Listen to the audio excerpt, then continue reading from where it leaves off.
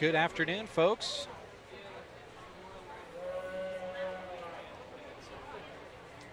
What has been accomplished in order to be here and having this beef show start at noon today is nothing short of miraculous. Nearly 4 inches of rain received in Broken Bow, and a lot received here at the Custer County Fairgrounds. And we are showing cattle after lots of volunteer work, a lot of people stepping up for each other, working hard, drying out this arena, drying out the barns, and then on top of it all, getting these cattle ready like they do for every single show they enter, just to be in here ready to go today. Awesome, awesome stuff, and this is going to be a fun and memorable beef show today. Glad to have you along.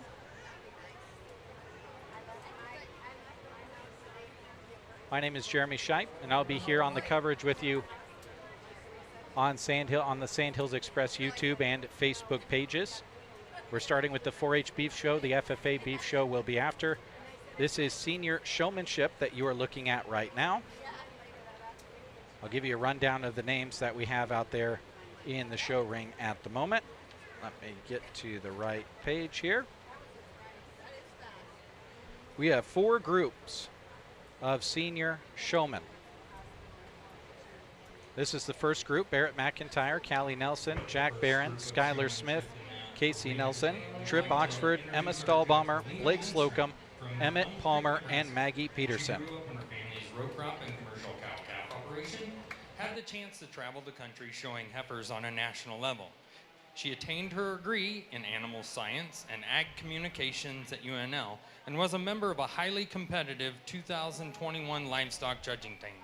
Now she works at Dar Feedlot by Cozad, where she focuses on fat cattle marketing and commodity procurement.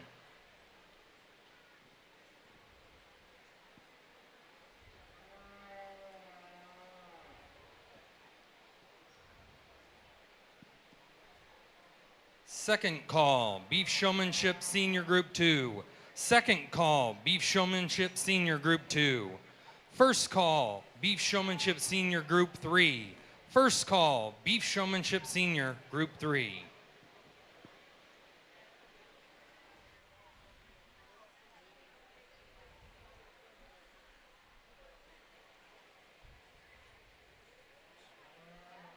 Again, folks, if you have not seen the videos coming out of what happened overnight, you can pop over to my Facebook page, Jeremy Shipe, Casey and I, and KBBN Radio.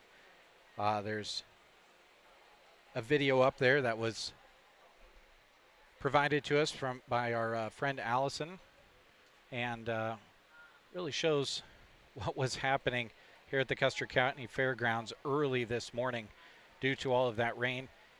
That walkway just feet behind these senior showmen was essentially a river, and this show arena was a lake. And they have brought sand and dirt in, they've taken away mud, and they've gotten it to the point where these kids can go out here and show their animals. And through it all, the kids went and got their cattle ready for the show like they do for every single show.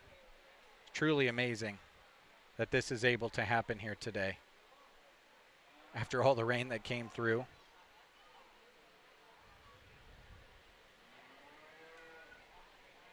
Again, you just heard a little bit of information about our judge today.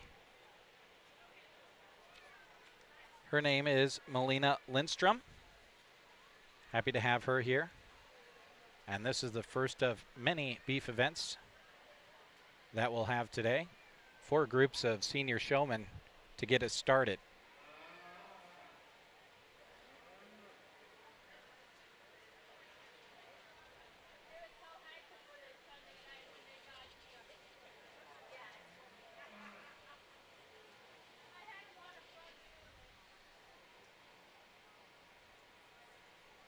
And we're starting 4 hours later than we normally would have.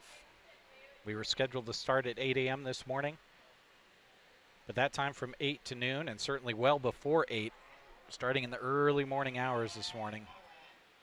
That's when the work started on getting everything ready for the show.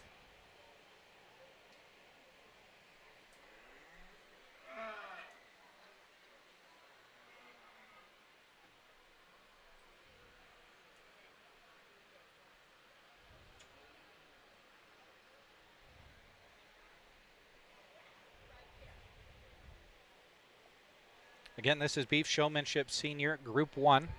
Barrett McIntyre, Callie Nelson, Jack Barron, Skylar Smith, Casey Nelson, Tripp Oxford, Emma Stahlbaumer, Blake Slocum, Emmett Palmer, and Maggie Peterson, all out there in Group 1. There will be 4 groups before we determine a champion and reserve champion.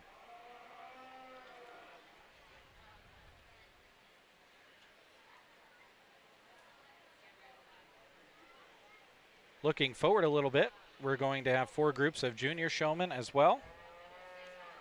And then pre-junior showmanship, we'll have 4 groups there too before we work into market beef side of things. Pretty good beef show ahead here today. That will go on into the evening, I'm sure. And then the FFA beef show will follow. We'll have that for you here on the Sand Hills Express YouTube and Facebook pages as well.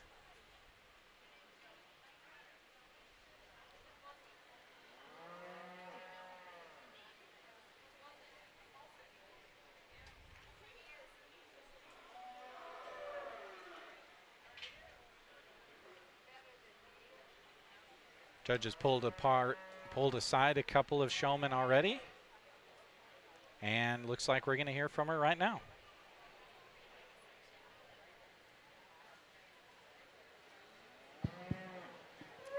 Well, good morning, everyone, and I'm glad to see everyone here, and certainly a pleasure to be here in Broken Bow this morning and sort through your kids and your cattle.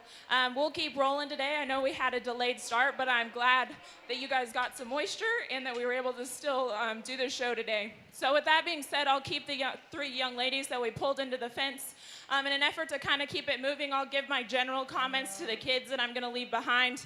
A lot of it came to just the efficiency, that you were able to walk them in, get those back legs set as fast as possible. I got the fewest bad looks from the young ladies that I pulled over here. A lot of that also comes to just where you're holding your halter. I want your hand to be as close to their nose as you can possibly get. Ultimately, the goal is to try to make your hand disappear behind their head, okay? Don't make it obvious and hold it a foot above their head. Just things like that make it classier as you're out here showing them, and ultimately just the basics of being able to walk them into it and being efficient in that standpoint. Let's give this first group of seniors a nice hand, and we'll keep rolling.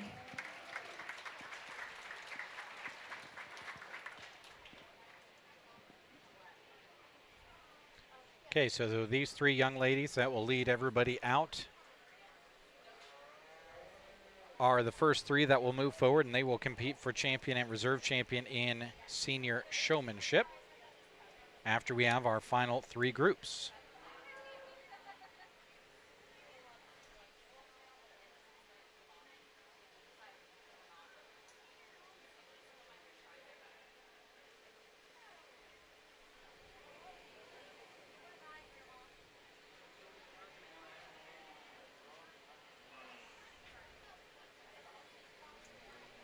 While we have a moment, want to thank our wonderful purple ribbon sponsors. You'll see them scrolling on the left side of the sponsors at the top of your screen. They include Trotter Service and Trotter Fertilizer, the Custer County Ag Society, Justin Thompson Agency, and American Family Insurance, Nebraska State Bank, Healing Hearts and Families, Sargent Irrigation, Central Nebraska Diesel, Custer Public Power District, Lashley Land and Recreational Brokers, Pioneer Seed, Full Circle Irrigation, Lines Appliance, Big Jim's Bar of Oconto, Farm Bureau Financial Services, and Agribest Feeds of Callaway.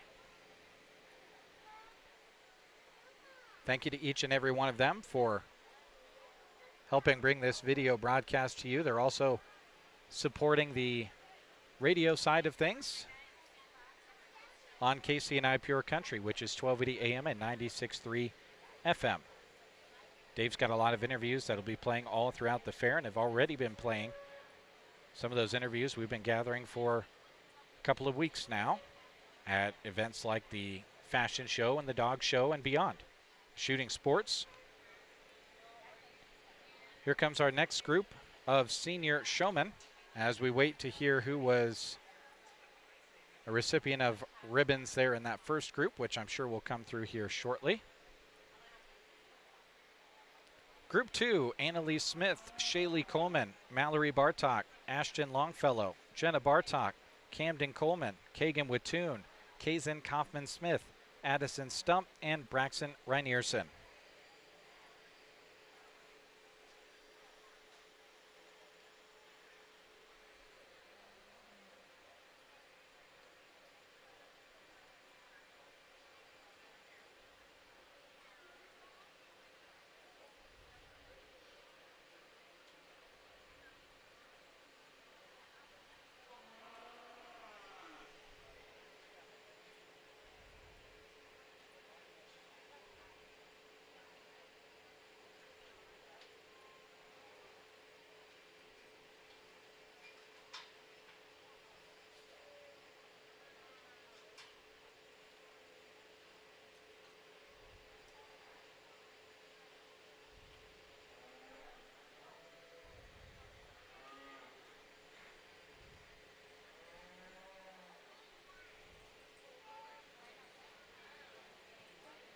In Group 1 of Senior B Showmanship, purple went to Casey Nelson, Emma Stahlbaumer, Callie Nelson.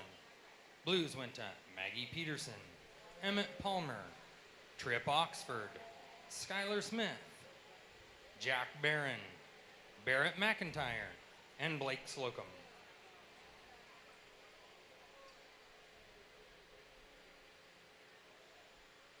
Second call, B Showmanship Senior Group 3.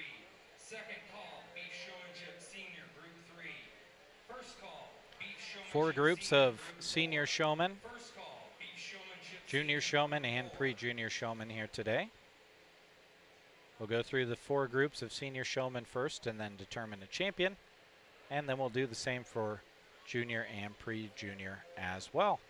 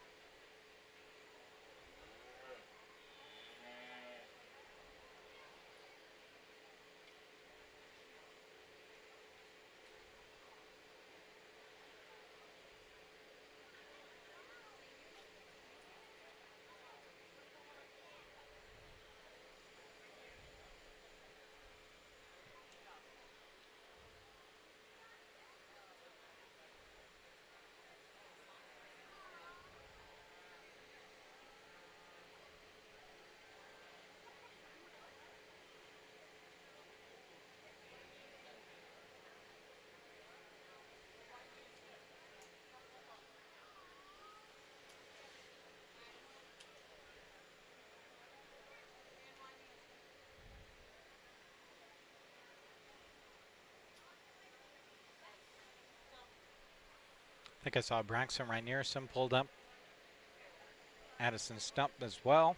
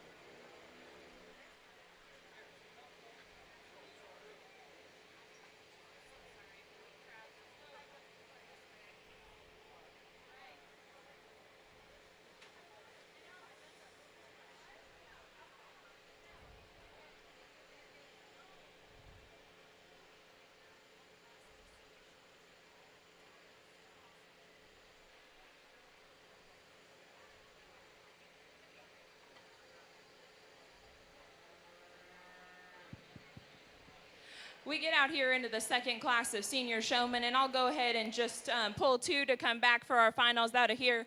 There was a couple animals that weren't just quite cooperating as well as they could, and some showmen that were doing a good job, but unfortunately with a lot of kids today, something has to sort them, and you need a better dance partner at times, and that's how it goes. I gave a couple of these kids that were close to getting a comeback or a pullback a couple of comments, but ultimately came down to just how they were presenting themselves in front of their animal, how they're holding that halter and setting themselves apart from that heifer or the steer that they're showing. Some just the cooperation of the animal, and I gave a couple of them a few pointers. But let's give this second class a nice round of applause.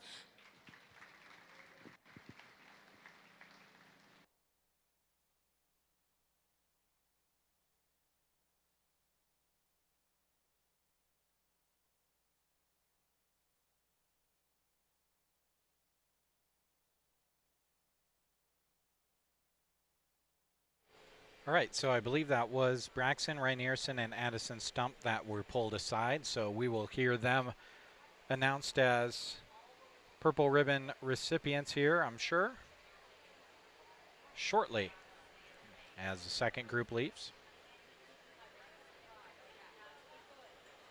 And we prepare for group 3 to come in. Keelan with Toon, Jalen Young, Macy Smith, Allie Smith, Clayton Barker, Mace Barron, Brennan Barron, Hayden Kristen, Delaney Weinman, and Caden Goodman all coming in.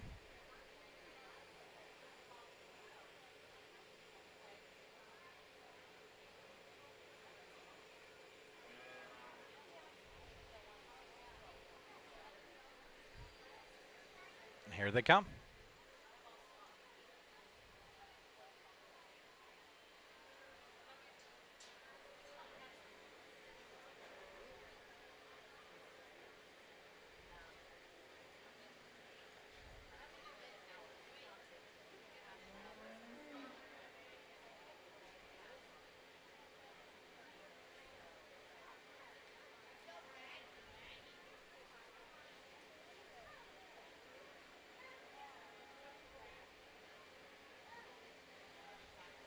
In Group 2 of Beef Showmanship Senior, purple went to Braxton Reinierson, Addison Stump.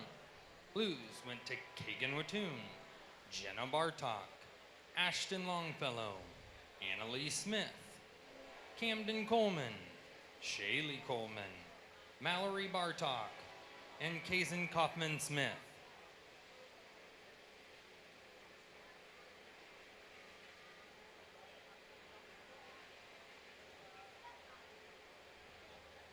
Second call, Beef Showmanship Senior, Group 4.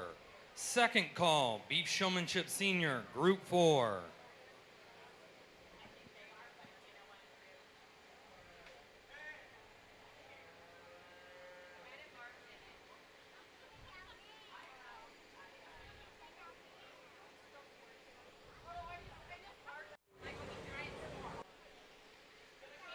Again, this is Beef Showmanship for seniors. Group 3, we've already had 5 young men and women pulled aside to come back and compete for champion and reserve champion. The last 2 of which you just heard announced there.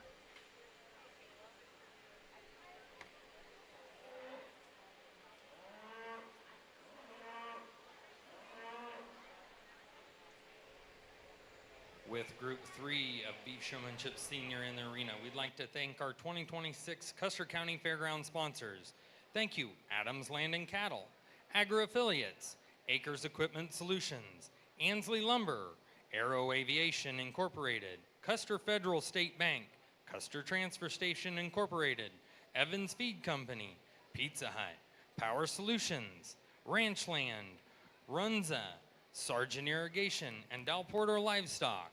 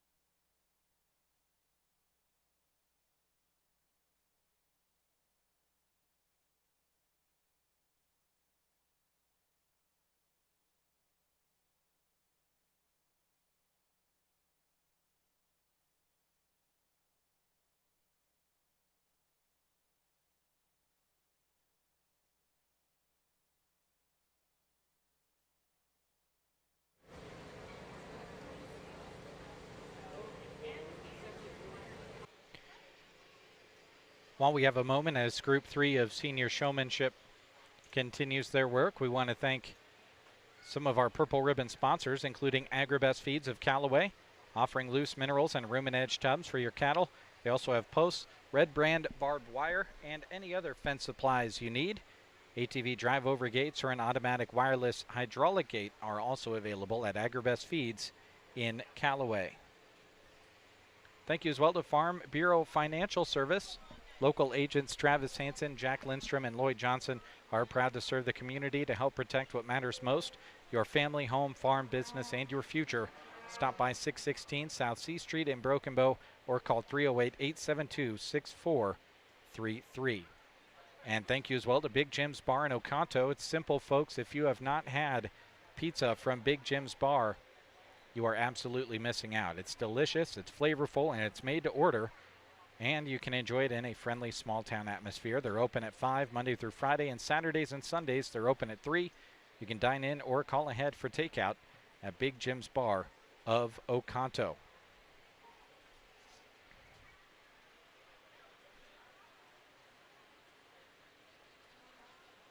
I believe I see that Allie Smith has been pulled to the top of the show ring, indicating the judge would like to have her come back to compete for champion and reserve champion in senior showmanship.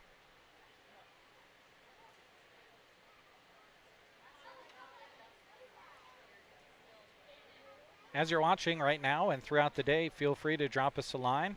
Let us know who you're cheering for, where you're cheering from, or I don't know, maybe an interesting story about the cattle being shown today or the process of raising these cattle. Maybe some fun stories that these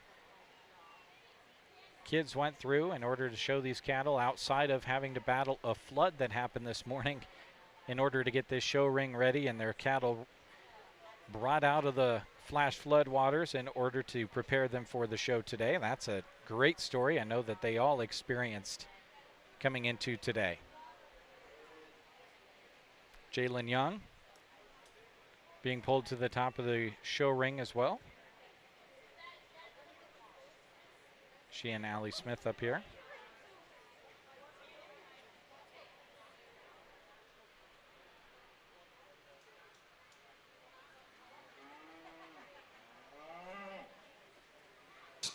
First call, Beef Showmanship Junior. Kellen Wittoon also pulled up to the top there.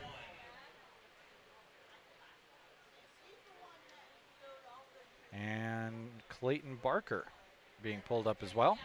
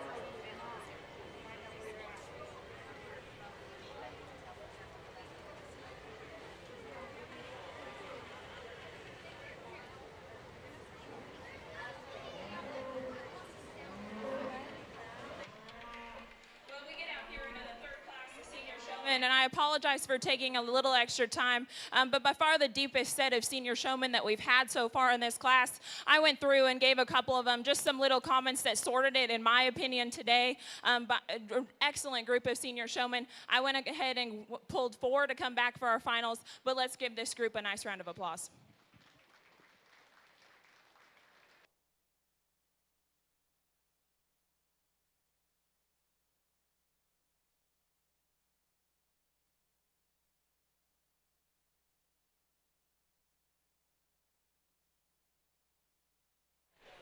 All right, so those 4 that we named will be coming back. Kellen Wittoon, Jalen Young, Allie Smith, and Clayton Barker. They will join the 5 that were from between the first 2 groups. And here shortly, we're going to see the 4th group of 4 in Beef Senior Showmanship coming up. Keely Palster, Rayleigh Bachman, Emerson Palmer, Catherine Phelps, Quade Smith, Charlie Pandorf, Blake Bodorf, Reagan Babcock, and Oren Grint. All coming in, and all names that we have become familiar with over the years here at the Beef Show for sure.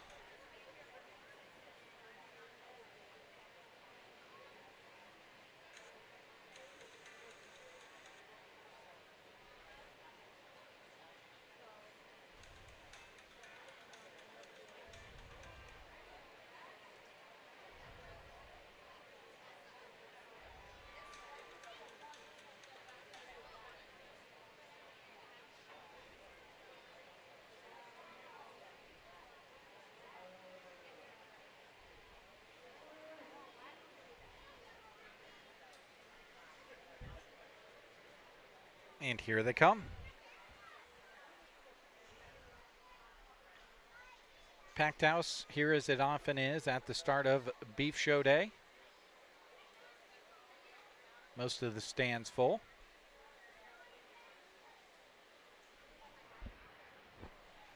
And several of you watching as well. Glad to have you along. If you have not liked our Facebook page or subscribed to our YouTube channel, we'd really appreciate that. We live stream a lot of things all throughout the year. Got a busy volleyball season coming up this fall. Once we get into football playoffs, we sometimes stream playoff football, basketball season, wrestling season. We get into streaming as well. So we keep plenty busy. And then we do random things like political meetings and forums and In things Group like that. 3 of senior showmanship, purple went to Allie Smith, Jalen Young, Kellen Watoon, Clayton Barker. Blues went to Mace Barron, Caden Goodman, Delaney Weinman, Brennan Barron, Hayden Kristen, and Macy Smith.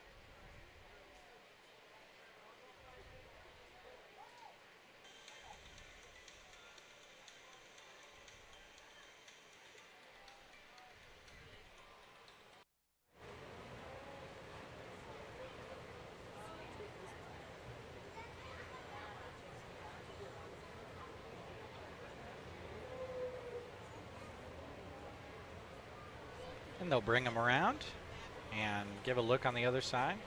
Of course, a big part of showmanship is how you move your cattle throughout the ring. Keep your eye contact with the judge.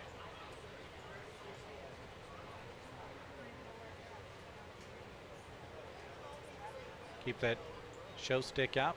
Keep the head of your cattle high.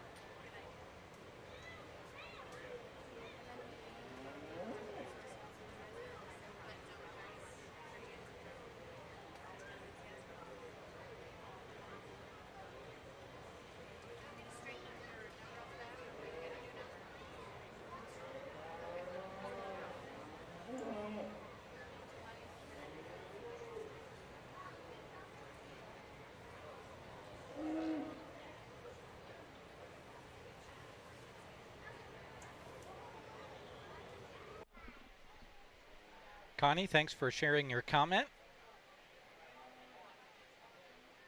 Said good luck. Miss those days when my daughter showed horses. Certainly is a lot of fun. The day today certainly started off with a lot of memory making opportunities. Recovering from a flash flood. Broken Bow and the surrounding area was in a flood advisory, I think, starting in the 11 o'clock hour was when I saw that come through last night, up until 1:45 this morning. And it was after midnight that most of the people that I talked to this morning that were here said that things really got moving and shaking as far as trying to get cattle to a safe place. Folks were loading up cattle that weren't even theirs, putting them in trailers and moving them to higher ground here on the fairgrounds.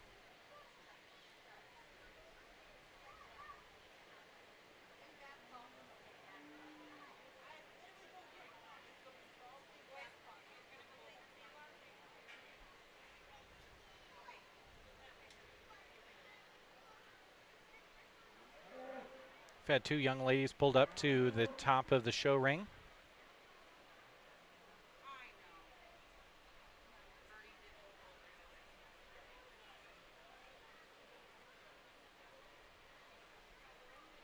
And also being pulled up there, saw the back tag, Oren Grint. The judge will go through and talk to a few more of the kids before we move on.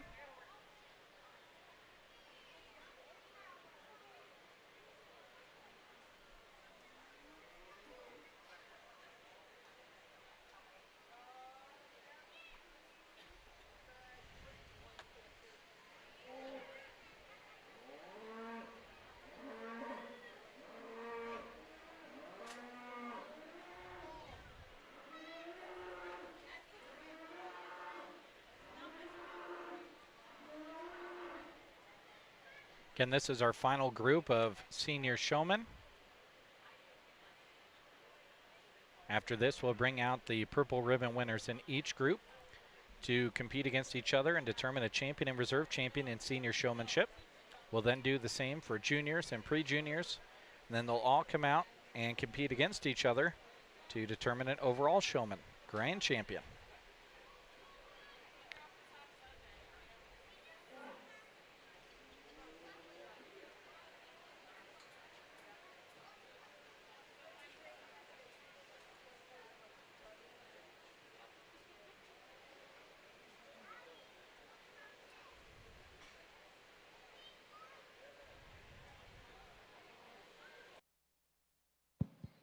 We get out here into class 4 in our final class of the senior showman, and I went through and gave kids on the rail some things that I'd like to see them do in order to get a pullback the next time they come out. Let's give these 3 that are going to come back for our finals a nice hand, and we'll keep rolling into the finals.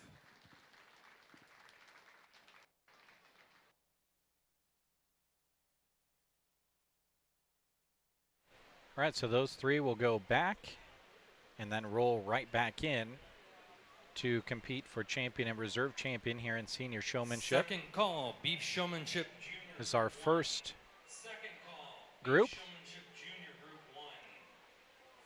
our first event, I should say, throughout the day. First call, beef showmanship junior, group 2.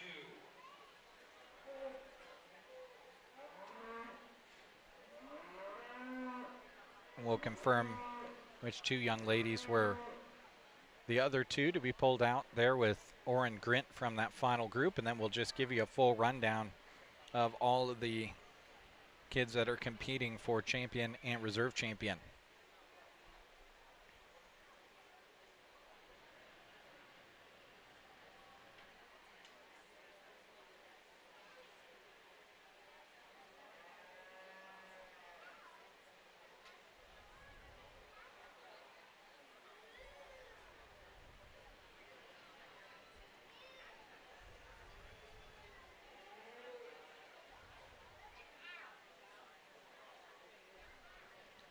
And here come all of the purple ribbon winners from the 4 groups of senior showmen.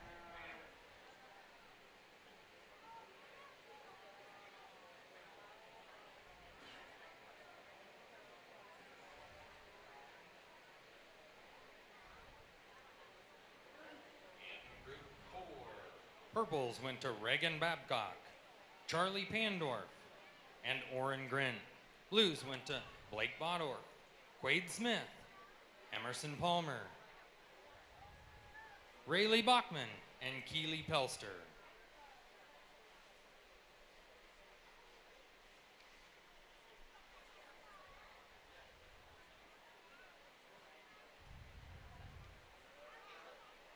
We'd also like to thank the Champion Senior Showmanship banner sponsor, Star Seed LLC of Broken Bow. Thank you.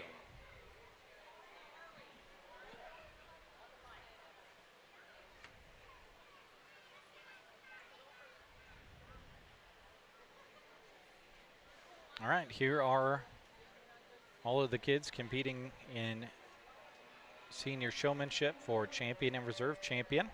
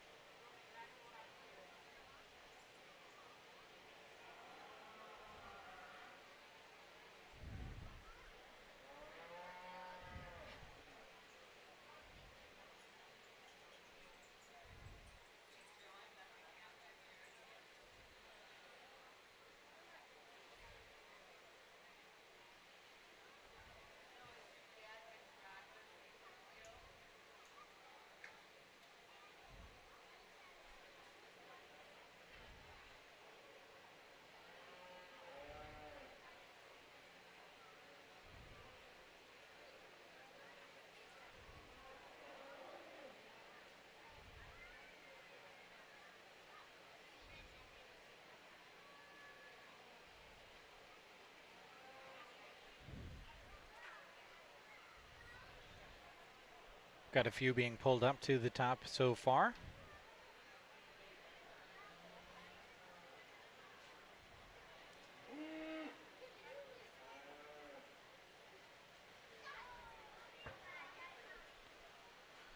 Now, if this judge works as judges have in the past, she'll kind of show us her style as far as competing or champion and reserve champion in this senior showmanship group, and then kind of stick with that through junior and pre-junior. It's my experience that they don't reveal anything by pulling these cattle and their showmen apart right now, because they'll talk a little bit and then she will go out and show everybody who the champion and reserve are.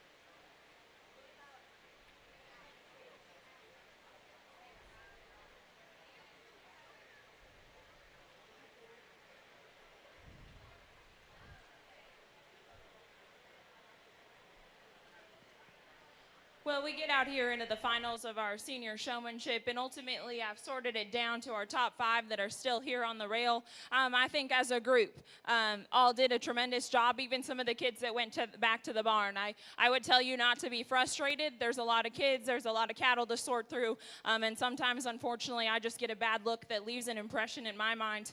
So come back the next day or the next show and just be aggressive and ultra competitive, especially when it comes to something like showmanship.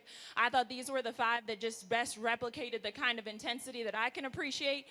They were the ones that I thought did the best job of how they set themselves off of their front end and the head of their animal that they're showing. That's the style that I'm drawn to, that I used, and just something that I can appreciate, and I think that does the best job of also showing off the front end of whatever animal that they're on the end of the stick for.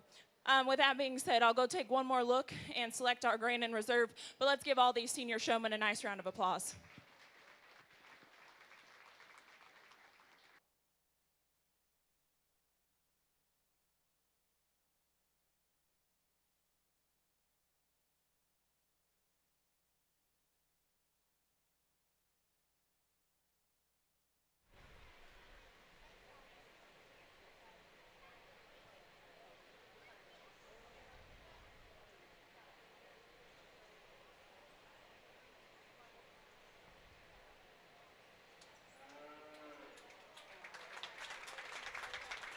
Emma Stahlbaumer, the champion senior showman. And now we'll see the reserve picked.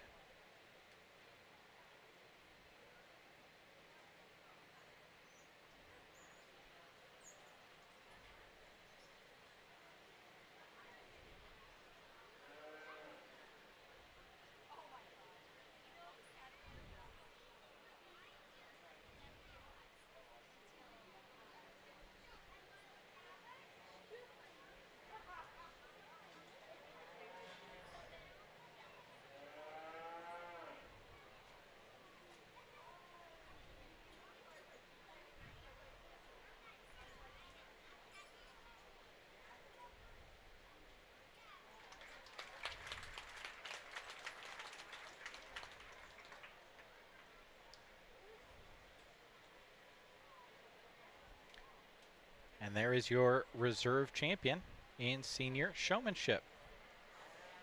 Great competition to start off the day, albeit 4 hours later than everyone anticipated, besides Mother Nature, of course.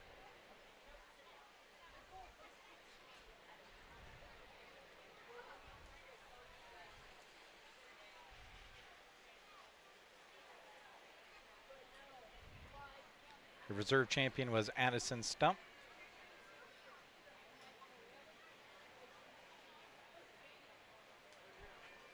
And Emma Stahlbaumer, the champion.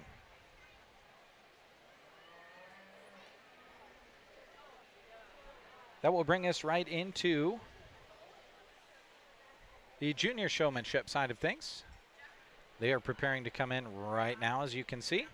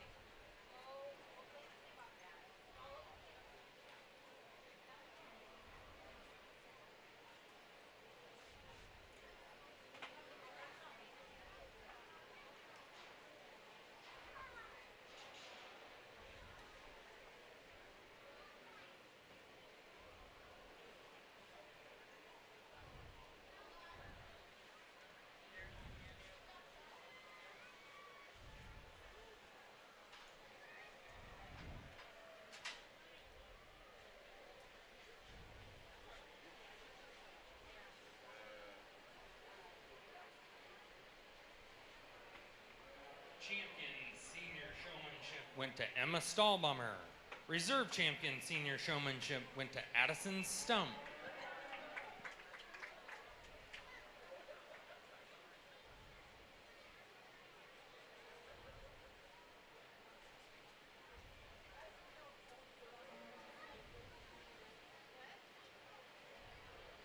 Second call, Beef Showmanship Junior Group 2. Second call, Beef Showmanship Junior Group 2.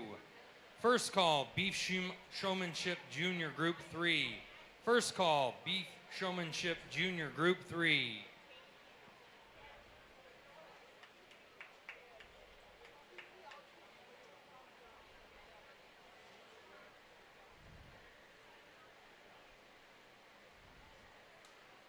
Again, this is the first group of junior showmanship. Heston Scott, McKenna Wyman, Charlie Tobias, William Delaney, Avery Ostrand, Cora Rosentrader, Paisley Setup, Maria Smith, Jade Taylor, and Jack Bartok, all out there and coming across your screen.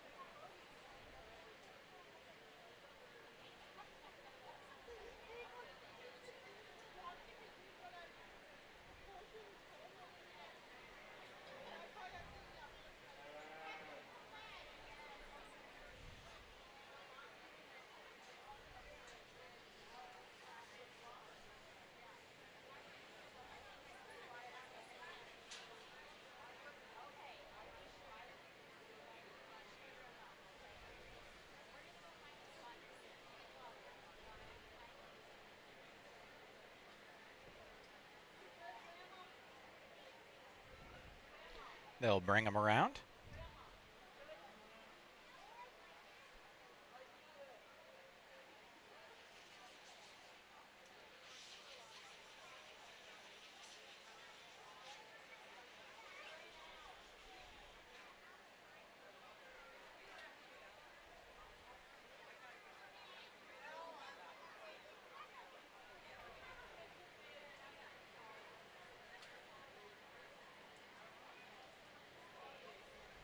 Big shout out to Viera Wireless for providing our internet connection again for the 2026 Custer County Fair.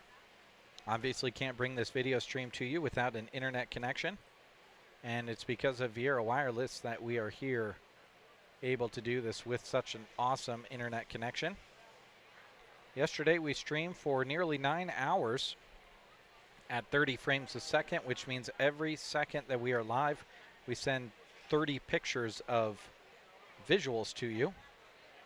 And throughout that entire almost 9 hours, we didn't drop a single one of those pictures out of the internet space. Every single one of them made it your direction. Not an easy thing to do, something that is only possible due to a strong internet connection. And that was provided by Viera Wireless. Thank you again to them.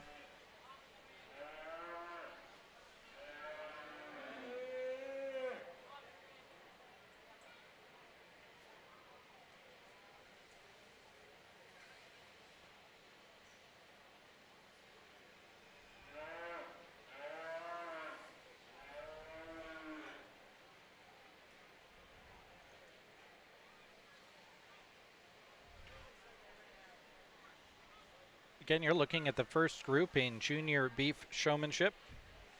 Heston Scott, McKenna Wyman, Charlie Tobias, William Delaney, Avery Ostran, Cora Rosentrader, Paisley Setta, Maria Smith, Jade Taylor, and Jack Bartok are all out there. 2 of them have been pulled up to the top of the show ring. If it's like it worked in senior showmanship, that would indicate the judge wants to see them back to compete for champion and reserve champion.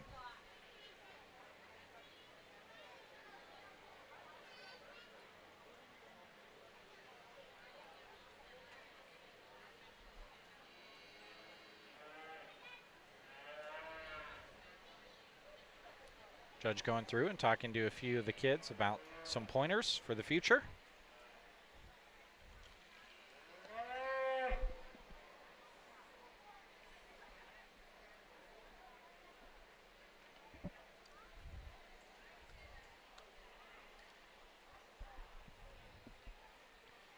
Might end up feeling warmer today, even though it's not going to be from a temperature standpoint. All that water fell and soaked into the ground. Humidity when that water starts to bake out of the ground when the sun hits it might raise the temperature a little bit, or the feels like temperature anyway. And also there's not as much of a breeze. There was almost a wind yesterday.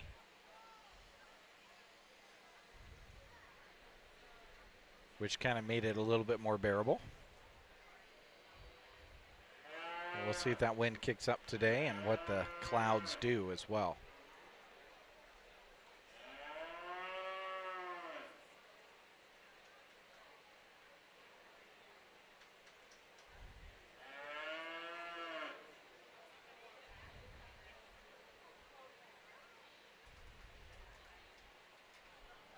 Here comes our judge. As we let out this first class of junior showmen, I went through and talked to the ones on the rail on just a couple things that I'd like to see them do to get a call back. But let's give this whole junior class a nice round of applause.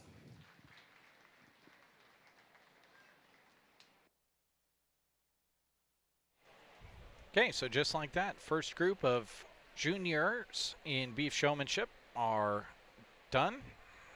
And the second group will be coming out here shortly. I'll read their names for you. Caden Miller, Evelyn Vara, Quinn Rosentrader, James Barron, Hallie Coleman, or Haley Coleman. I'm sorry, Haley or Hallie, whichever it is.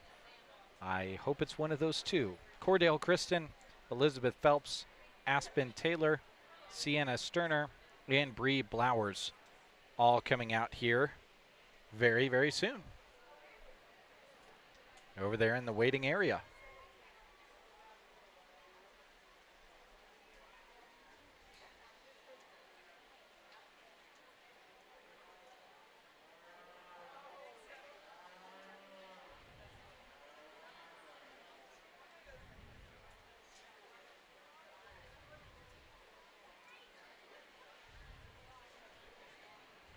And here they come.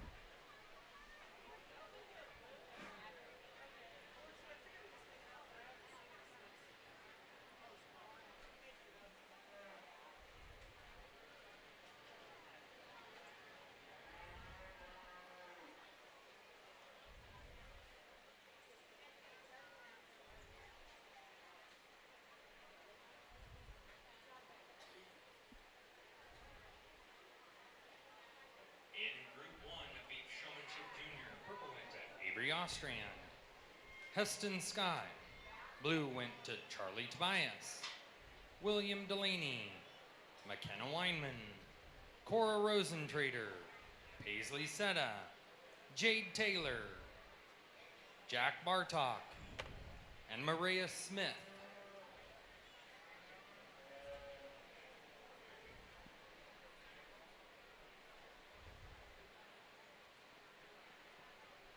Again, we'd like to thank some of our 2026 Custer County Fairground sponsors. Thank you, Arrow Hotel and Bonfire Grill. A to Z Lawn Pro. Again, you're looking at group number 2 of Beef Junior Showmanship. Brad White Equipment. We've got 4 total Services of America. groups come in. Mars National and Dave Davis Auction. Grocery Cart. Herms Meyer Agronomy Incorporated. Shelter Insurance. Brett Custer Insurance Agent Incorporated. State Farm Insurance. Straight Up IT Solutions and K Cleaning LLC. And Taylor Heating and Cooling.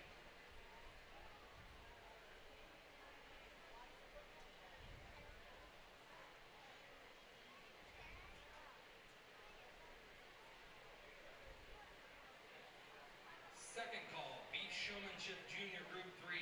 Second call, Beef Showmanship Junior Group 3. First call, Beef Showmanship Junior Group 4. First call, Beef Showmanship Junior Group 4.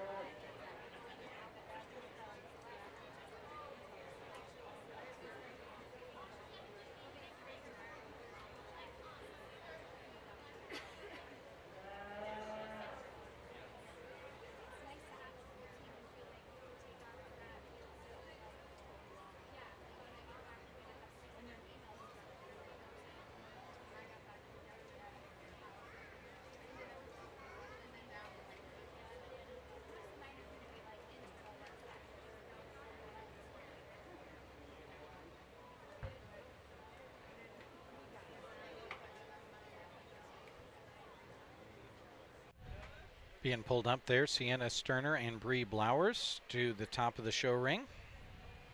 Off of your screen, now on your screen.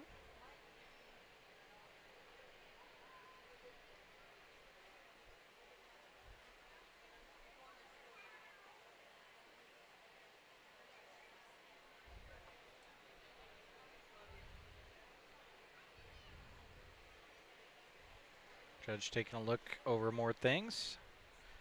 Determine if she wants to pull forward more kids.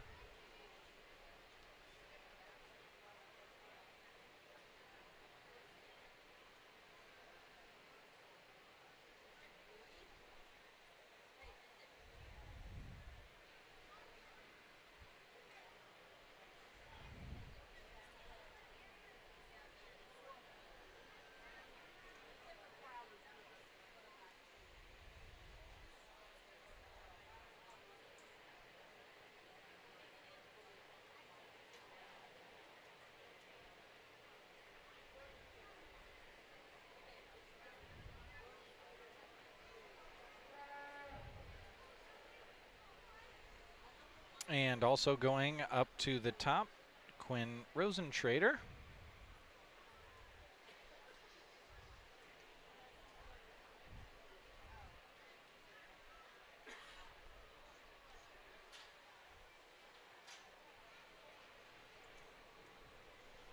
Judge will talk to a few of the kids here, and then we will hear from her. All of these judges over the years that I've been coming to the Fair Beef Show, and all of the shows for that matter, do a really good job of making sure the kids build toward the future so that they can improve.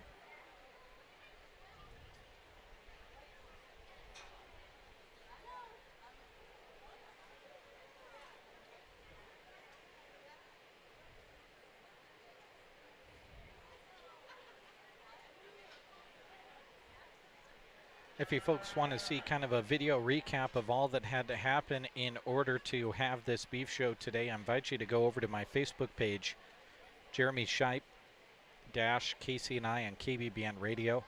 Shared a compilation video of all of the work that happened in the early morning hours all the way up until noon today to have this beef show even be possible.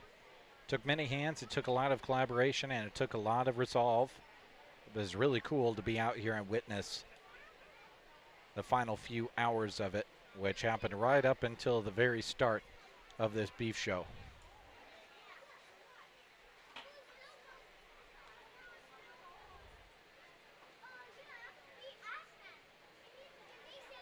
It's also shared on the Sandhills Express Facebook page if that's a little bit easier for you to find. Well, as we release this next class of junior showmen here, I pulled back the ones that we needed to work here for our finals. But I think a really nice group of showmen that once again I went through and gave them some pointers on some things that I'd like to see them do, or just difference makers that happened today. I know it's starting to get hot. We'll try to keep working through the kids and the cattle as quickly as we can, but let's give this class a nice round of applause.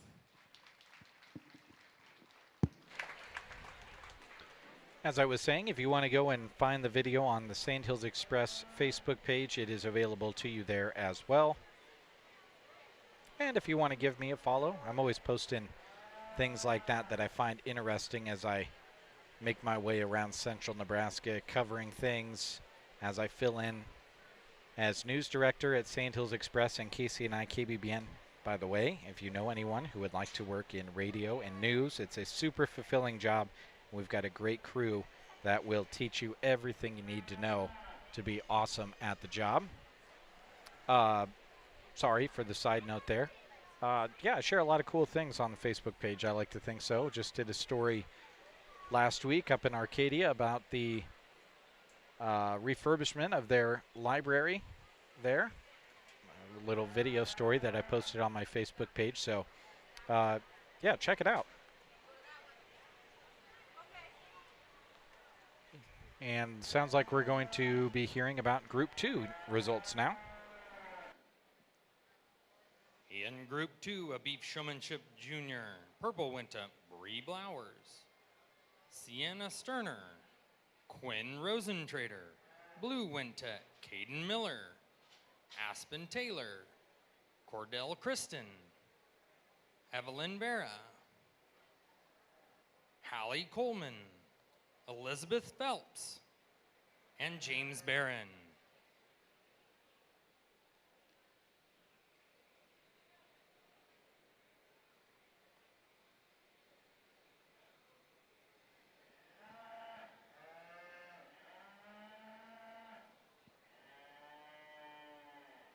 Second call, Beef Showmanship Junior Group 4. Second call, Beef Showmanship Junior Group 4. What you're looking at right now is Group 3 of Junior Showmanship. Ruby Slocum, Weston Delaney, Taryn Blakeman, Casey Pelster, Rex Grint, Peyton Daly, Davis McIntyre, Brinley Bachman, and Colt Christensen. All out there right now in Beef Showmanship Junior.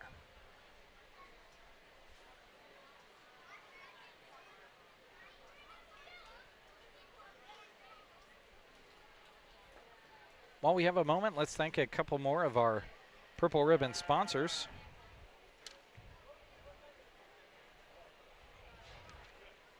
Trotter Service and Trotter Fertilizer in Broken Bow want to thank everyone for their business at all of their surrounding Trotters locations.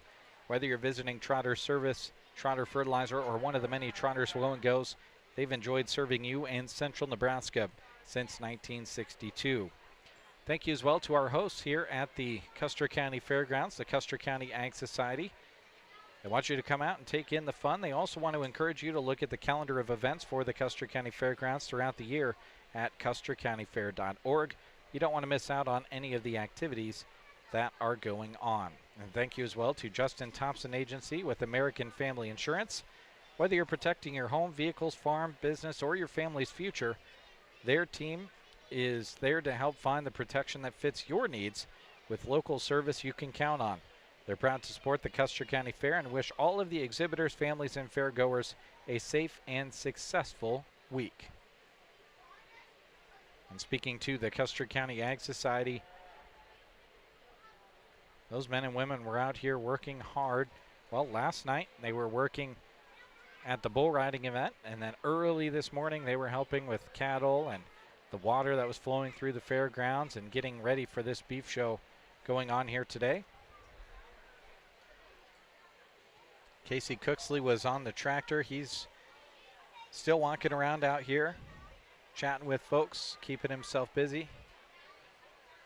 And he's not even a member of the Ag Society anymore. And that's about the way it goes. You know, former Ag Society members, current Ag Society members, you all want to see the very best for the fairgrounds and for these kids. And there's so many examples of awesome things that happened in the early morning hours and throughout the morning in order to be having this beef show today. Can't say enough about it. And I'm sure I'll talk about it several more times throughout the day today.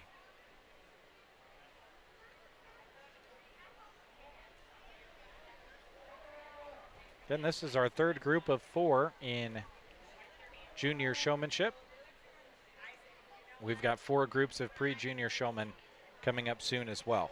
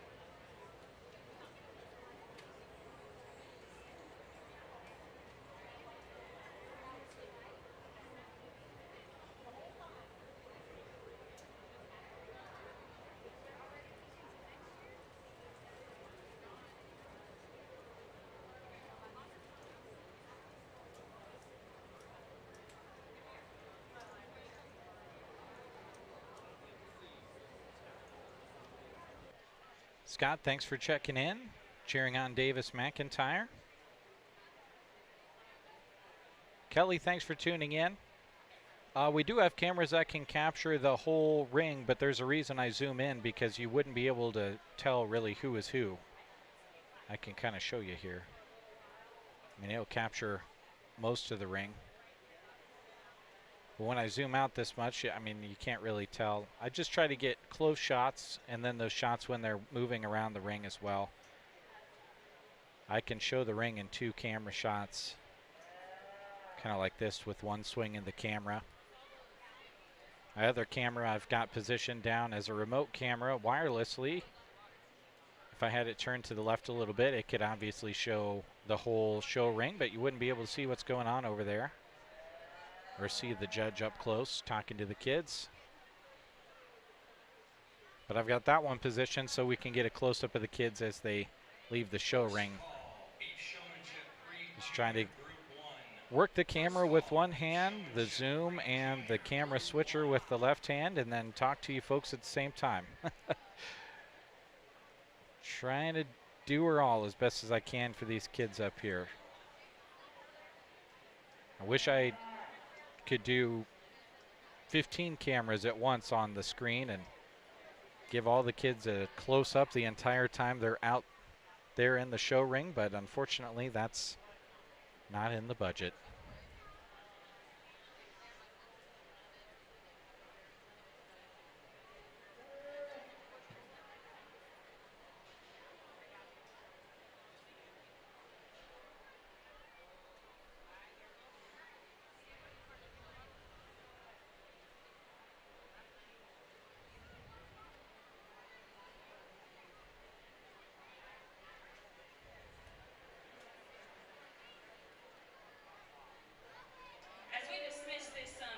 But juniors out here, I went through and talked to those on the rail of what I'd like to see them, but I think this was a good class where there's some adversity when you're showing livestock. Sometimes they don't do exactly what you want them to, but being able to recover and then show them off after that, I think, is a good testament to the kids and just their will to come out here and get one shown. Let's give this group of juniors a nice round of applause.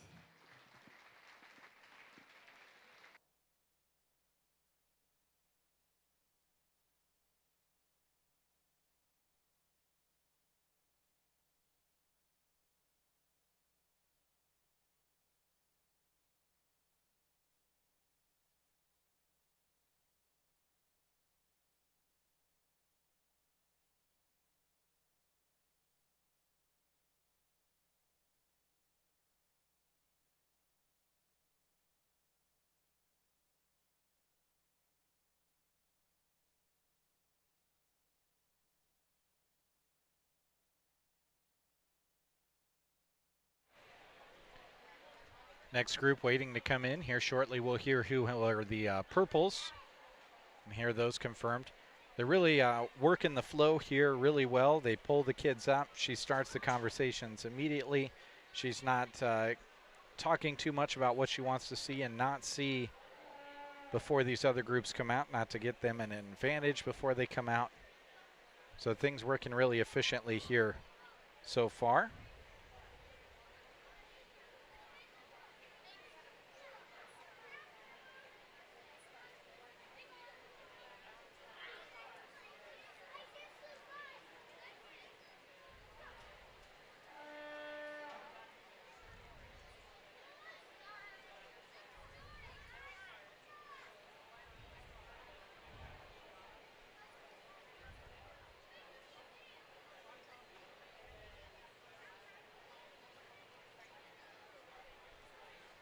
Here comes our next group. Kirby Binder, Carter McIntyre, Terrell Pelster, Braxton Ostran, Cade Smith, Talon Tobias, Macy Seta, and Burke Blakeman. Junior. Purple went to Rex Grint, Peyton Daly, Colt Christensen, Davis McIntyre. Blues went to Ruby Slocum, Casey Pelster, Taryn Blakeman, Weston Delaney, Brinley Bachman.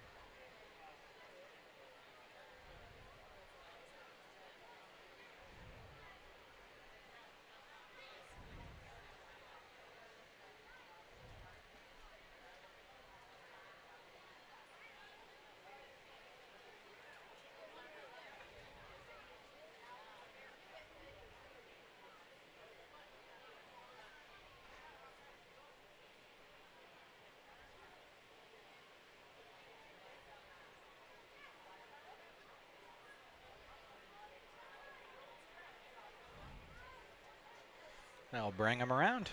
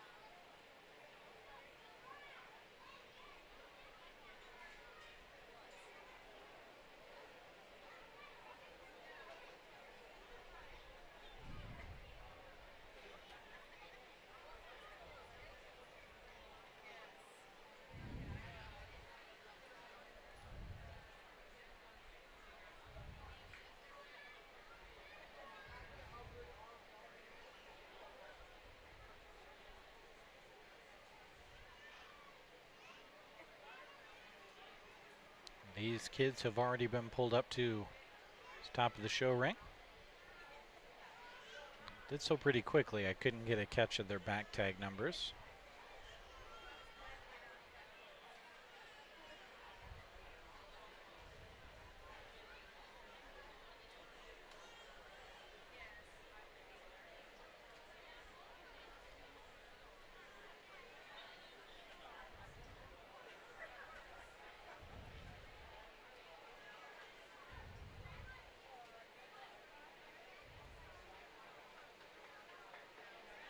Second call, beef showmanship pre-junior group 1. Second call, beef showmanship. Pulled one more young man up. First call, beef showmanship. The judge will have a couple of conversations, help the kids build to the future. And then we'll hear just a smidge from her before they move on. Again, this is the fourth group of 4 in junior showmanship. We'll then have those from all the other groups come back in that won purples, and they'll compete against each other to determine a champion and reserve champion.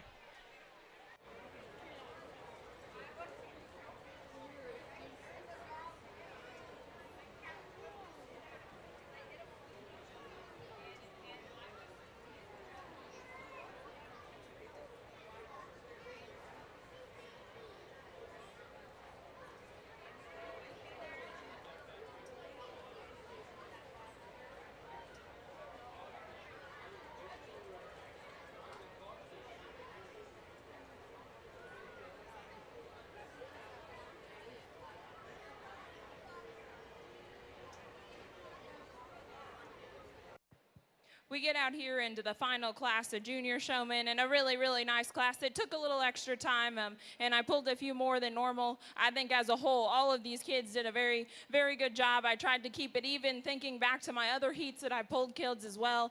Let's give all these kids a nice round of applause.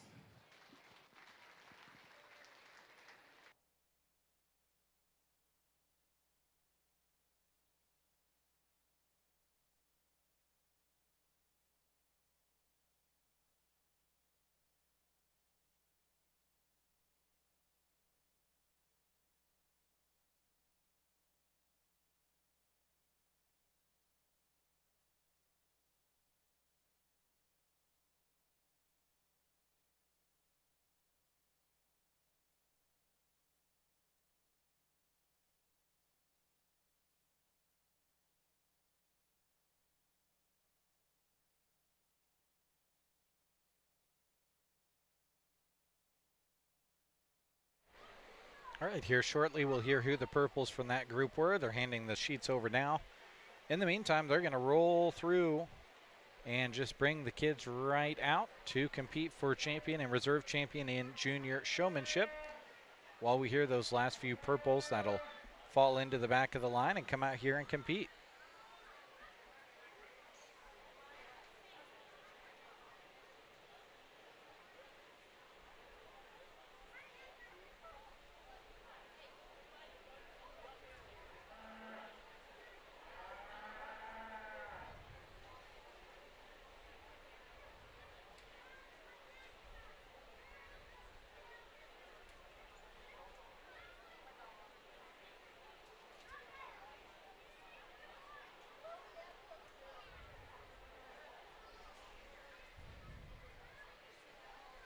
They're trickling in.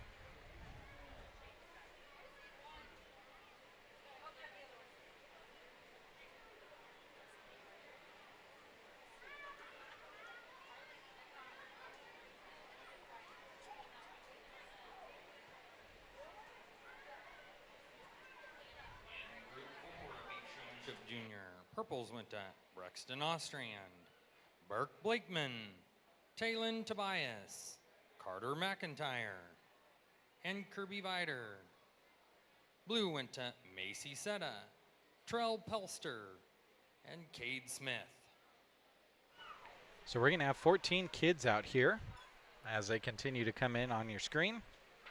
14 kids out here competing for champion and reserve champion in junior showmanship.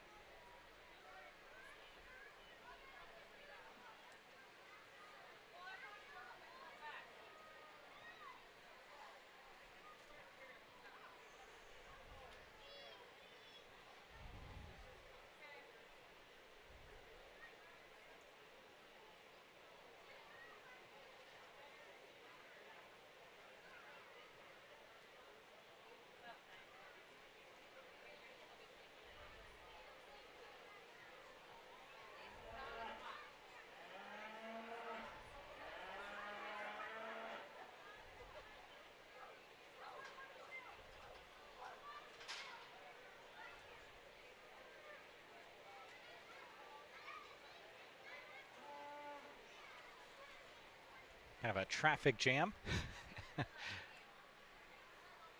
You got plenty of room up here in the northwest corner of the show ring, but we've kind of got everyone jammed over to the other side. The kids are adjusting well, though.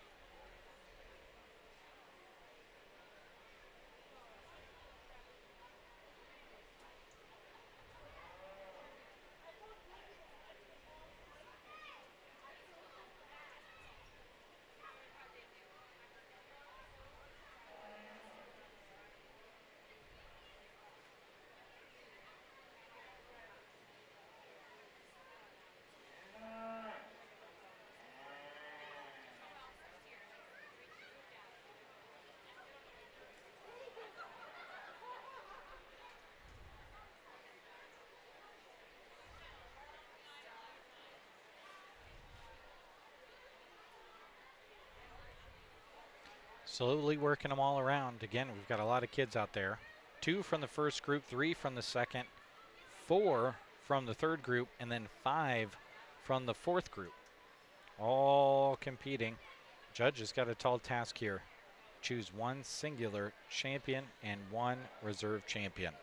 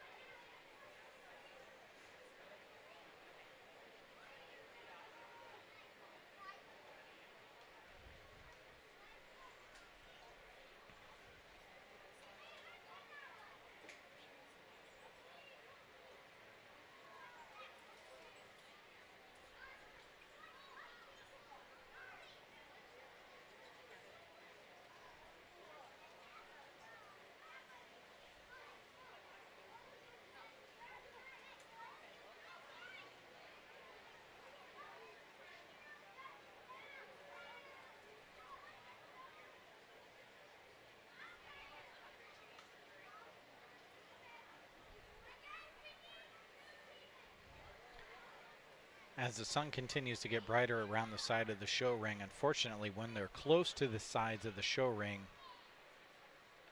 makes it kind of difficult to get quality video because the lens of the camera tries to adjust to things and it makes things on the screen darker to adjust down from the light, unfortunately. So I'm sorry about that. We get all our juniors out here for the finals in this age division, and I apologize for bringing a lot of them back, trying to give the most just a free shot as we get back here and pull them out of their classes, and trying just to keep it even across all the classes, because I know sometimes those breaks aren't always consistent, and sometimes you'll just have more good showmen in a particular heat than another.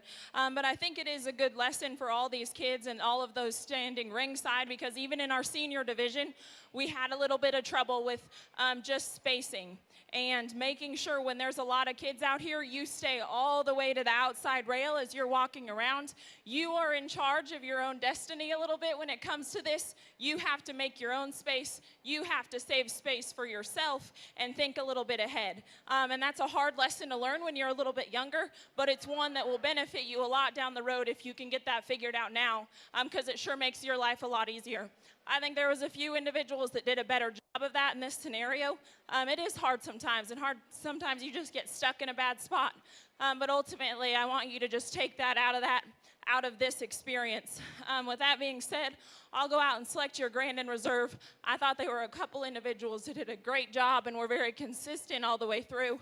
Let's give all these juniors a nice round of applause.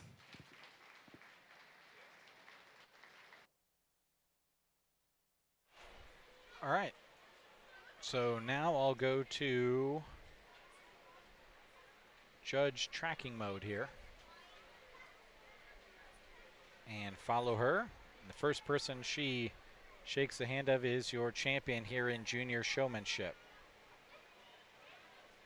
Sometimes the judges really walk around, try to throw us off and make it hard to know where they're going. She's beelining towards somebody.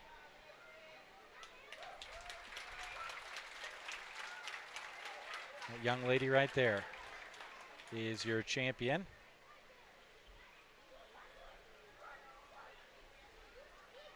And now your reserve. Sorry, gonna make you a little bit dizzy here for a second. And there's your reserve champion. They will both come back and compete to try to be the overall showman. But first, we've got pre-junior showmanship next.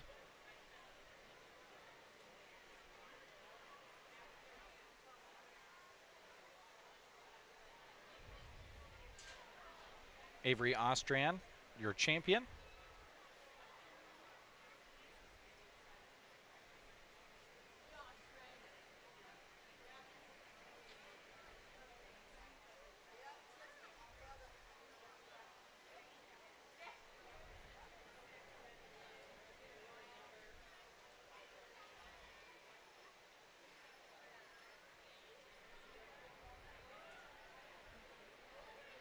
And your reserve champion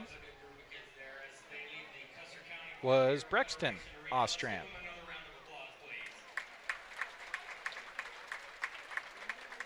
Sponsorship of the champion junior showmanship banner was provided by Kent Myers family.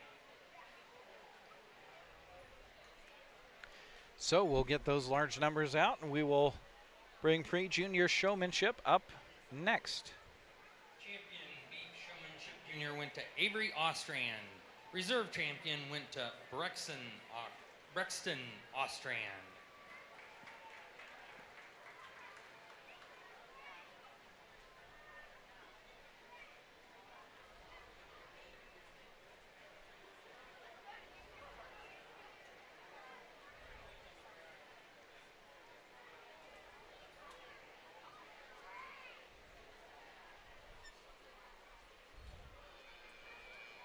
Here comes our first group of pre-junior showmen. I'll read their names off for you. 4 large groups. Ahead, Kyle Nelson, Bexley Hoff, Judd Sterner, Kyler Tate, Cohen Dalrymple, Ruby Bartok, Ember Guthard Burr, Quinley Weinman, and Otto Petrek. All here in group number 1. Coming in on your screen right now.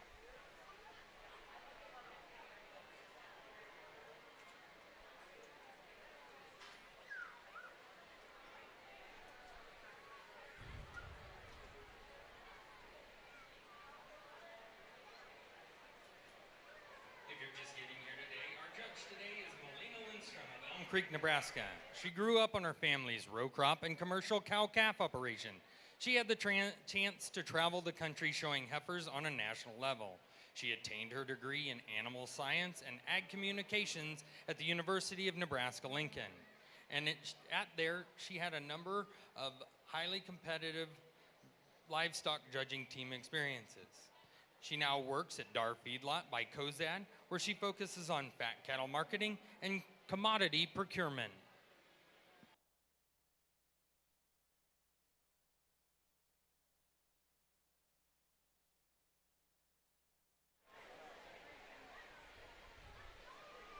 Again, this is the first group of pre-junior showmen. Let's take a moment and thank more of our Purple Ribbon sponsors making it possible for you to watch this video stream today, also helping bring you interview coverage on KCNI Pure Country. Second call, beef showmanship pre-junior. Thank you to Nebraska State Bank, proud to be your local bank, serving the area since 1918. With 4 convenient locations in Callaway, Myrna, and Broken Bow, they have your financial service needs covered. Stop by any location today to get set up with free checking for your personal or business needs. Thank you as well to Healing Hearts and Families, where they work to educate the public by implementing a variety of outreach activities and public education programs to increase awareness of domestic violence, sexual assault, stalking, and bullying. Keep listening for information about how to donate to and attend their upcoming gala, which is quickly approaching this fall. And thank you as well to Sargent Irrigation. With 9 locations in Nebraska and Iowa, they are proud to serve your well drilling and pumping needs. You can find them online or on Facebook. They are proud of all the participants who worked so hard toward fair. And thank you as well to Central Nebraska Diesel. Renke is built durable and reliable. High-strength steel, superior engineering, and an industry-leading 10-year warranty on gearboxes. Contact Colton and find out for yourself by talking to Central Nebraska Diesel.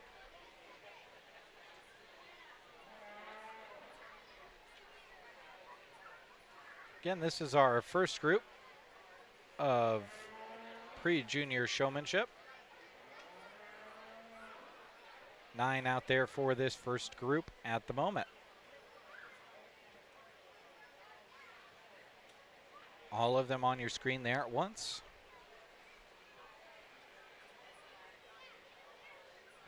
And the judge there right in the middle of your screen.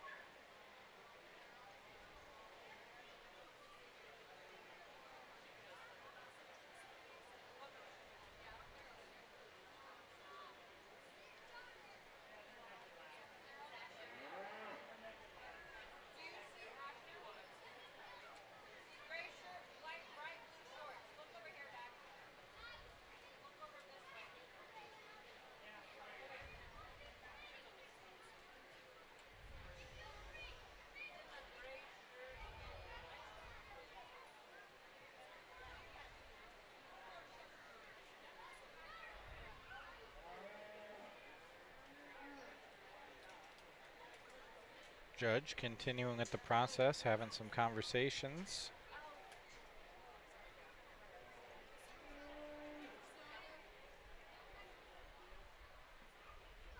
Giving some pointers for the future. These are just pre-junior showmen. Junior and senior showmanship ahead for them in the years ahead.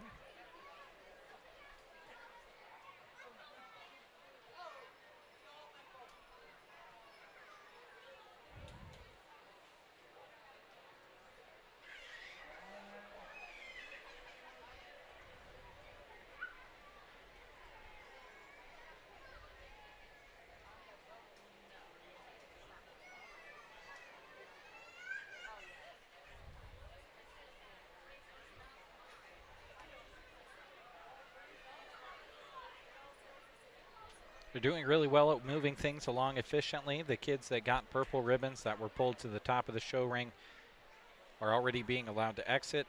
They're handing out the blue ribbons to the first few that the judge has already talked to. Those are the kinds of things that'll save a couple of minutes in each hour and maybe lead to a little bit quicker finish toward the end of the day. The judge getting some good pointers in with all of the kids. Running a really efficient showmanship show here this morning. Excuse me, this afternoon. I'm used to talking to you in the morning, used to starting at 8 a.m., but we didn't start until noon today as we come up on the 2 o'clock hour. Let's hear from our judge.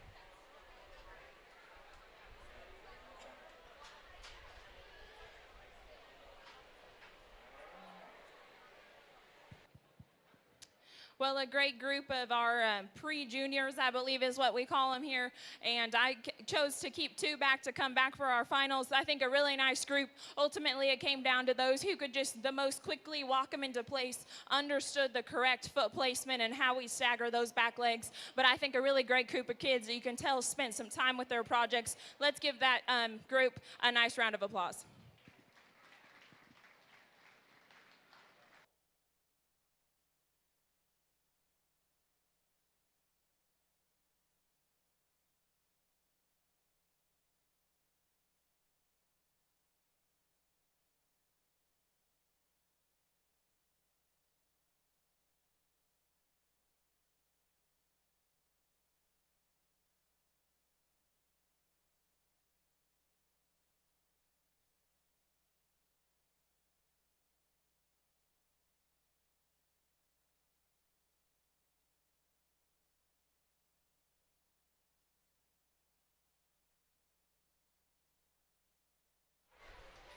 And here comes group number 2 as we prepare to hear the results from group 1.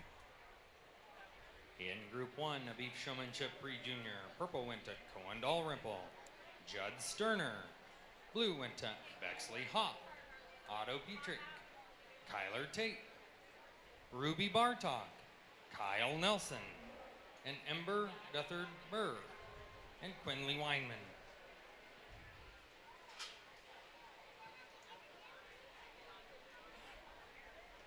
Second call, beef showmanship pre-junior group 3. Second call, beef showmanship pre-junior group 3. First call, beef showmanship pre-junior group 4. First call, beef showmanship pre-junior group 4.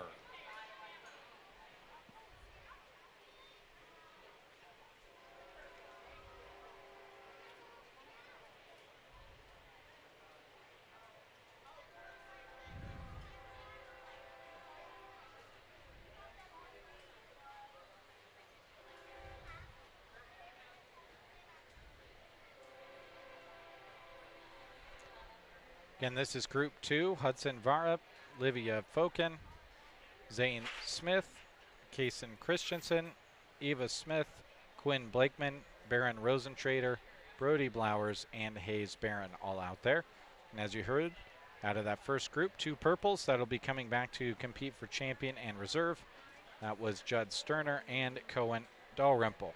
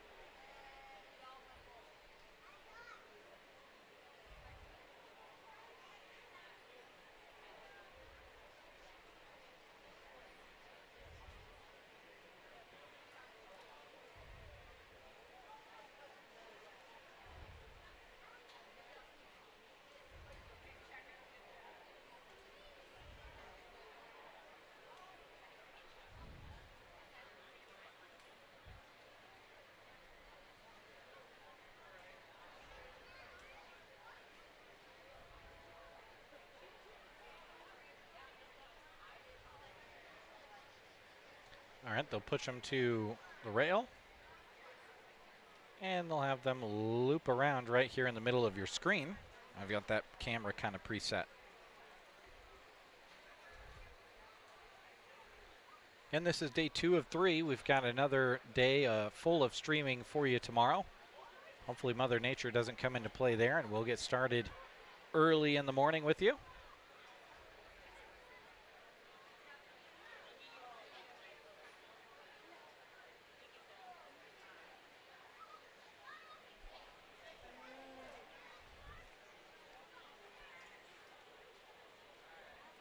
Schedule tomorrow going to be starting with the FFA Stocker Feeder Show, followed by the 4-H side of that.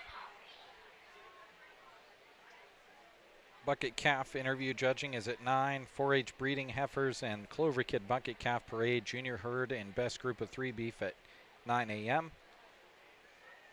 The beef fitting and showing contest is at 11. Then we've got dairy cattle starting at 1 o'clock for 4-H, then FFA. The goat show also going on in a separate ring at that same time, followed by the FFA goat show. And then the bucket calf interview judging, followed by the 4-H bucket calf parade, also there in that 1 o'clock hour, as we'll wrap up middle of Wednesday afternoon.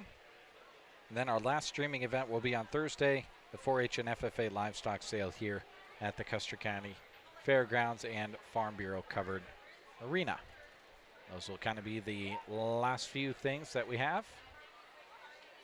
And it will be the last event of the fair, as it is traditionally.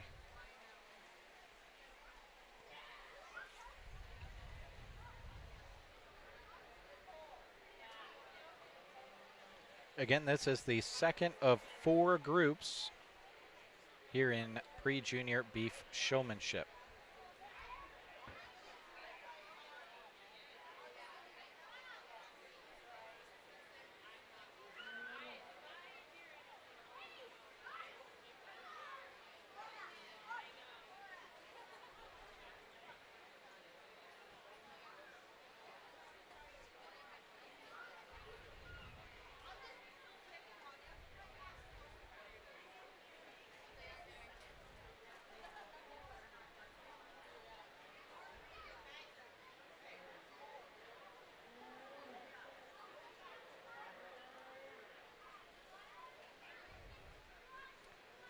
Judge is still in the middle of the ring, giving them all a look. She'll start pulling some up and then having her conversations.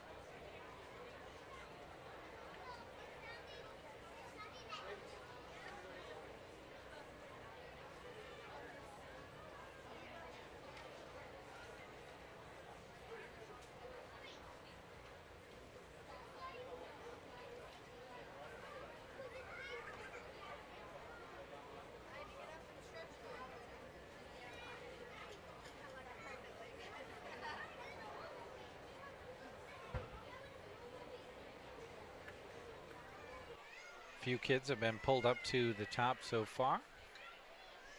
Get a shot of them here for you in a second.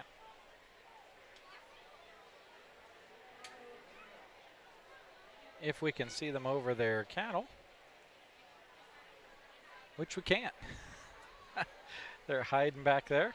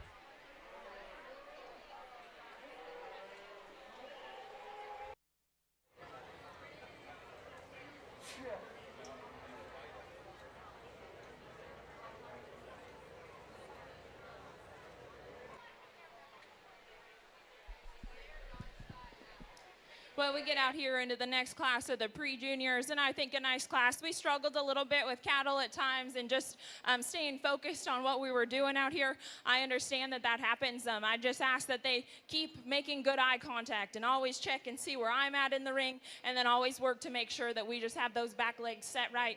Let's give this nice class of pre-juniors a round of applause.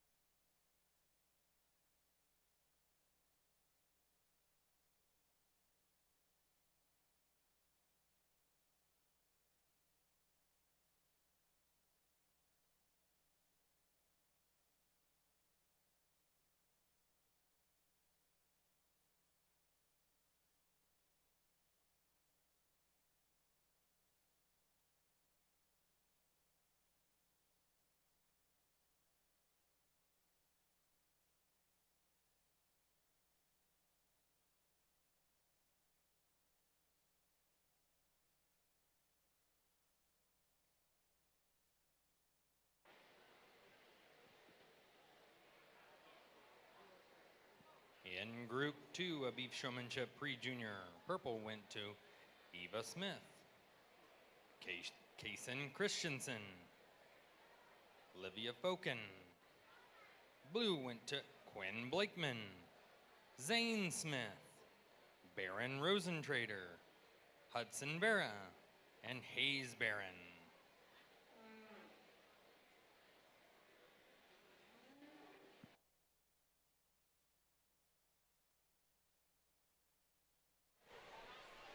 All right, again, those purples that you heard will be joining Cohen Dalrymple and Judd Sterner later on to compete for champion and reserve champion in pre-junior showmanship.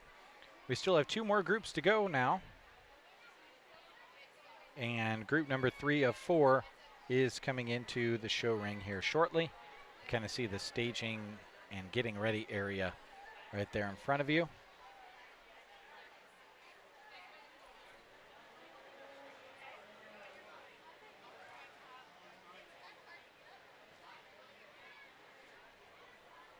Group 3 heading out there right now.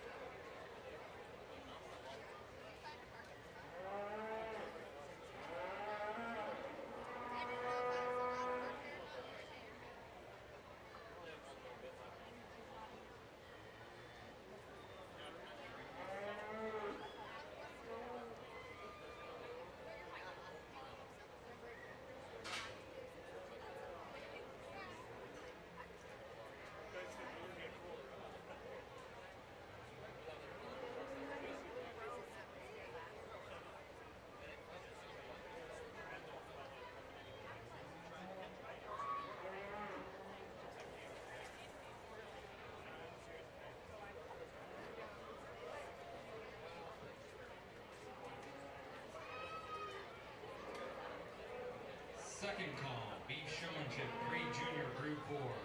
Second call, B Showmanship, 3 Junior Group 4.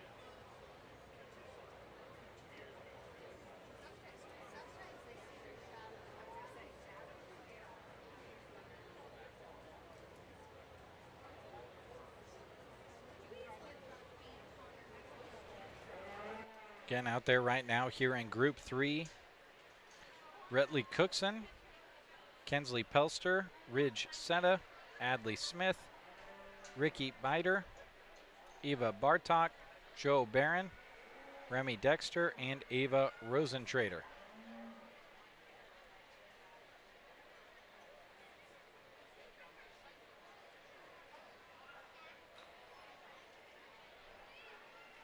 Getting talked to by the judge there, all part of showmanship.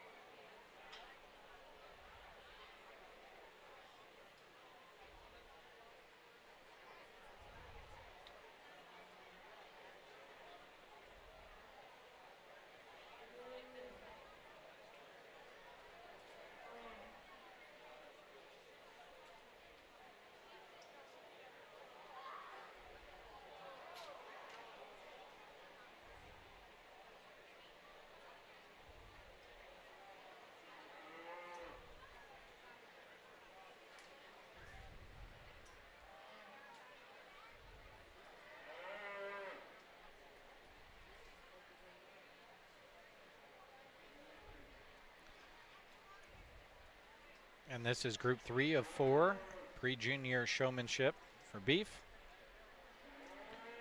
Let's do a little bit of a recap. There are results running at the bottom of your screen, but we'll just read through them as well. Senior showmanship earlier today, 4 groups there. Emma Stahlbaumer was the champion. Reserve champion, senior showman, went to Addison Stump. 4 groups of junior showmen. Avery Ostrom was your champion. Your reserve champion, Brexton Ostrom.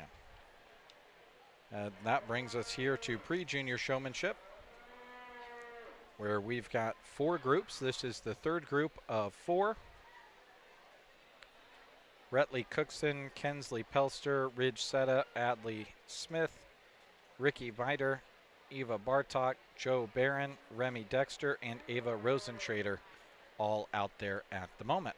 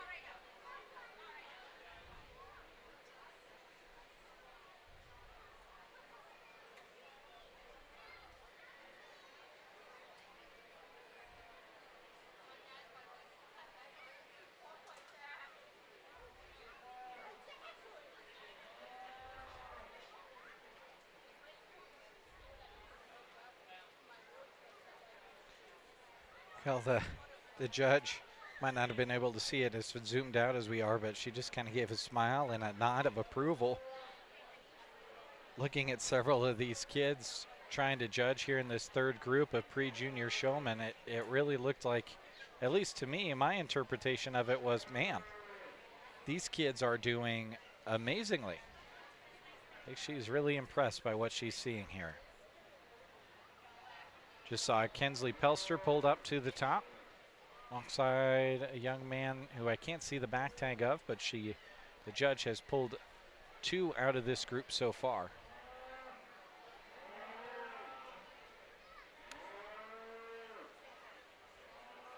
They haven't started. Yep, they're going to start giving out the ribbons now. So it looks like we'll have 2 purples out of this group, and the rest that you see here are going to receive blues, as she has started her process of kind of giving some pointers for the future to these kids. Want to take a moment to thank more of our wonderful purple ribbon sponsors that you're seeing on the left side of the sponsorship scrolling at the top of your screen. Thank you to Custer Public Power District, keeping your lights shining bright. Nebraska is still the only state in the U.S. that is served 100% by public power. Locally owned and governed by you, Custer Public Power District. Thank you as well to Lashley Land and Recreational Brokers. If you're considering selling your land, now is the time. Contact April Good or John Farley with Lashley Land, and check out lashleyland.com.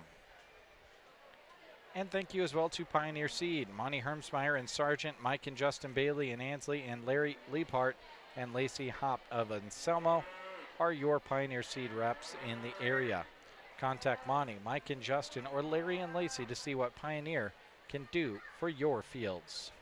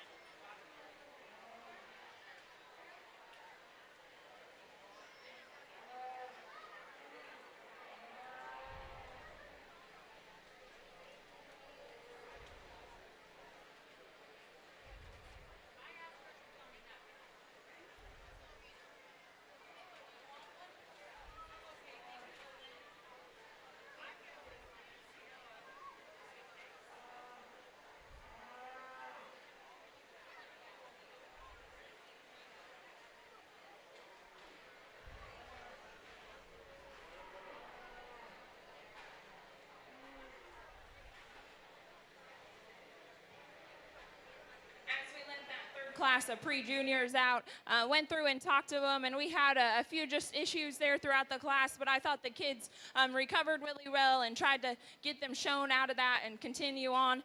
There was a couple kids that just did the best in being consistent about getting their animal set up. I went ahead and called them back to the finals, but let's give Class 3 a nice hand.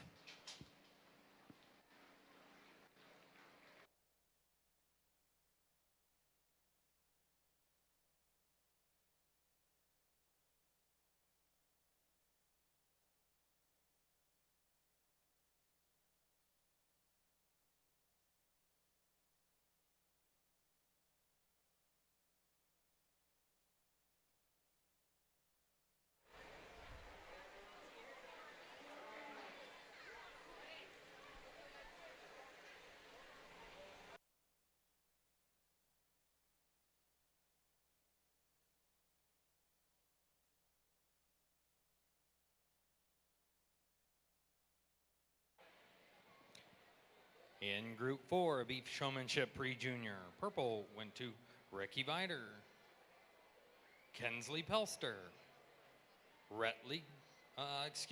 blues went to Retley Cookson, Adley Smith, Ava Rosentrader, Ridge Seta, Eva Bartok, Joe Barron, and Remy Dexter.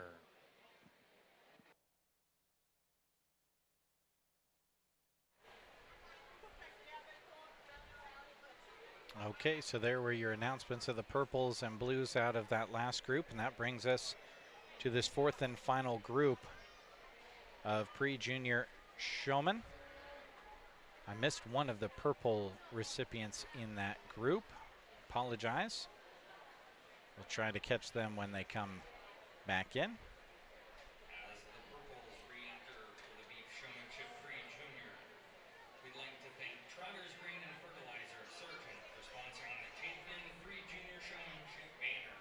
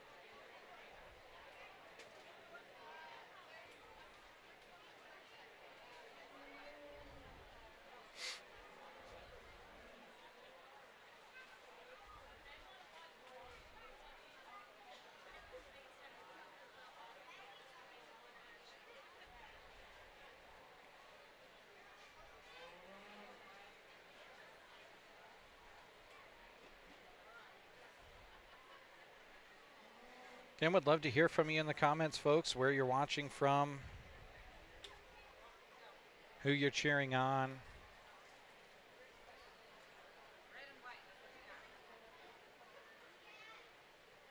What you're enjoying about showmanship. Share some knowledge with me. I'm open to it all.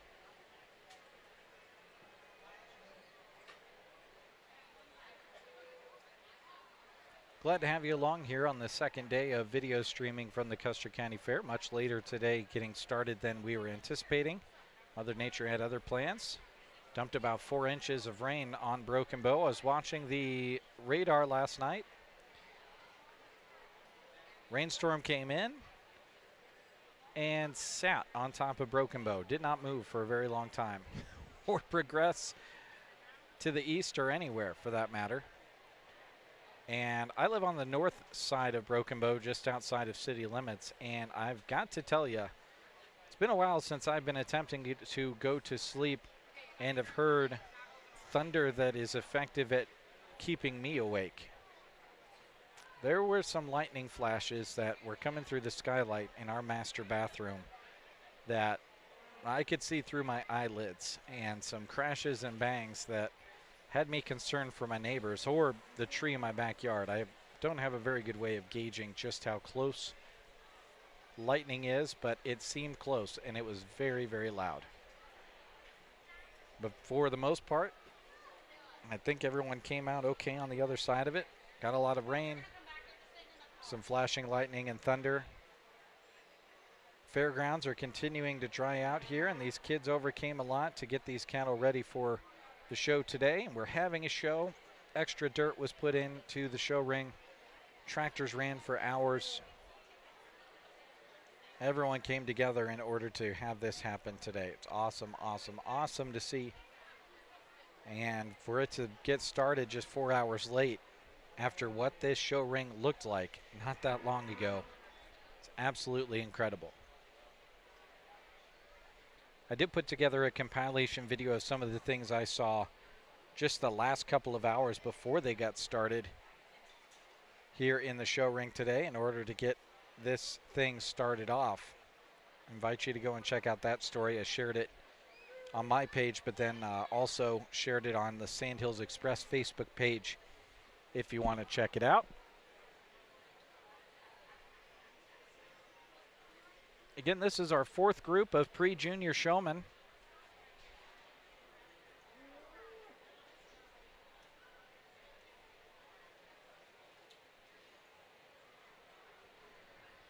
After this, we'll bring back all of the purples from each of the groups, and they will compete against each other to find a champion and reserve champion in pre-junior showmanship.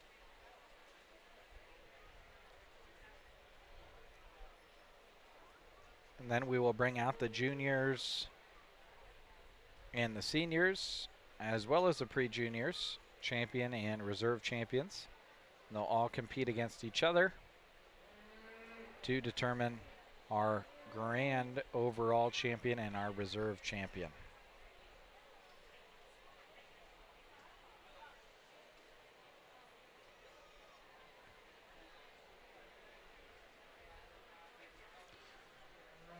Being pulled to the top, Carly Nelson. Off of your screen, indicating she'll receive a purple and be back to compete later.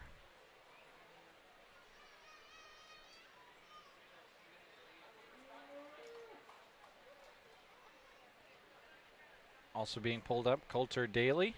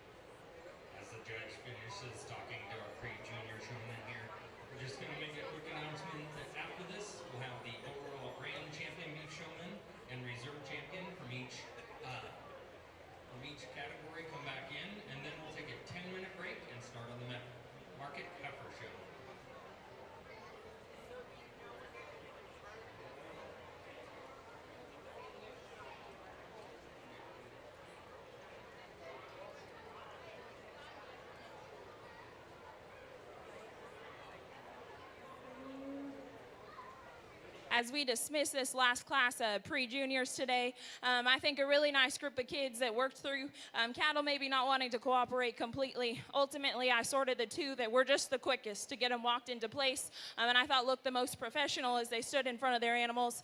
Let's give that whole class a nice round of applause.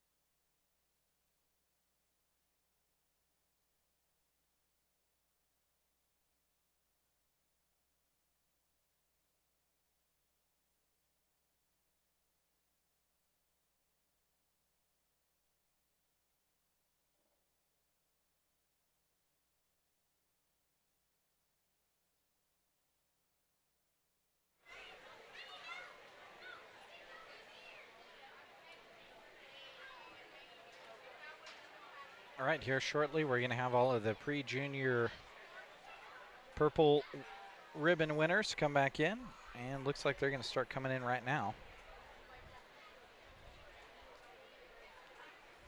We'll determine the champion and reserve champion. Then we'll bring back the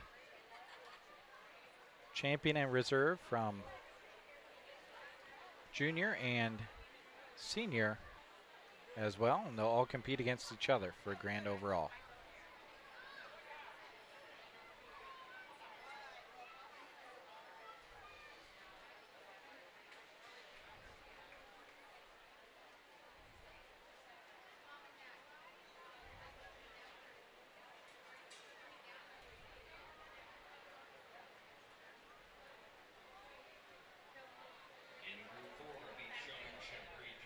Purples went to Carly Nelson. Coulter Daly. Blue went to Andy Smith. Riata Thomas. Lucy Peterson. Maggie Sterner. Rexton Myers. Whitley Delaney. And Parker Miller.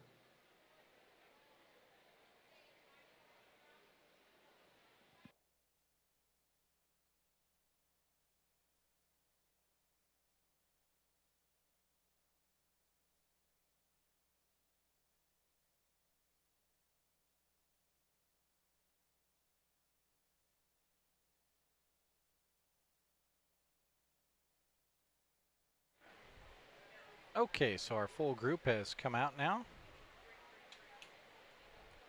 So we'll give you a rundown of who all is out there competing for champion and reserve champion and pre-junior showmanship. From Group 1, Judd Sterner and Cohen Dalrymple. From Group 2, Livia Foken, Kaysen Christensen, and Eva Smith. From Group 3, Kensley Pelster and Ricky Bider. And from Group 4, Carly Nelson and Coulter Daly. Those are all the kids you're seeing out here competing for champion and reserve champion in pre-junior showmanship.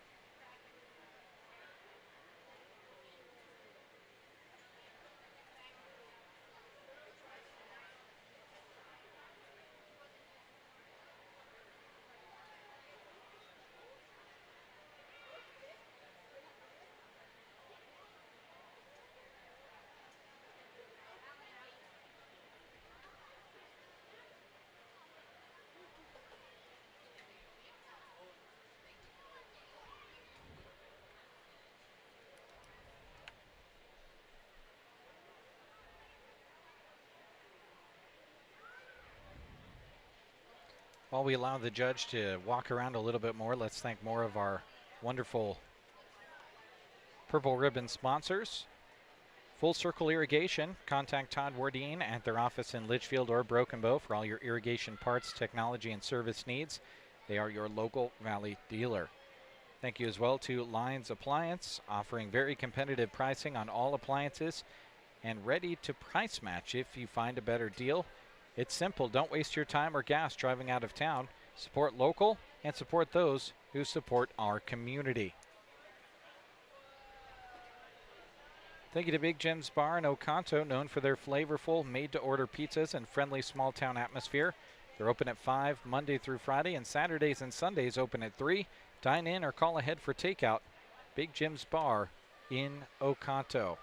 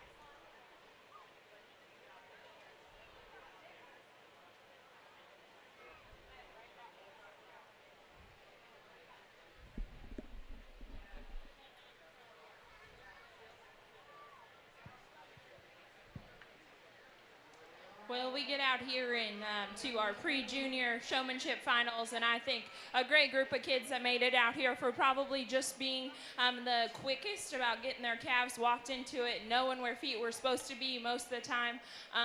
It's hard when you're a little bit younger and maybe you can't see over a calf's head to figure out where I am, and there's just a lot of animal to manage, but I applaud these kids for overcoming a little bit of adversity and just getting the most out of the calves that they're showing.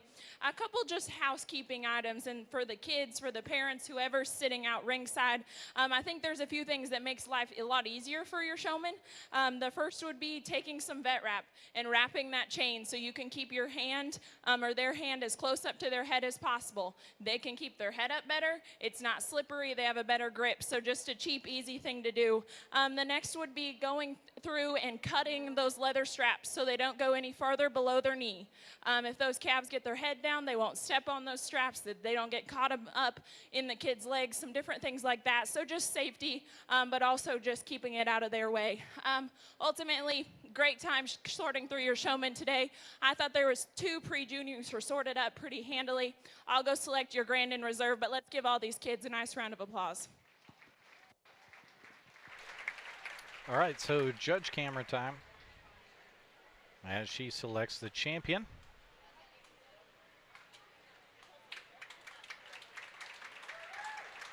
There's your champion. And your reserve champion.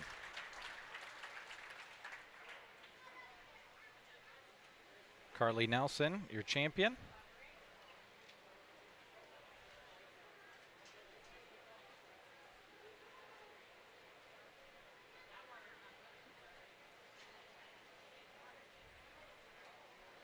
And Cohen Dalrymple, your reserve champion.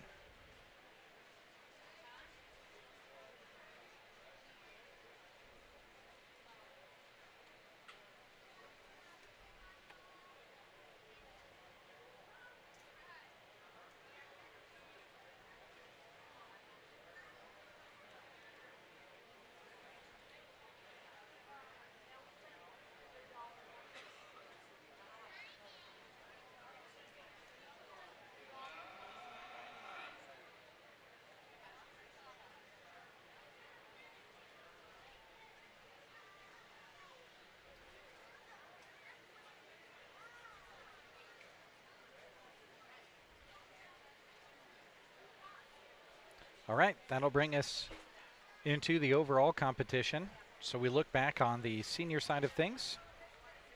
Champion pre-junior showmanship went to Carly Nelson. Reserve champion And that would mean that Emma Stahlbaumer will be back, Addison Stump will be back, Avery Ostrand and Brexton Ostrand will be back out of juniors, and then those last two winners that you saw there, Carly Nelson and Cohen Dalrymple, will be coming back as well. All 6 of them will be competing to see who will be the overall grand champion beef showman and who will be the overall reserve champion beef showman. Exciting stuff.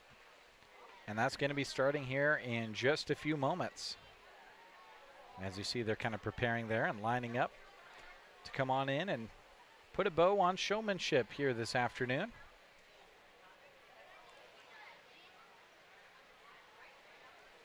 Looks like we'll be wrapping up right on either side of 3 o'clock here today on the showmanship side of things.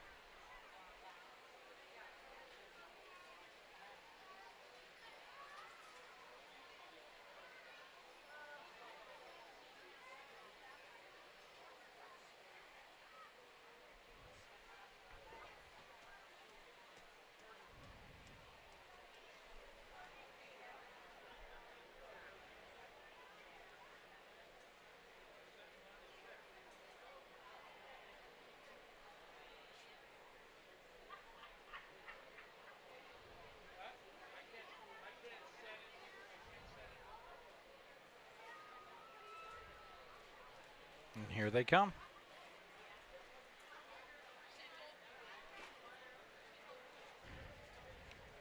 First, your 2 seniors, Emma Stahlbaumer and Addison Stump.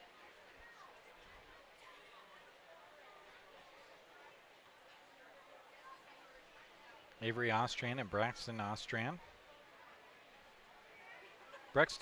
excuse me.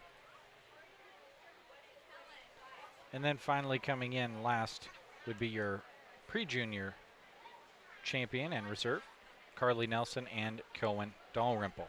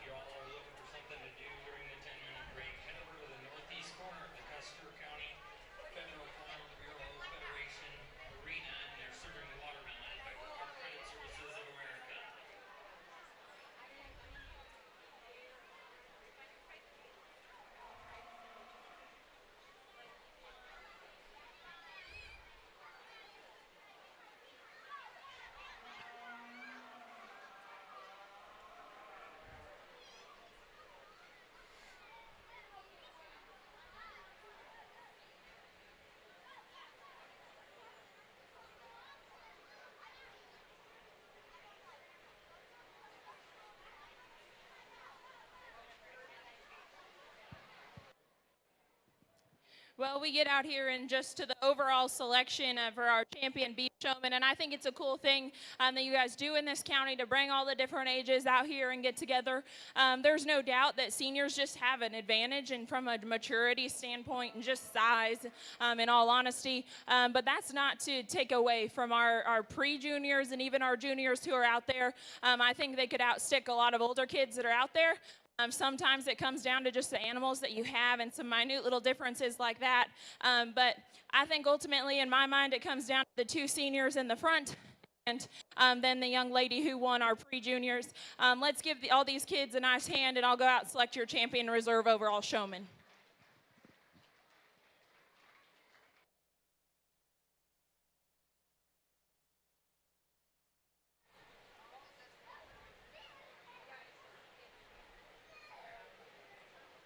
So your champion is Emma Stahlbaumer.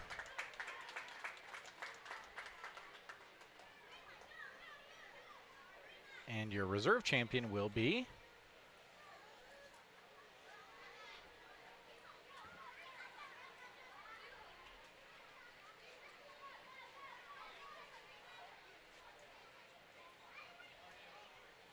Addison Stump. So the seniors come in and take the top 2 overall spots as well.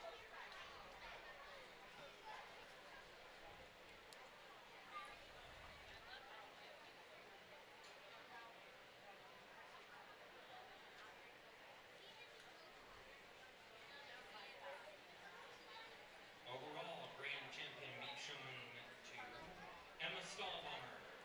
Overall reserve champion. Okay, so they indicated they will have a short break, about 10 minutes, and then they will get started with the market beef divisions. Market heifers first. We'll have 2 groups of those before we determine a champion. Then Simmental steers, 1 group of them. 1 group of Charolais steers. 3 groups of crossbred steers. Black Angus will have 3 groups. Bred and fed steers will have 4 groups. Shorthorns 1. Hereford steers 1. Red Angus steers 1. And any other breed steers 1 group. That's what's ahead. And that's going to be about 10 minutes away after a 10-minute break. So we'll return for that after a little bit. Thanks for tuning in, folks. More coming your direction this afternoon.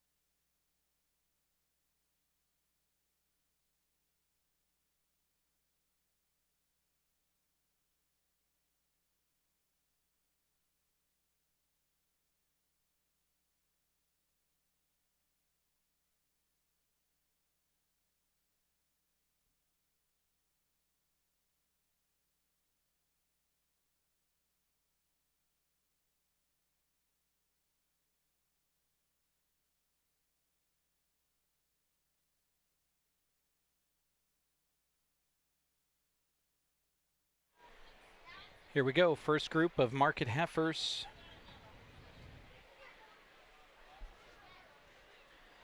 (1,000 to 1,140 pounds. With entries Ember Guthard Burr, Atlee Cook, Taylin Tobias, Kaylee Cook, Trip Oxford, Lucy Peterson, and Ruby Slocum.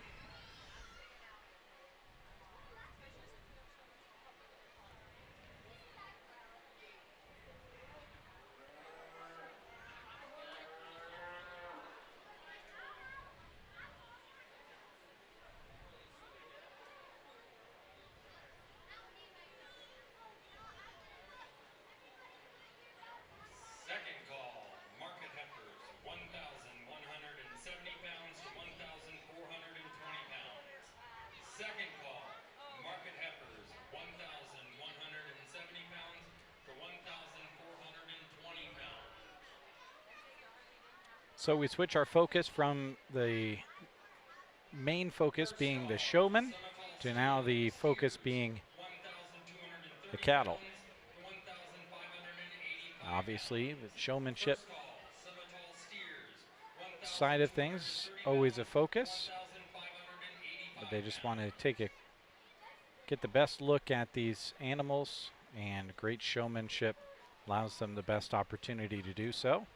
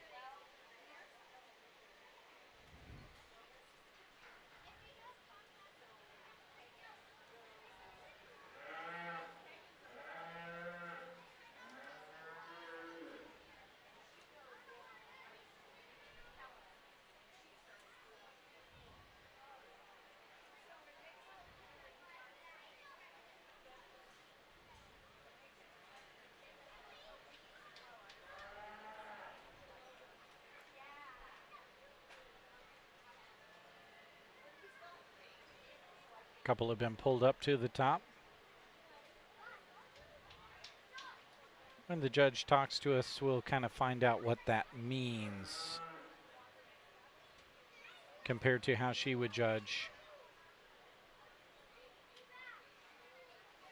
showmanship. She might be putting them in order, she might be putting them in reverse order. Every judge has their own style, so we'll find out here soon.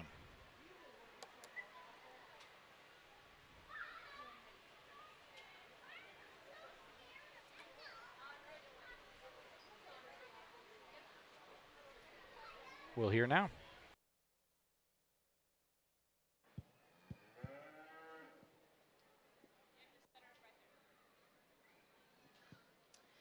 Well, we get started here in our market show with the market heifers, and I think a nice class to start us off for the day, and one that I think logically ends up coming together. The young man's shorthorn influenced heifer that I'll use to win the class, I thought ultimately just held the advantage in terms of having a little more structural integrity. She was more athletic. She got out and reached out of her rear two specifically a lot better than the one that goes in second. I think that one's plenty enough stout. She's big. She's square backed. If you were to nitpick, you'd like to adjust her and how she attaches out of the top side of her shoulder and make her a little more elegant about her front 1/3, but I think a really nice, just practical market heifer to go ahead and win. The young lady Smoke that comes here in second is one that is ultra stout. She's definitely the squarest hipped and probably the biggest backed. I just question this one from a build standpoint. She gets a little too straight off her rear hock and out of her hip. I'd like her to get out and utilize those rear two better for her to move up, but I think a really nice pair of market heifers to start us off. After that, I think the young ladies who comes here in third is just the most practical and easy feeding of the ones that we have left. I think she has plenty of true muscle shape up high. She's good in terms of her center ribbon body. That's one that's just awfully flat-footed, in my opinion. I'd like to make her a lot squarer and better in terms of her toe, but I think just a nice practical market heifer. The young lady's kind of peach char influenced heifer that comes next, one that has the advantage in terms of just some frame and sheer pounds. She has some finish and has some muscle. She just gets a little plainer in how she's designed, kind of starts to blow out in her chest and get plainer about her front 1/3. The young ladies that comes next is one that I think just fell there from a muscle standpoint. She has some true shape up high, just not overwhelming in terms of true dimension. You'd like to drop her down in her flank and just let her get out and reach better off those rear two. The young lady's black heifer that comes here next is one that does have the advantage in just some frame and extension. She just runs out of muscle. I'd like to stouten her up a little bit more. The young lady's char that finishes off the class is one that's ultra sound and athletic. You appreciate how she gets out and move. She just runs out of muscle. I'd like to stouten her up and square her up off either end. I think a really nice class of market heifers. Let's give all those kids a nice hand.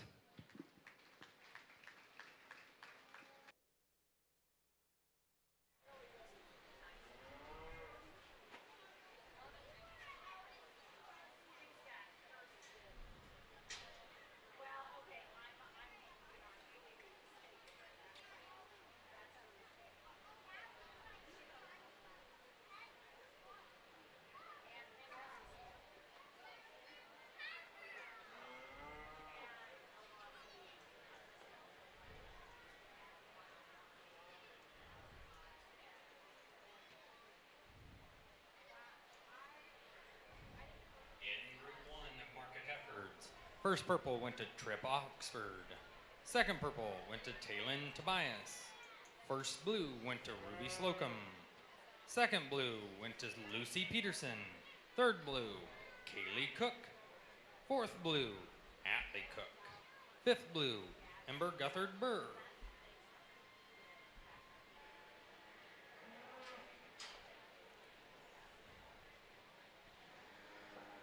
All right, so we start Group 2 of market heifers, 1,170 pounds to 1,420 pounds.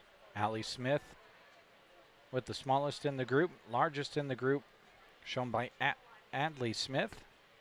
Also in the middle of the group, Brennan Barron, Blake Slocum, Mace Barron, and Emmett Palmer.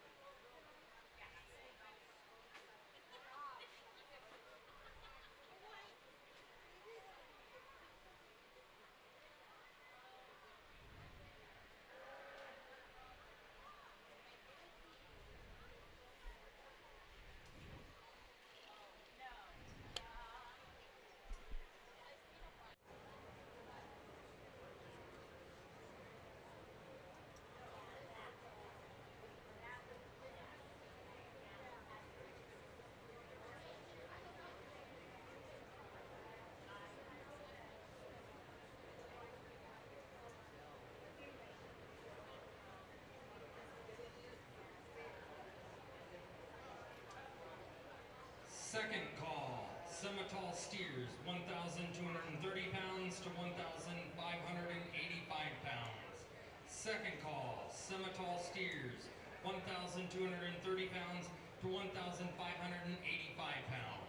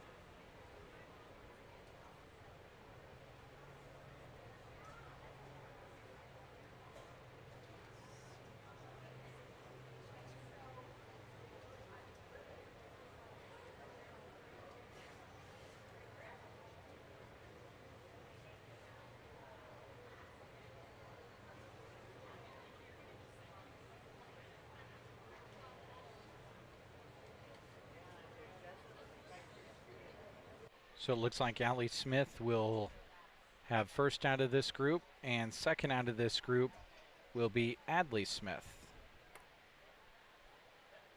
We'll hear from the judge about her selections. Well, we get out here into the second class of market heifers, and I think the young ladies each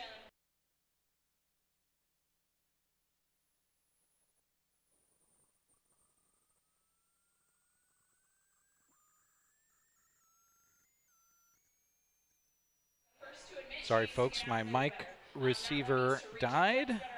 Let me grab my backup here. Coincidentally, she wants to get up in her top when she gets out and goes, but a ton of power, one that proportions out and still looks like a good market heifer. The young lady Shar that comes in next is just ultra practical.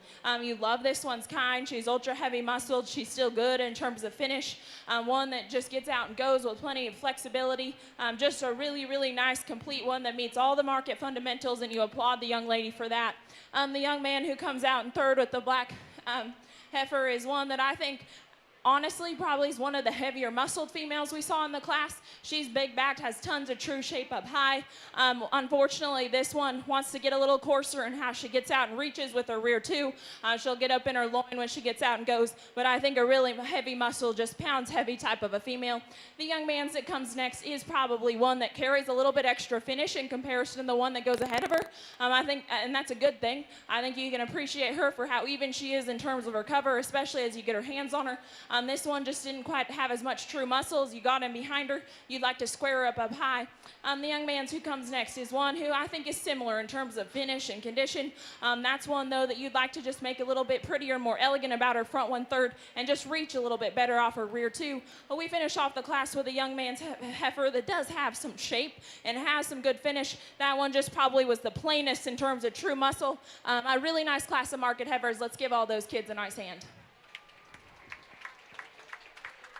So first in the group, Allie Smith. Second in the group, shown by Adley Smith.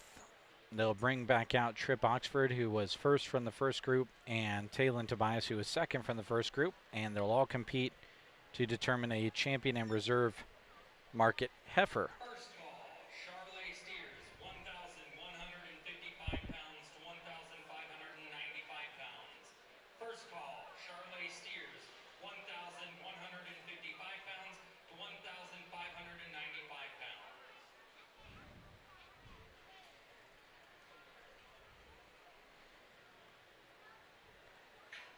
And here they come.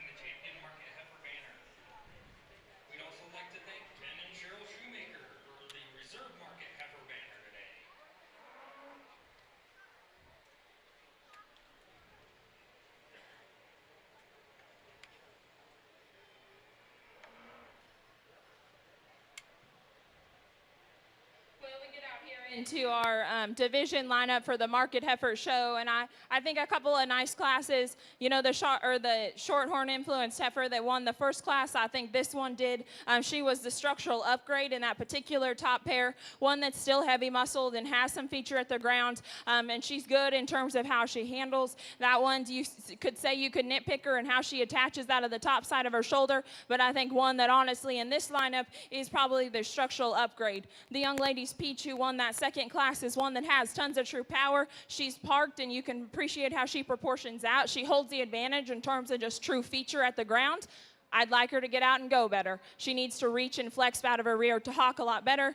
We talked quickly about these second place animals. The smoke that came out of that first class is one that we picked on her rear legs and how she utilizes her hip and rear leg in that setting. Tons of power. You'd just like to fix her on the move. And then the young ladies that was second out of that second class, one that's just ultra practical. You'd love to have a big set of females like this, one that has ton of true shape, just hard in a show ring scenario, one that's maybe not as fancy and showy looking, but in real world scenario, you can certainly appreciate her.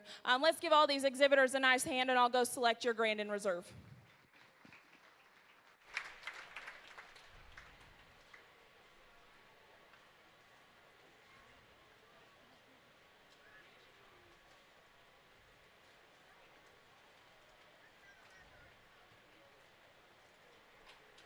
Trip Oxford, the champion.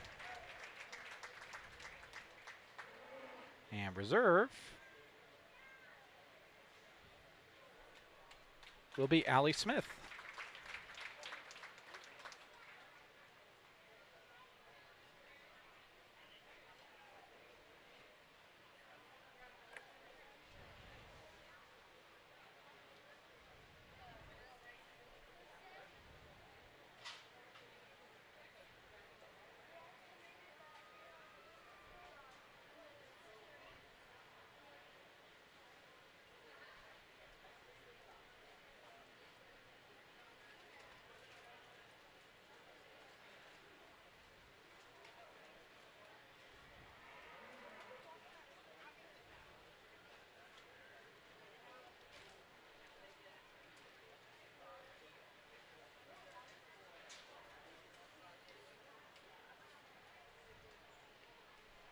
Comes our next group, moving right along.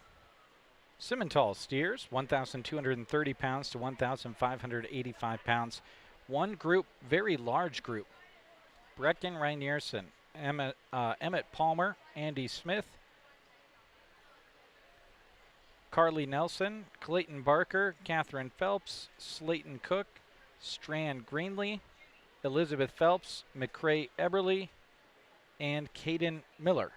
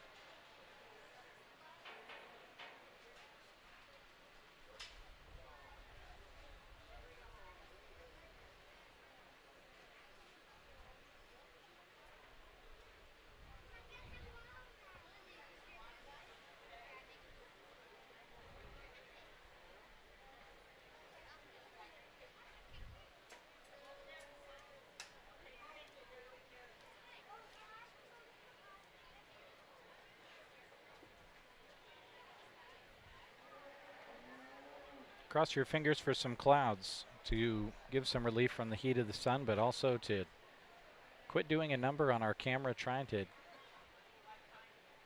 adjust itself up there. Gonna have to go lighter on the picture so that we can see what's going on in the show ring.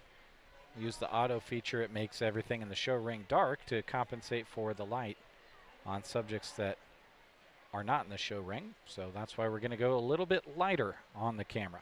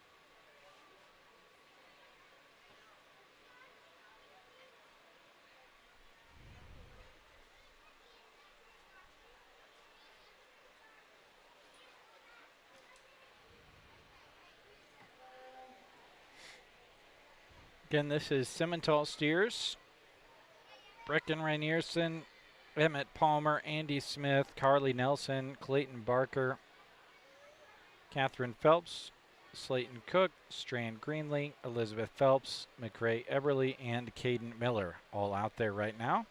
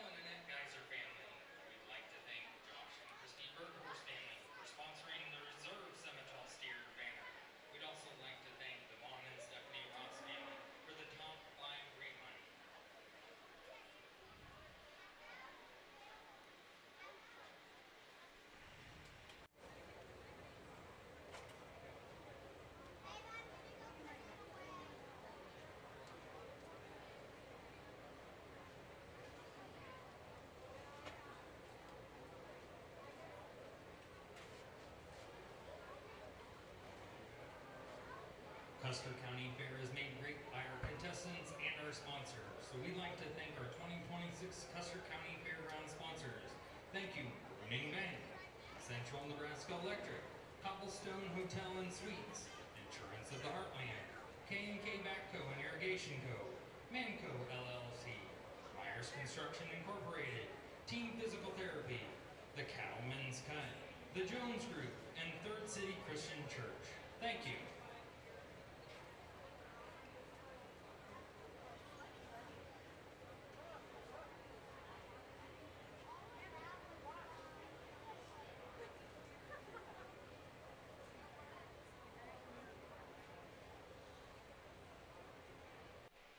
While we have a quick moment as the judge is looking over these Simmental steers, we want to thank a few more of our Purple Ribbon sponsors, including Farm Bureau Financial Service. Local agents Travis Hansen, Jack Lindstrom, and Lloyd Johnson are proud to serve the community to help protect what matters most, your family, home, farm, business, and your future. Stop by 616 South C Street in Broken Bow or call 308-872-6433. Thank you as well to Agribest Feeds of Callaway. They offer loose minerals and room and edge tubs for your cattle. They also have posts, red brand, barbed wire, and other fence supplies you need. They have ATV drive-over gates and automatic wireless hydraulic gates as well at Agribest Feeds in Callaway. Then we're looking at Simmental steers right now in the show ring. Just one group as you're seeing them, and we're going to determine a champion and a reserve champion right away out of this group.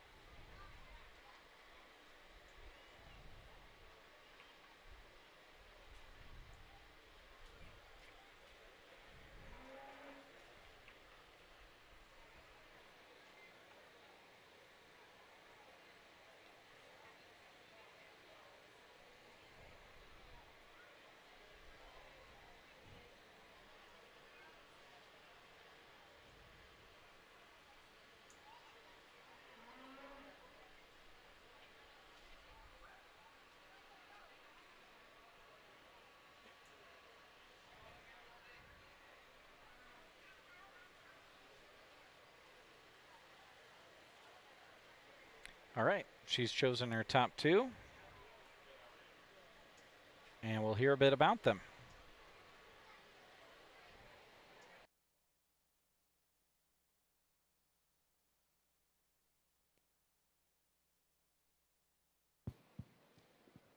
Well, we get into the Simmental steer division in just one class in this division, so these will go ahead and be your division champions. I think a really nice top pair that goes ahead and sorts up. The young lady steer is one who comes with just a tremendous amount of feature at the ground. He's ultra athletic and gets out and takes a big old stride, has big feet that sit down on the ground. There's no doubt that you'd like to clean him up in his sheath and maybe just drop him down in his flank, but one that I think has a ton of power and just holds the advantage in terms of maybe some squared up shape up high and some added extension about his front 1/3. Now that's not to take away from the young man's here that comes in second. I think this is really good, one that's good in terms of how he balances and proportions out from the side. There's times though that you'd like to just break him open right in behind his shoulder, give him some more squared up shape there.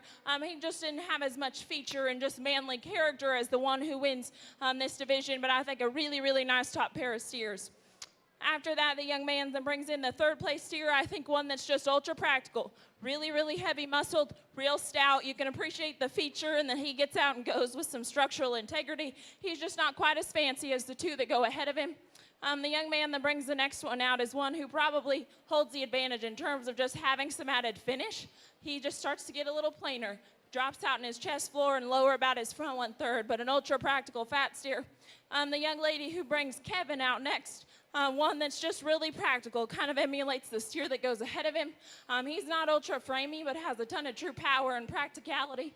The young man that comes next is one that probably holds the advantage in terms of just true cutability and yield grade. I'd like to give that one a little more finish and just relax him in how he uses his rear too. The young lady that comes next, a steer that has plenty of true shape up high. He starts to get a little coarser in how he's designed. You'd like to clean him up in his sheath and just make him a little easier feeding. The young man that comes next is one that you appreciate for having some true shape. He starts to get a little harder in terms of his center body. You'd like to soften him in terms of his rib. The young man that comes next, same story, one that has a ton of power. You'd like to drop him down in terms of his lower body and make him a little more practical in his kind. The young lady's painted up steer is one who's ultra big backed and square made. He needs to get out and go with a lot more flexibility. He gets up in his spine and awfully restricted off his rear too. We finish off the class with the young man steer who honestly is heavier finished than the two that go ahead of him. Probably just the lightest muscled steer in this particular class. Let's give all our Simmental exhibitors a nice round of applause.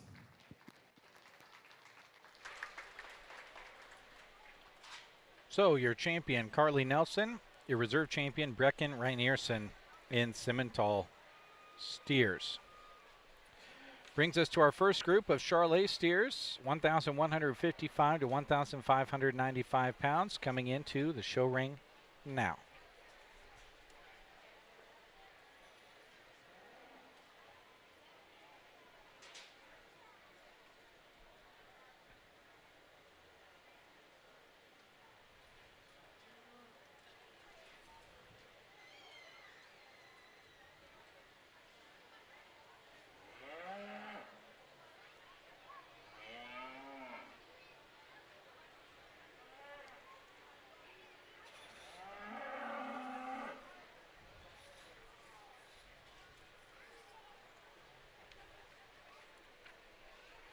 In this group, Kirby Binder, Olivia Ostrand, Taylin Tobias, Ruby Bartok, Baron Rosentrader, Mallory Bartok, Ridge Seta, Reagan Babcock, Paisley Seta, Creighton Cook, Ricky Binder, and Jenna Bartok.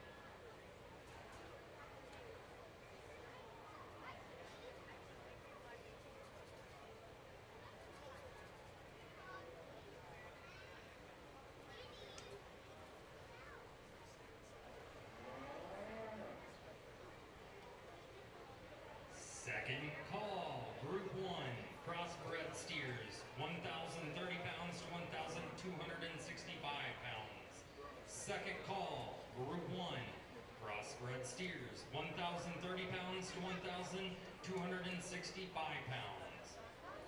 First call, Group 2, crossbred steers, 1,300 pounds to 1,390 pounds. First call, Group 2, crossbred steers, 1,300 pounds to 1,390 pounds.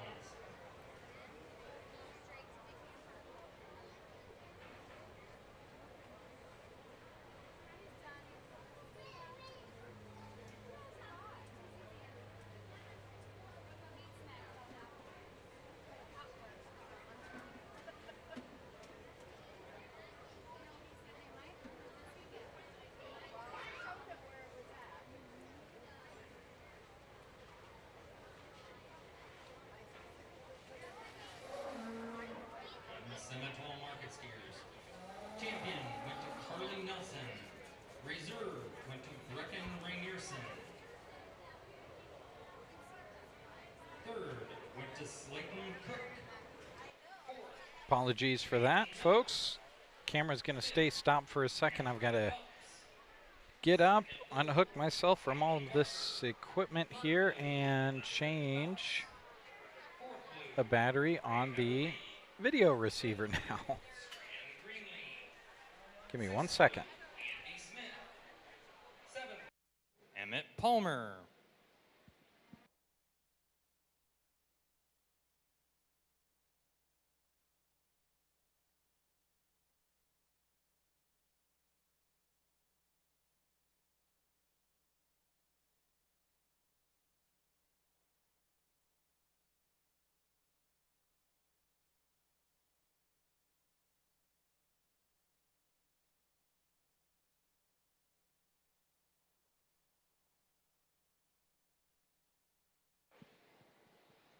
We'd like to thank First Nebraska Bank of Arcadia for the champion Charlet steer banner. We'd like to thank Team Physical Therapy for the reserve Charlet steer banner. We'd also like to thank our top 5 Charlet sponsors: Custer County Charlet Breeders, Larry and Renee Coleman, Tommy Fred Memorial, Taylor Charlet, Rifle Creek Cattle Co., Riley and Stephanie Setta, Better Beef Genetics, Brent and Joyce Petrick.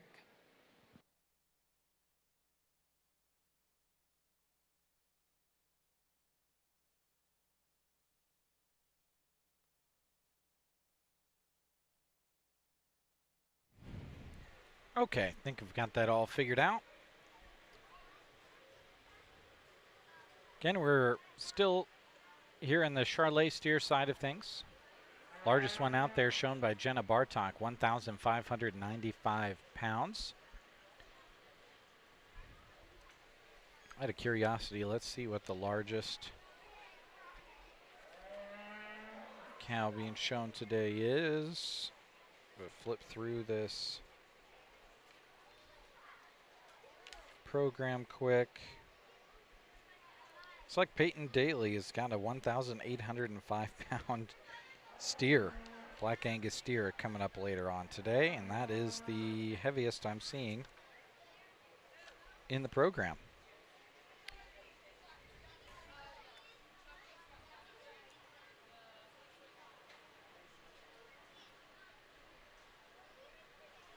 Again, Charlet steers here right now, folks.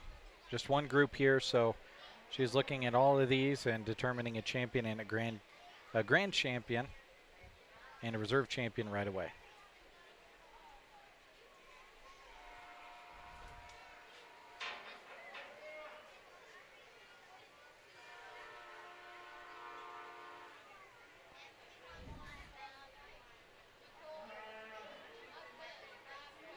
Starting to pull them back in reverse order.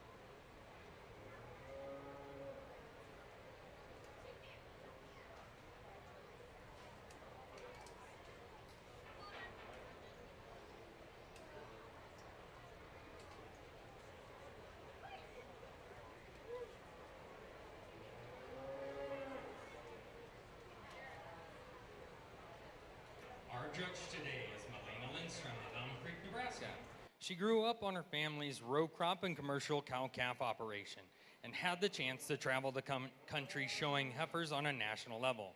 She attained her degree in animal science and ag communications at UNL and was a member of a highly competitive 2021 livestock judging team. Now she works at Dar Feedlot by Cozad, where she focuses on fat cattle marketing and commodity procurement.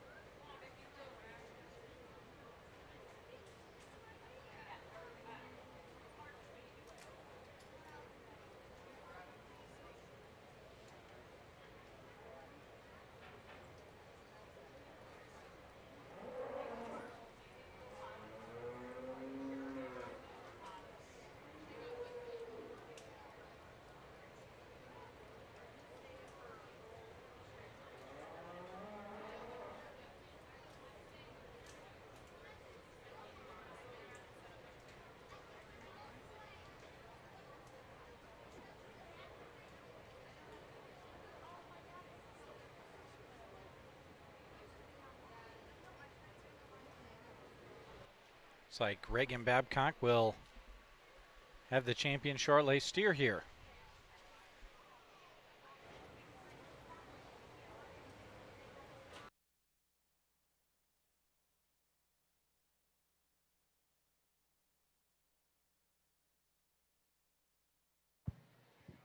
Well, we get out here into a big class of Charolais steers, and these will be your division champions in your Charolais show as well. And I think a really nice, easy place to start with the young lady's peach steer.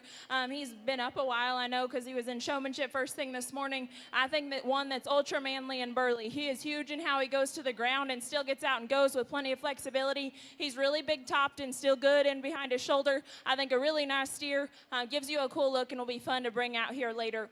The young man steer that comes here in second and will be Reserve Charolais. I think one that just ran into a really good one ahead of him. He's really nice, really big back, still proportions out and looks like a show steer. He gets a little bit coarser about his front 1/3 and how he's put together. And I'd like to just make him a little longer in terms of his cannon bone. He starts to get a little moderate on us.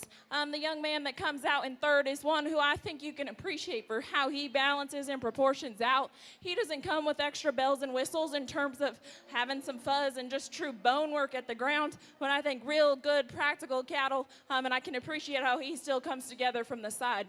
The young ladies that comes here next is one that has a ton of true power, a lot of muscle shape, and one you can appreciate from his current finished state. One that I would just like to make a little bit better in terms of his front 1/3. He starts to get a little crusty at the top side of his neck. The young lady that comes next, the pounds heavy steer of this class, one that you can certainly appreciate from an industry standpoint when the goal is all to make him this big. I think one that just starts to get a little plainer in terms of his lower stifle and his shape up high, but I think a really, really nice, just practical kind of market steer. The young lady who comes next, one that you can appreciate from having some true shape. He starts to just get a little bit rounder in terms of his hip and how that muscle is laid on his skeleton. The young man's kind of dark mouse-tailed one that comes next is one you can appreciate for his finish and just current state in terms of where he's at. That one starts to get a little plainer out of his hip and up through his front 1/3, but a really nice project for the young man. The steer that comes next is one that probably does have the advantage in terms of just frame and having a little extra muscle shape. That one's not quite as far along from a finish standpoint. I'd like to give him a little extra cover to move up any higher. The young man that comes next is one who has a ton of frame. I think in an industry where we're trying to make him 1,800 pounds, he certainly fits that mold. At this stage in the game, though, he needs to be a little more practical in terms of his center body and have a little more true finish. The young lady who comes next is one who probably holds the advantage in terms of squared up muscle shape. He starts to get a little off in terms of his structure. I'd like to let him get out and utilize his rear two a little bit better. And the young lady who finishes off the class, really big backed and stout. He needs to get out and use his back two a little better. Let's give that whole class of Charlets a nice round of applause.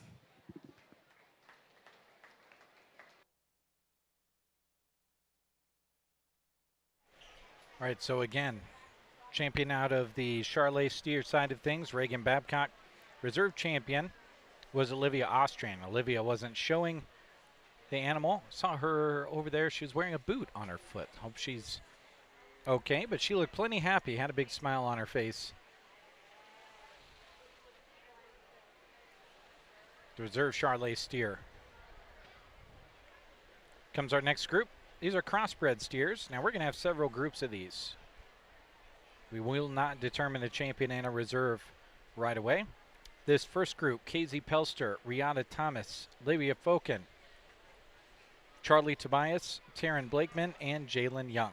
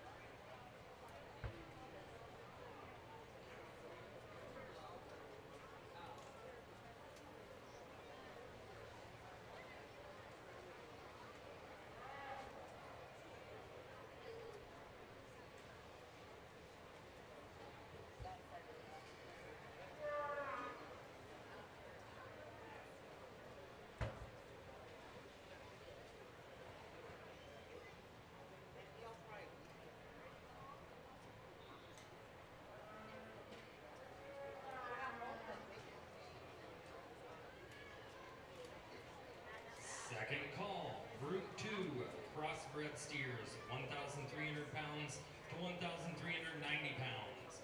Second call, Group 2, crossbred steers, 1,300 pounds to 1,390 pounds. First call, Group 3, crossbred steers, 1,410 pounds to 1,760 pounds. First call, Group 3, crossbred steers, 1,410 pounds to 1,760 pounds.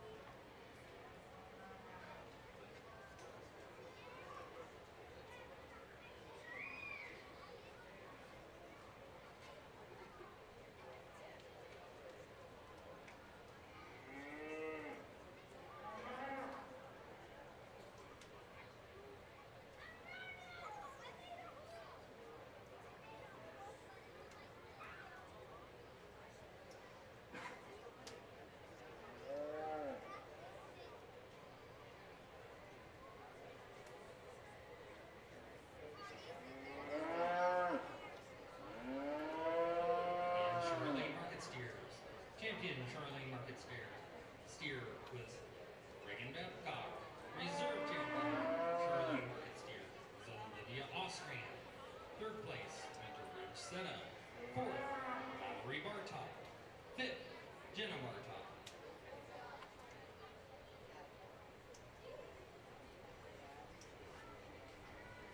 Second blue went to Paisley Senna. Third blue, Baron Rosentrader. Fourth blue, Creighton Cook. Fifth blue, Ricky Biter. Sixth blue went to Ruby Bartok. Seventh blue went to Taylin Tobias. Eighth blue went to Kirby Biter.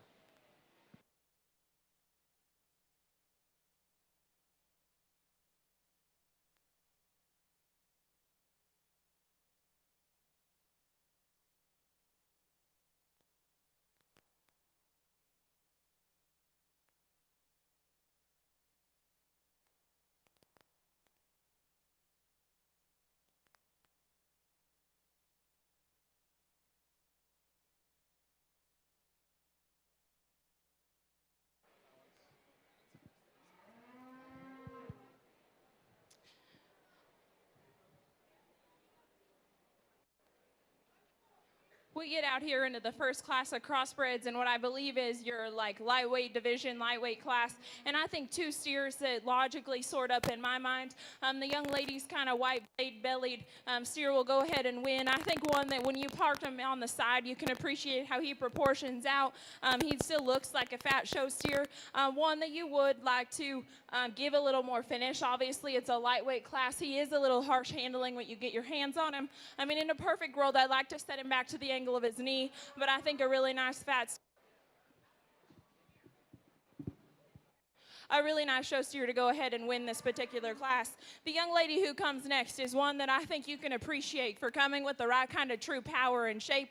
This one starts to get a little coarser and rounder in terms of his muscle pattern. I actually asked the young lady if he was maybe a bull who got cut late because he starts to just show some of those characteristics in terms of the crest of his neck and in terms of his shoulder shape. I think a really, really nice fat steer just doesn't quite give you the same look and proportions from the side, but certainly has enough true power and gets out and goes with plenty of good flexibility. The young lady who comes next is one that I think has enough shape, one you could soften in terms of his lower body, but ultimately I thought he was a structural upgrade here in this next pair. The young lady's kind of blaze-faced one that comes in fourth is one that I think has a ton of true power. He's really square-backed and shapely. That one just needs relaxed at his angles. He gets awfully straight in terms of his knee, and I need him set down and reach a little bit better off of his rear too. I think a couple unique breed steers who kind of finish off the class. The Tiger Stripe steer is one that I just thought had a little more true shape and muscle as you study him up high. And we finish off the class with a British White steer that I think has the advantage in terms of just frame and extension. That one just needs a little more practicality and true muscle. A really nice class of crossbreds. Let's give them all a hand.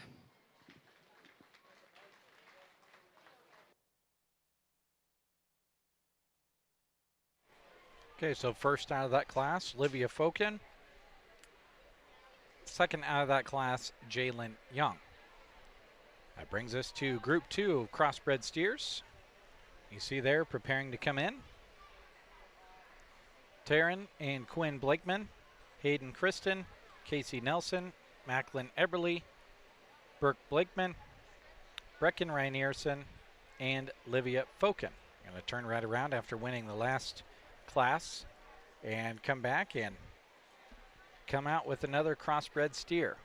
1,300 to 1,390 pounds.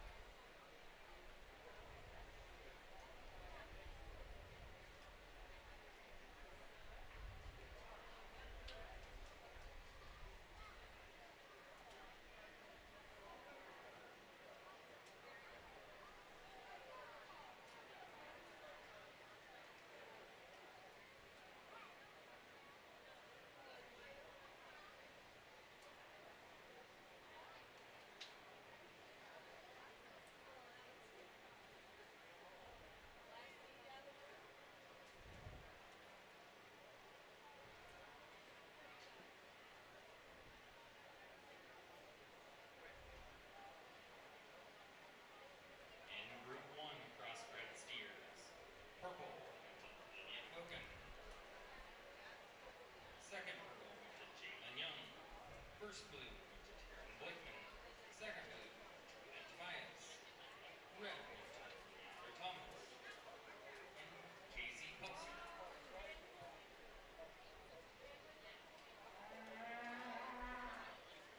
Second call, Group 3, crossbred steers, 1,410 pounds to 1,760 pounds. Second call, Group 3, crossbred steers, 1,410 pounds to 1,760 pounds.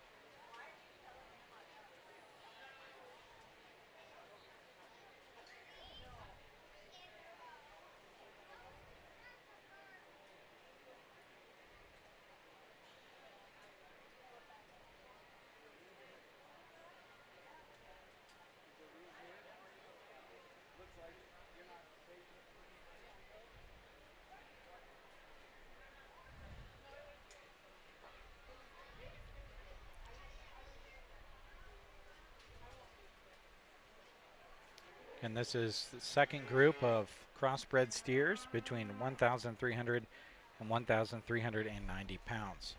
We've got several groups of these crossbred steers, 3 groups to be exact. We'll bring in the purple ribbon winners from each group to determine a champion and reserve. Then we'll go into Black Angus, where we've got 3 groups as well.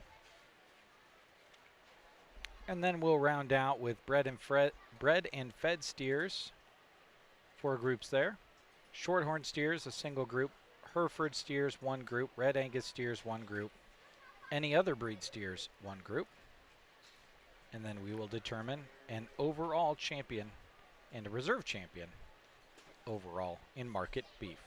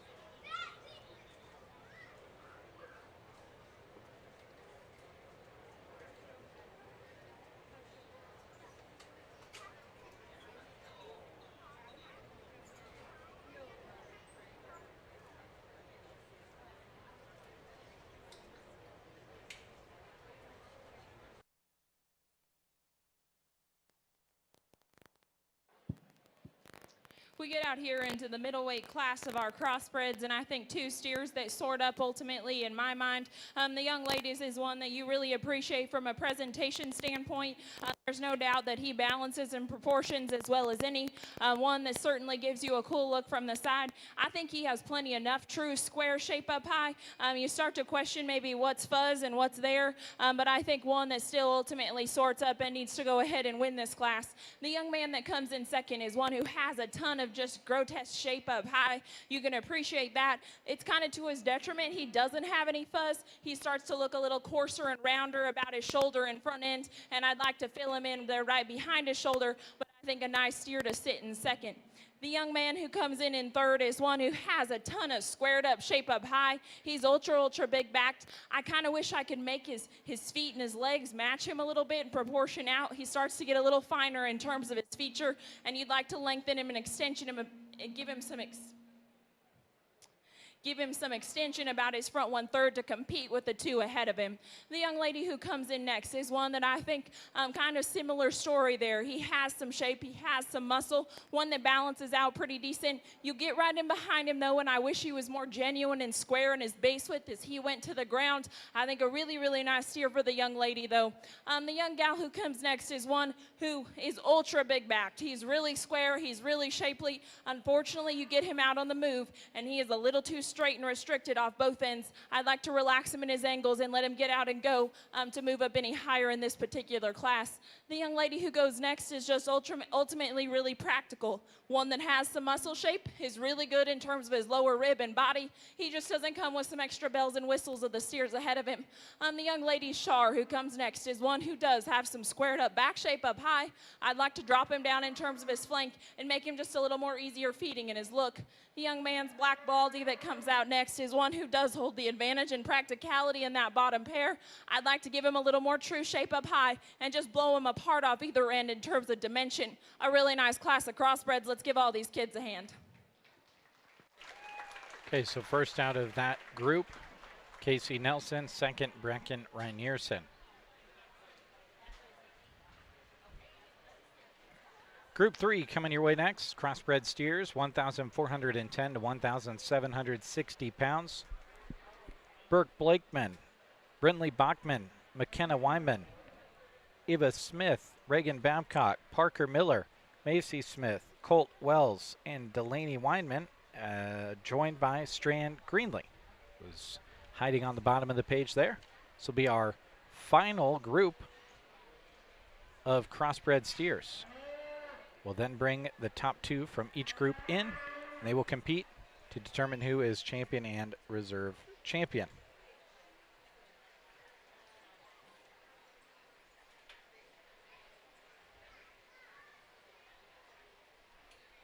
First call, Group 1, Black Angus steers, 1,075 pounds to 1,365 pounds.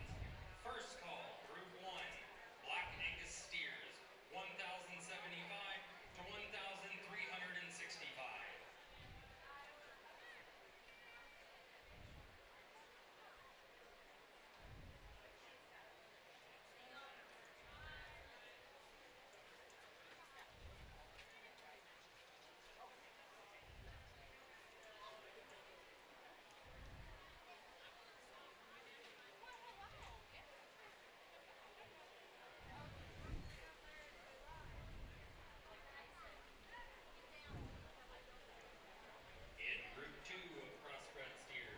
First purple went to Casey Nelson.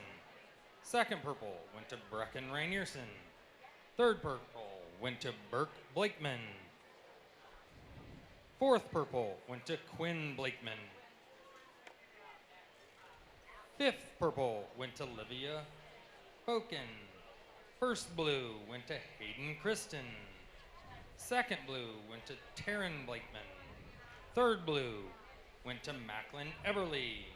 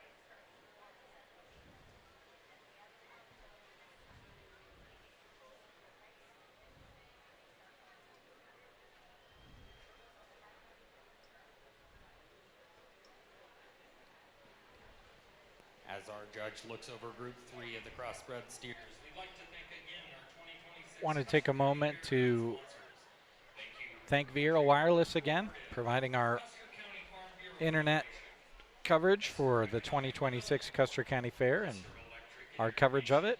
Myers Iron and Salvage and Roll-Off. Nebraska State We were Bank, live for Convention Center. almost 9 hours yesterday at 30 frames every single second. Did not drop a single frame for that entire stream. We have now been live for 4 hours, 22 minutes, now 23 minutes at, again, 30 frames per second. We have dropped 0 frames, sending 30 every single second, and we have been live for over 4 hours. That's amazing, and it's all thanks to Viera Wireless. Our connection from Viera Wireless, helping bring you Custer County Fair 2026 coverage.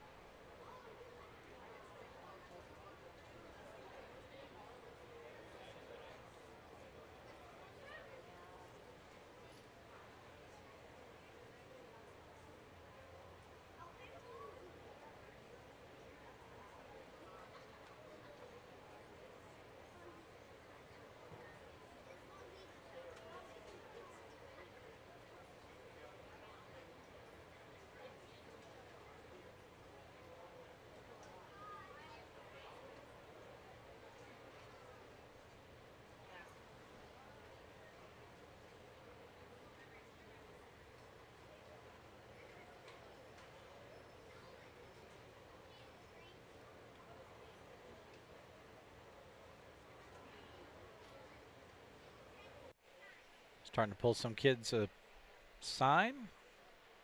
Narrow it down closer to the top 2 in the group.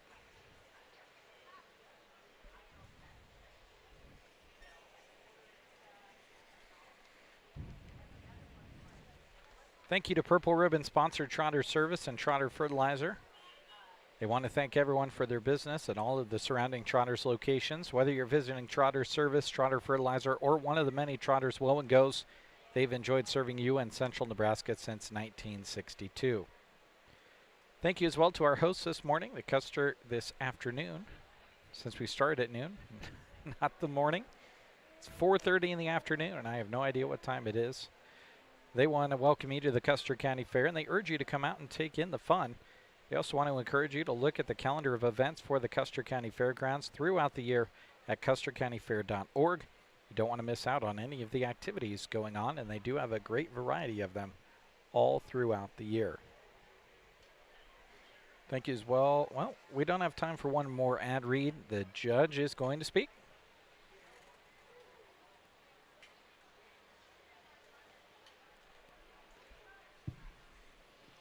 Well, we get out here into the heavyweight class of our crossbreds, and I think a really, really nice place to start. And what comes together as a really nice top pair, even though they maybe don't look a whole lot alike. I think the Bronco-faced steer is one who's really, really good in terms of just having true square muscle shape up high. He gets out and goes with enough flexibility. I think a really nice steer that'll be fun to bring back here and look in our drive. The young man's kind of red Bronco-face is one who he's like pushing 1,700 pounds. He's a big boy, and I appreciate that from an industry standpoint, and one that I think weighs that much, still keeps himself together really well. The one that balances up in proportions from the side. He gets out and goes with plenty of athleticism and flexibility. I think a really nice, just complete steer that still gives you a cool look from the side.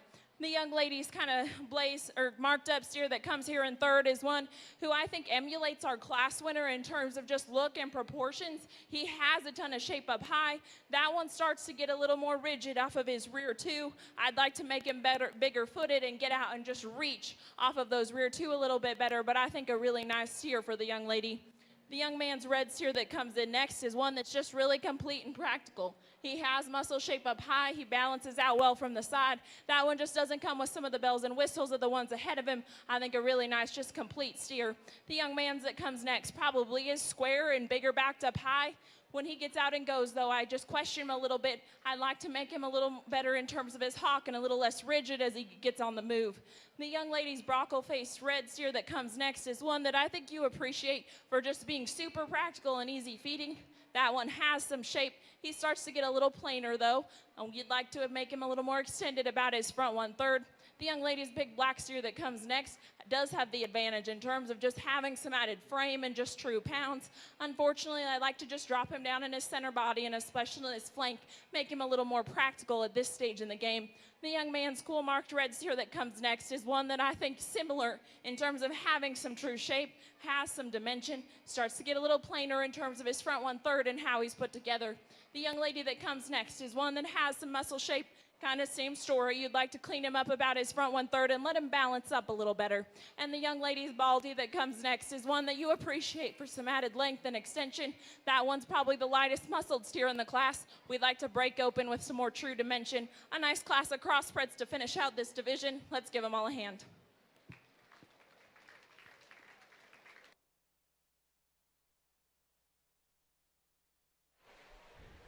All right, so if I saw back tags correctly, Reagan Babcock with the first purple in that group. Second purple went to Strand Greenlee. She talked about it, that steer pushing 1,700 pounds, is actually getting closer to 1,800 pounds if that's the steer that I saw correctly.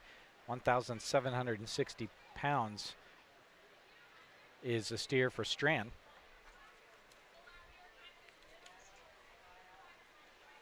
So with those two, we'll bring out the top two from the first two groups of crossbred steers. Livia Foken and Jalen Young. Casey Nelson and Brecken Reinierson. And then Reagan Babcock and Strand Greenlee. Black Angus steers, 1,075 pounds to 1,365 pounds. Second call, Group 1, Black Angus steers, 1,075 pounds to 1,365 pounds. First call, Group 2,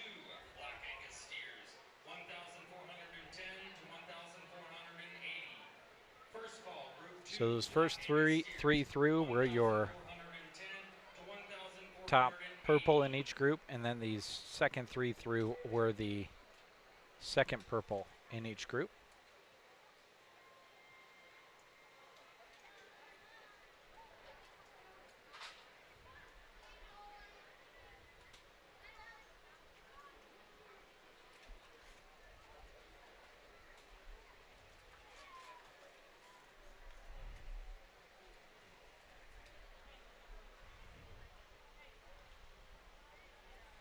In Group 3 of crossbred steers, first purple went to Reagan Babcock. Second purple, Strand Greenlee. Third purple, Macy Smith. First blue, Colt Wells. Second blue, Burke Blakeman. Third blue, Eva Smith. Fourth blue, Delaney Weinman. Fifth blue, Parker Miller. Sixth blue, McKenna Weinman. Seventh blue, Brindley Bachman.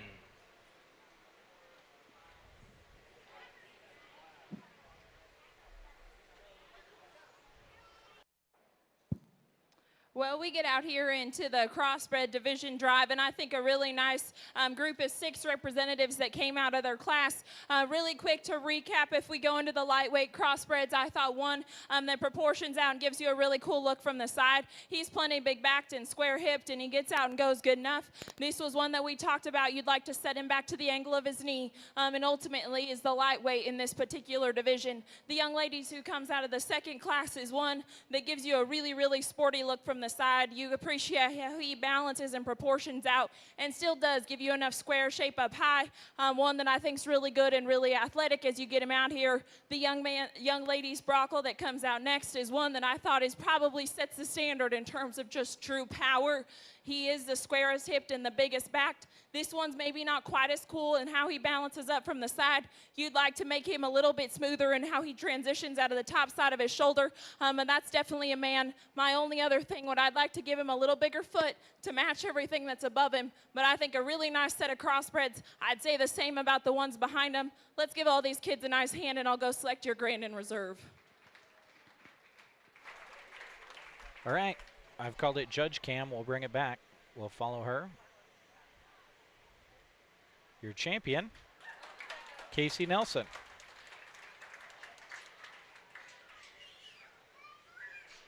And now your reserve. Judge picks our champion in reserve. We'd like to thank Angela Mason Memorial for the champion crossbred steer banner. We'd like to thank Scott Reynolds. They pull Breckin Reinerson up there Crossbred steer banner. to compete against the other two. I think she's going to talk about his a little bit before she chooses her reserve. We bring our second place out of that second division, and I think one that's really cool in terms of how he attaches out of the top side of his blade. He's really extended about his front 1/3. That's one that gives you a cool look from the side. We talked earlier, he is a little bit rounder in terms of his muscle pattern. You'd like to feed a little more shape right there behind his shoulder and just smooth him up a little bit. A really, really nice steer. I think a great division of crossbreds. I'll go select your reserve, but let's give him one more hand.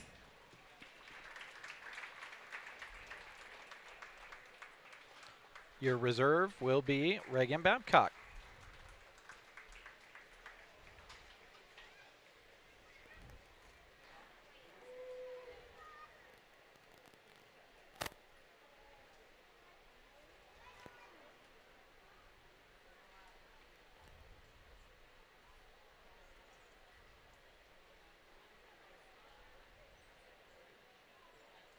So that'll bring us right into Black Angus steers. 3 groups of those coming up.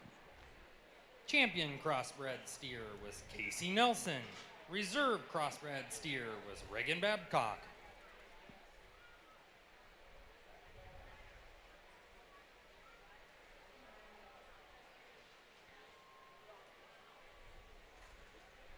Nine in this group of Black Angus steers, 1,075 to 1,365 pounds. The lightweight ones coming out here first.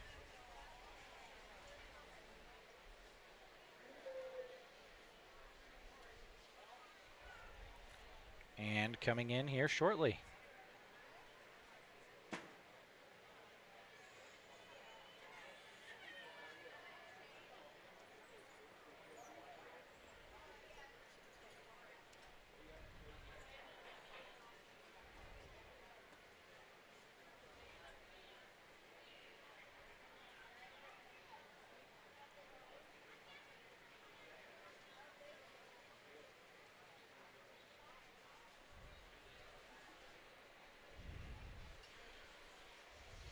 But the temperature just dropped about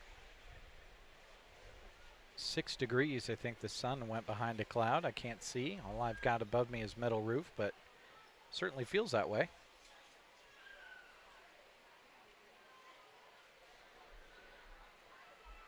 Supposed to have a group of 9 coming out here. I've only seen a few come out so far. We're waiting on a few more to make their arrival.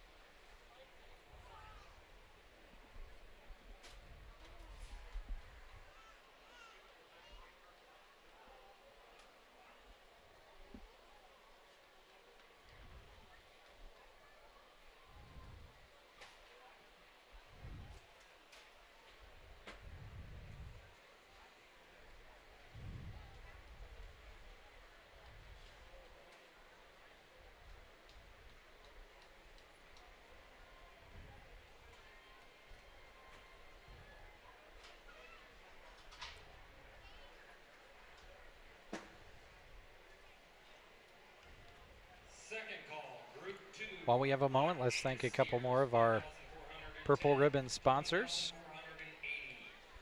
Justin Thompson Agency and American Family Insurance. Whether you're protecting your home, vehicles, farm, business, or your family's future, the team at Justin Thompson Agency and American Family Insurance is here to help find the protection that fits your needs with local service you can count on.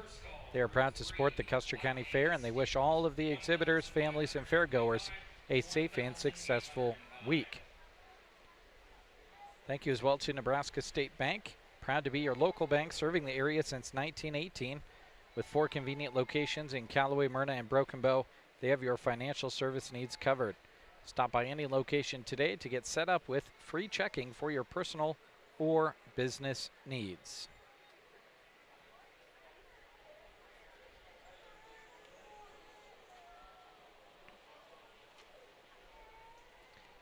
After the 4-H beef show, we have on the schedule the FFA beef show. Very short one.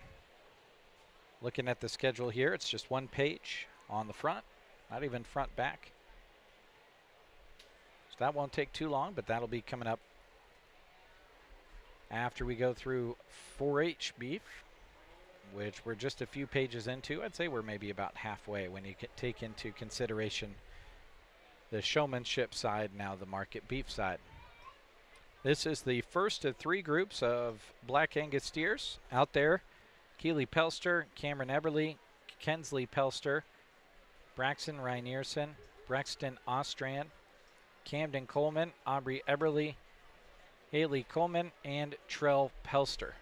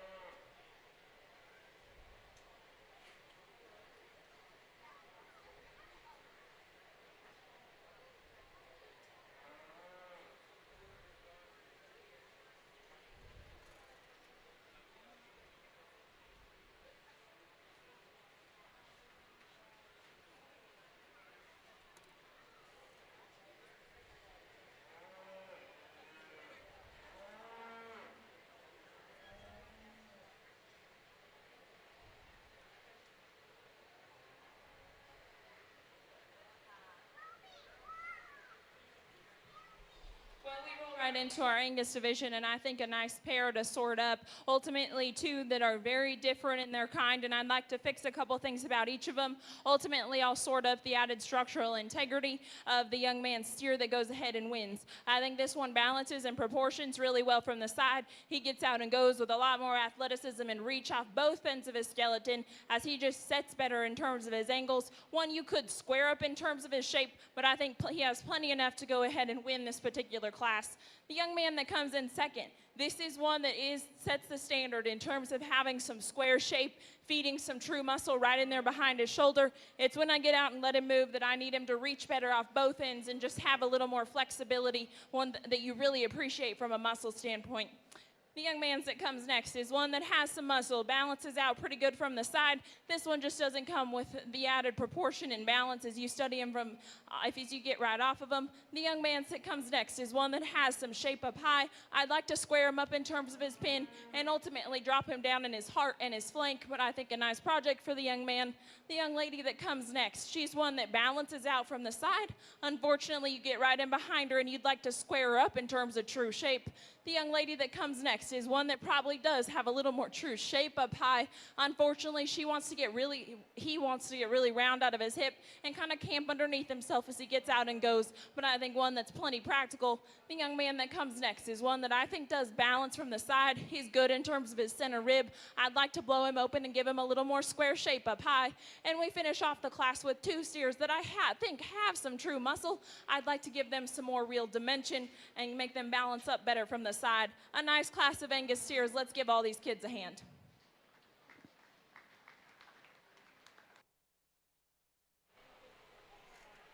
So first out of that group was shown by Braxton Reinierson. Second from that group, Brexton Ostrand. That takes us to group two of black Angus steers. You see right there preparing to come in and now coming into the show ring. Grayson Sharon, Emerson Palmer, Eva Bartok, Kyle Nelson, Brexton Ostrand, Sienna Sterner, Zane Smith, Carter McIntyre, and Annalise Smith all coming in now.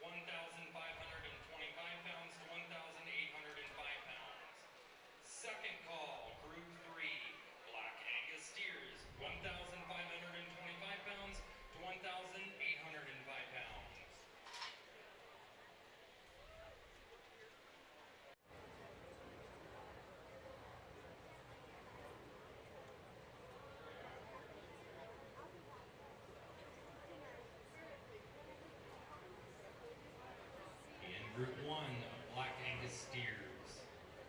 First purple went to Braxton Reinierson. Second purple, Brexton Ostrand. First blue, Camden Coleman. Second blue, Trell Pelster. Third blue, Kensley Pelster. Fourth blue, Hallie Coleman. Fifth blue, Cameron Eberly. Red, Aubrey Eberly, and Keely Pelster.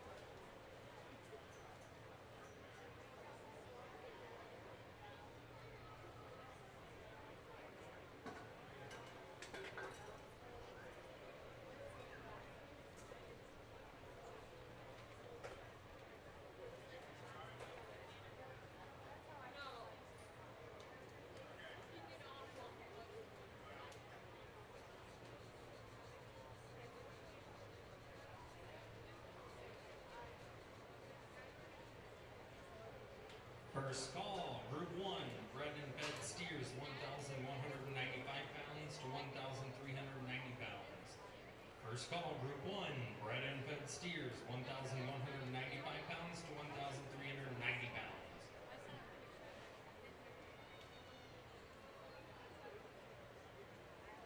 Looks like Brexton Ostrand first in this group, Zane Smith second on your right and left-hand part of your screen.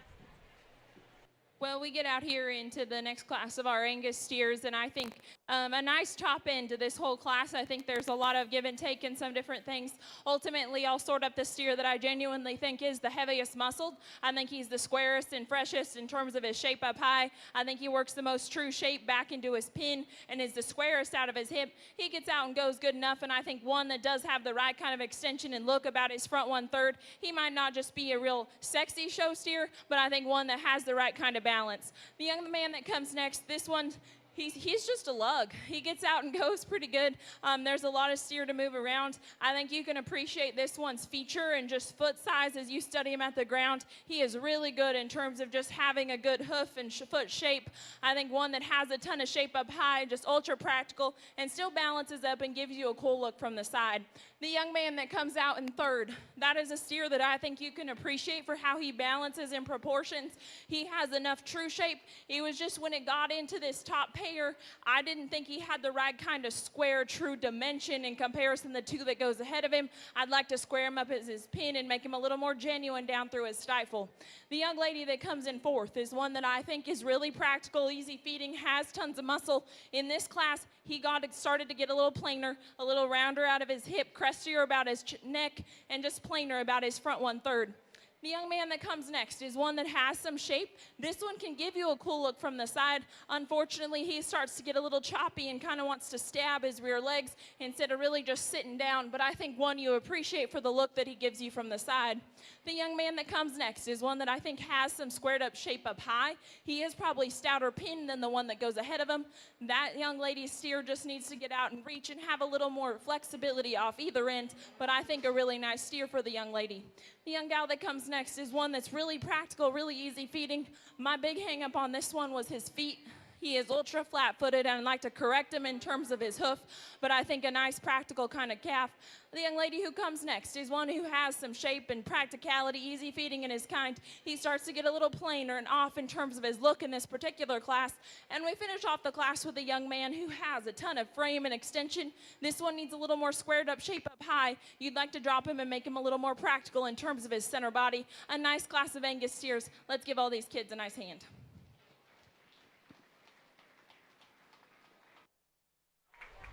Okay, so again, first in that group, Brexton Ostrand, and second, Zane Smith. That brings us to our third and final group of Black Angus steers: Jack Bartok, Barrett McIntyre, Judd Sterner, Avery Ostrand, Cora Rosentrader, Kaysen Christensen, Colt Christensen, Davis McIntyre, Charlie Pandorf, Quinn Blakeman, Coulter Daly, and Peyton Daly.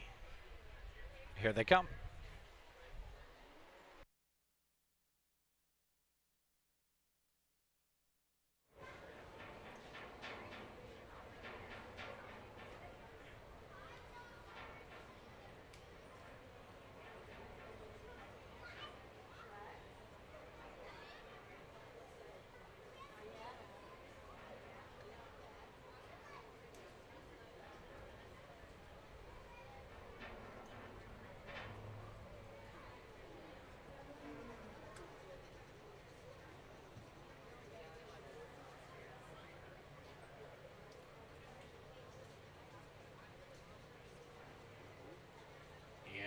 Two of Black Angus steers. First purple went to Brexton Ostrand. Second purple, Zane Smith. Third purple, Carter McIntyre. First blue, Sienna Sterner. Second blue, Kyle Nelson. Third blue, Eva Bartok. Fourth blue, Emerson Palmer. Fifth blue, Annalie Smith. Red went to Grayson Sharon.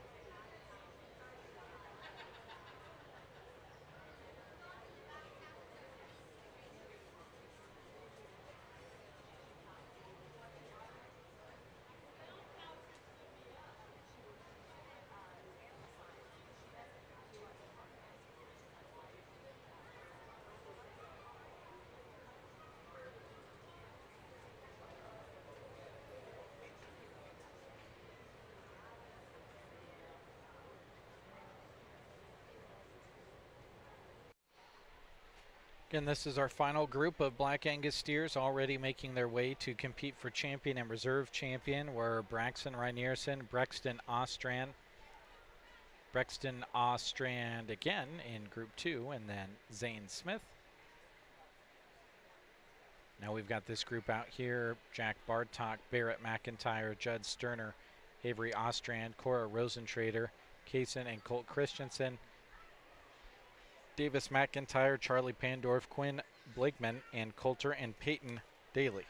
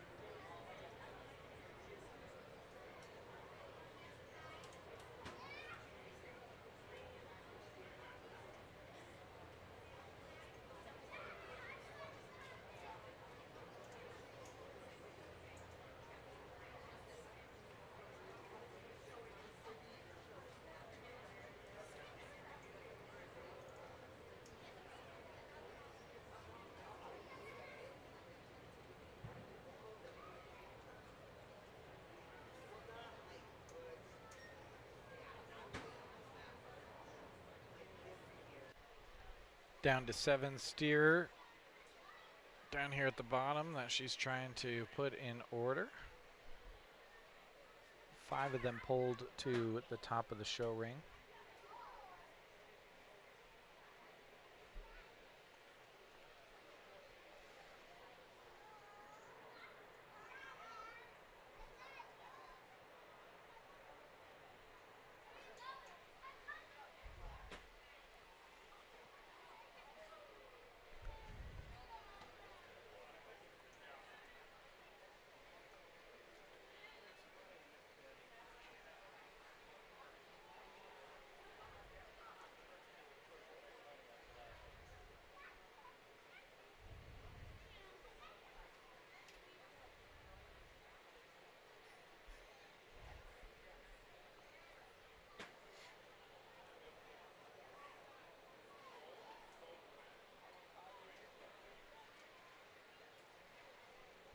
Right before we hear from our judge here, we want to thank Healing Hearts and Families, where they work to educate the public by implementing a variety of outreach activities and public education programs to increase awareness of domestic violence, sexual assault, stalking, and bullying. Keep listening for information about how to donate to and attend their upcoming gala, which is this fall. And thank you as well to Sargent Irrigation with 9 locations in Nebraska and Iowa. They're proud to serve your well drilling and pumping needs. Find them online or on Facebook. They are proud of all the participants who worked so hard towards fair.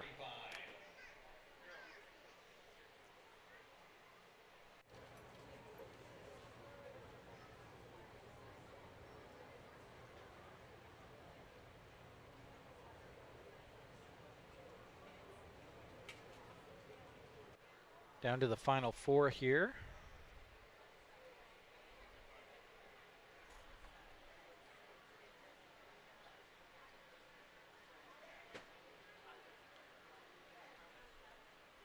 Now the final 2, way over there in the corner.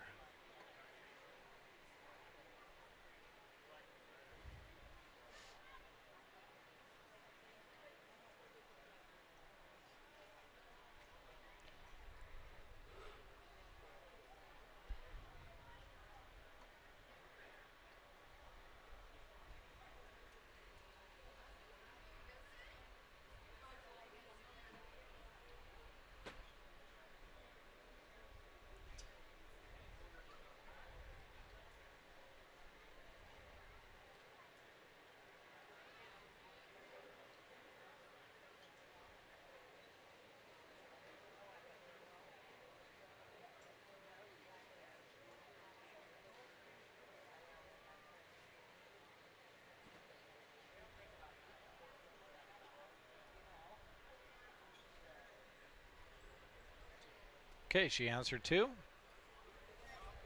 They'll come here to the middle. I'll try to grab their names, their back tags.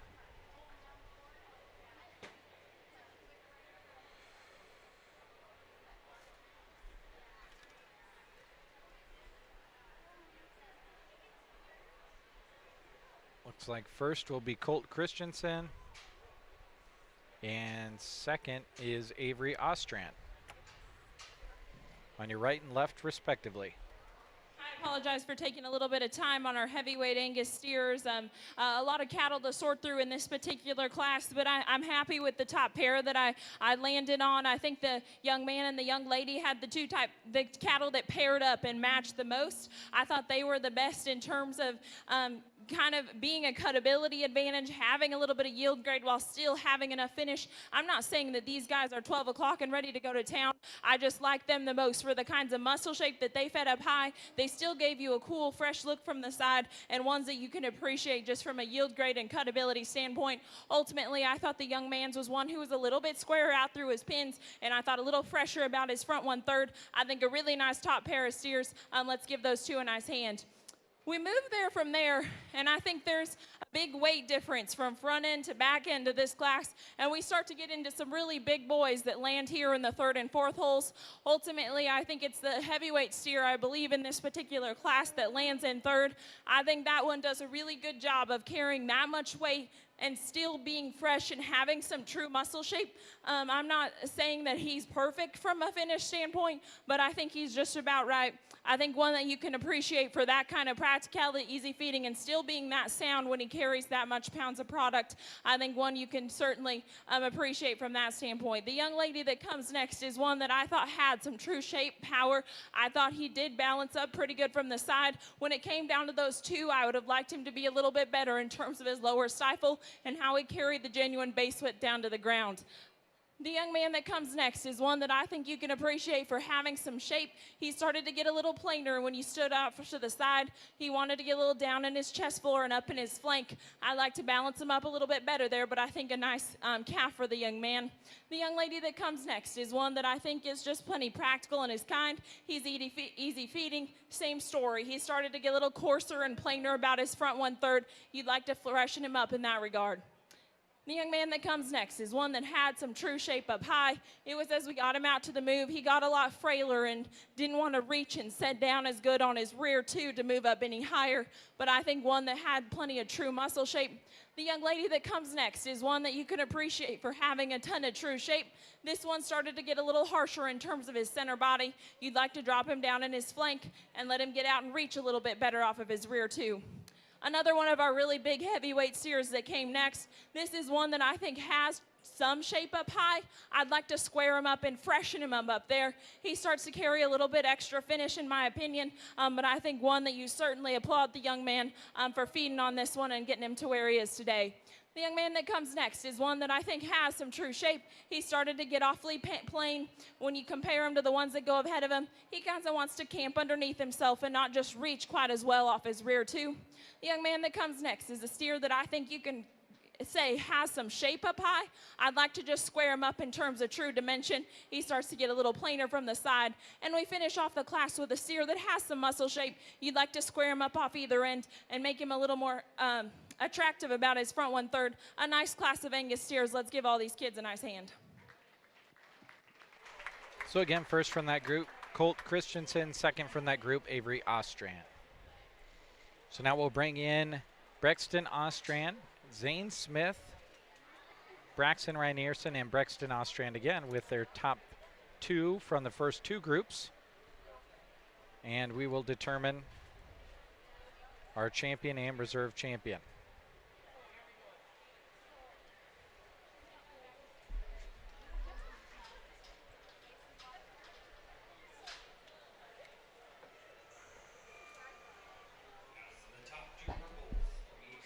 Steer class re-enter the Custer County Farm Bureau Federation Arena. We'd like to thank Twin Mills Angus Ranch, Randy Kent and Cody Nelson for their champion Angus steer banner. We'd like to thank Evans Speed Co. Broken Bow for the reserve Angus steer banner. We'd also like to thank our top 5 sponsors: Custer County Black Angus Breeders, Boyles Angus, Rod Lovett Family, Ostrand Angus, Corey and Danielle Ostrand family, Schlegel Angus, Kristen Schlegel, Twin Mills Angus Ranch, Randy, Kent, and Cody Nelson, C1 Cattle Co., Ben and Emily Johnson. Thank you.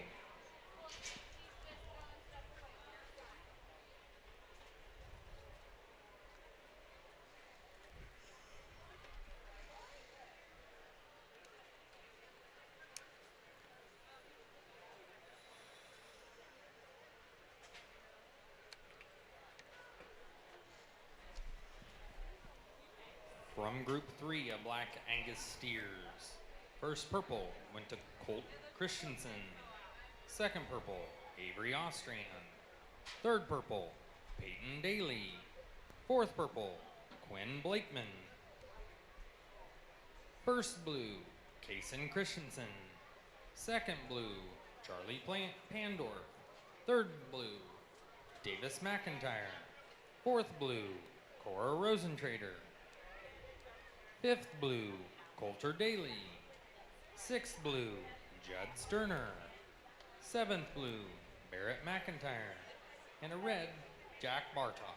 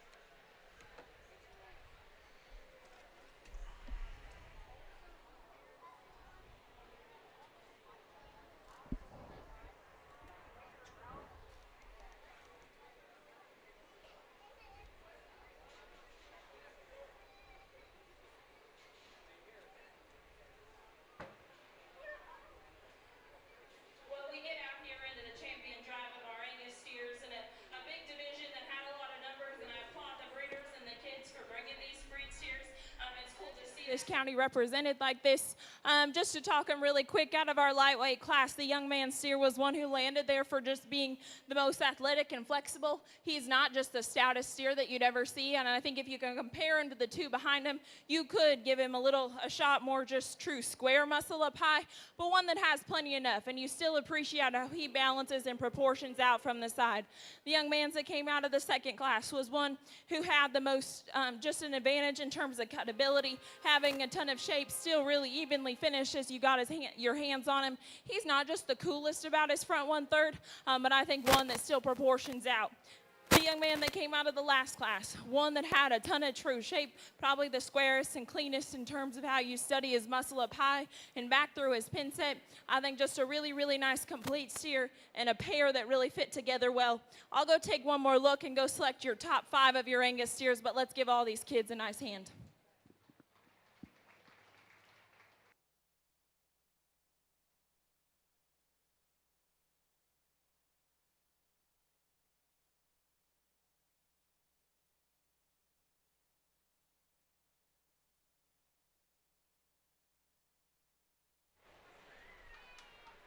All right, so we'll see who the champion is.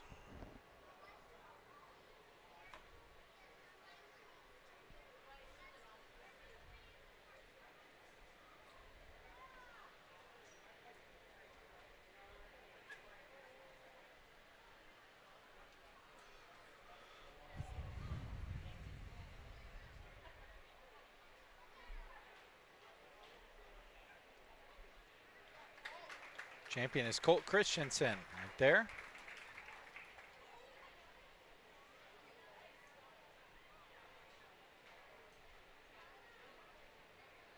So Avery Ostrand's heavyweight Black Angus steer will move up, weighing 1,535 pounds, and it'll be able to compete against the other two first purples out of the first two groups. It's the one on the bottom right hand part of your screen.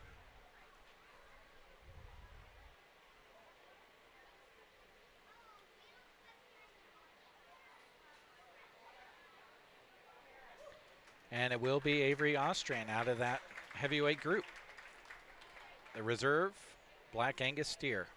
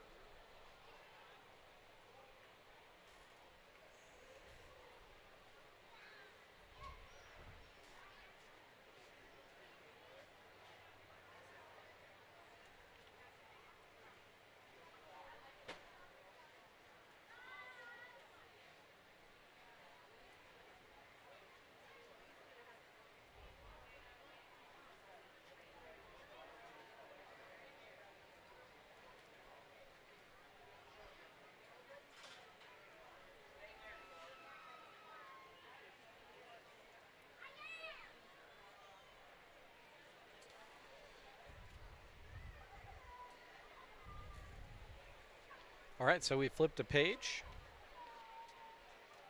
And we go to our third to last page here. Moving to bred and fed steers.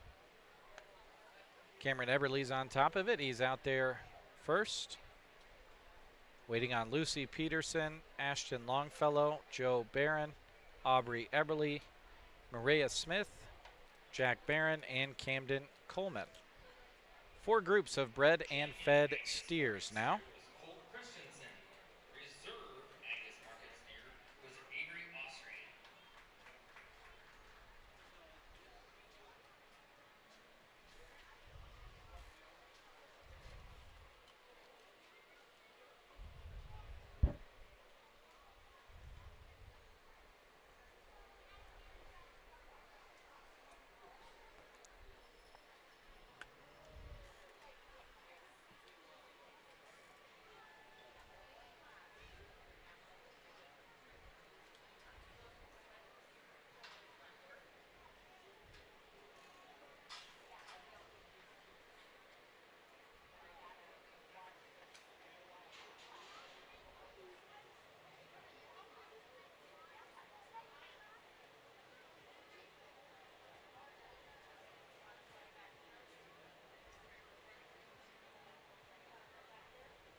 Second call, Group 2, bred and fed steers, 1,395 pounds, 1,435 pounds.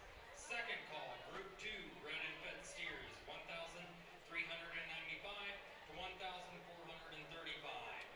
First call, Group 3, bred and fed steers, 1,440 to 1,550. First call, Group 3, bred and fed steers, 1,440 to 1,550.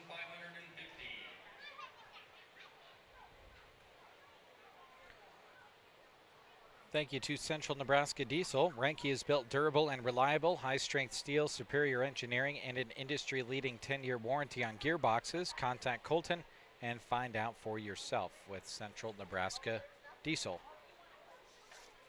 Thank you as well to Custer Public Power District, keeping your lights shining bright. Nebraska is still the only state in the U.S. that is served 100% by public power, locally owned and governed by you. Custer Public Power District. And thank you as well to Lashley Land and Recreational Brokers, our next Purple Ribbon sponsor. If you're considering selling your land, now is the time. Contact April Good or John Farley with Lashley Land. Check out lashleyland.com.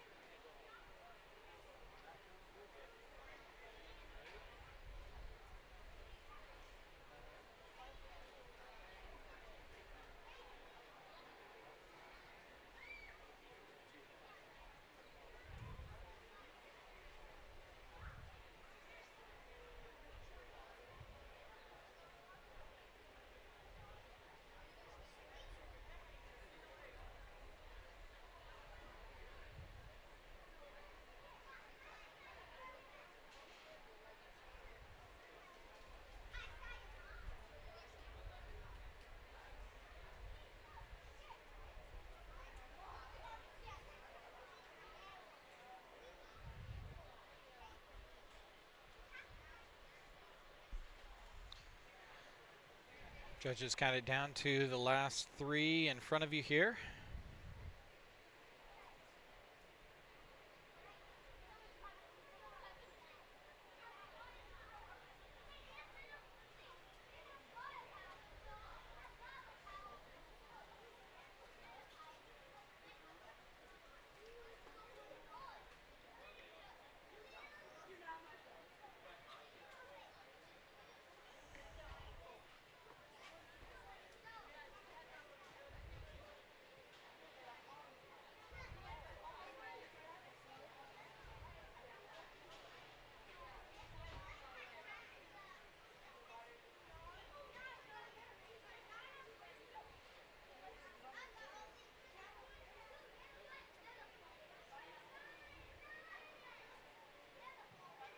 But we get out here into the first class of the bred and fed division, and I think the young man's kind of marked up steer, nice place to start.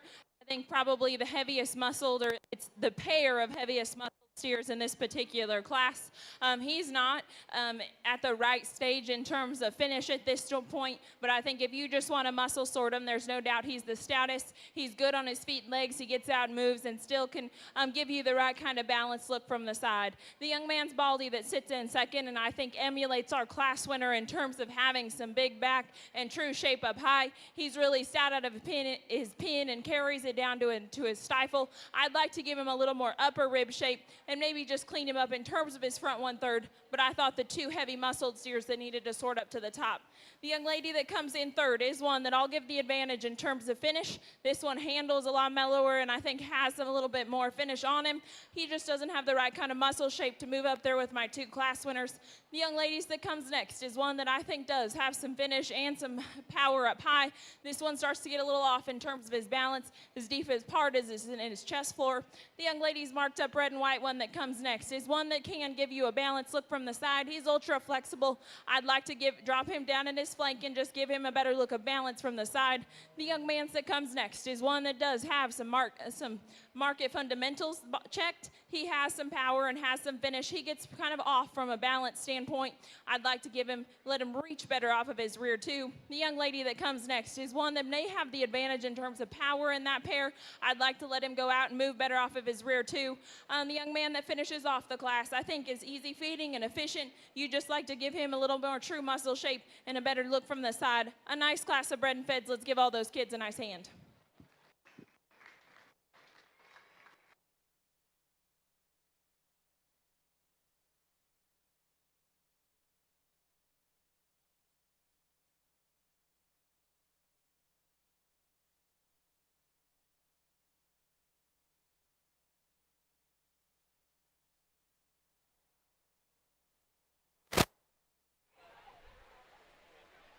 All right, that'll bring in our group 2 of bred and fed steers while we wait on the results of that first group. Shaylee Coleman, Aspen Taylor, Hudson Vara, James Barron, Luke Coleman, Rex Grint, Skylar Smith, Kagan Watoon, and Maggie Sterner. Second call, Group 3, bred and fed steers, 1,440 pounds to 1,550 pounds. Second call, Group 3, bred and fed steers, 1,440 pounds to 1,550 pounds. First call, Group 4, bred and fed steers, 1,580 pounds to 1,705 pounds. First call, Group 4, bred and fed steers, 1,580 pounds to 1,705 pounds.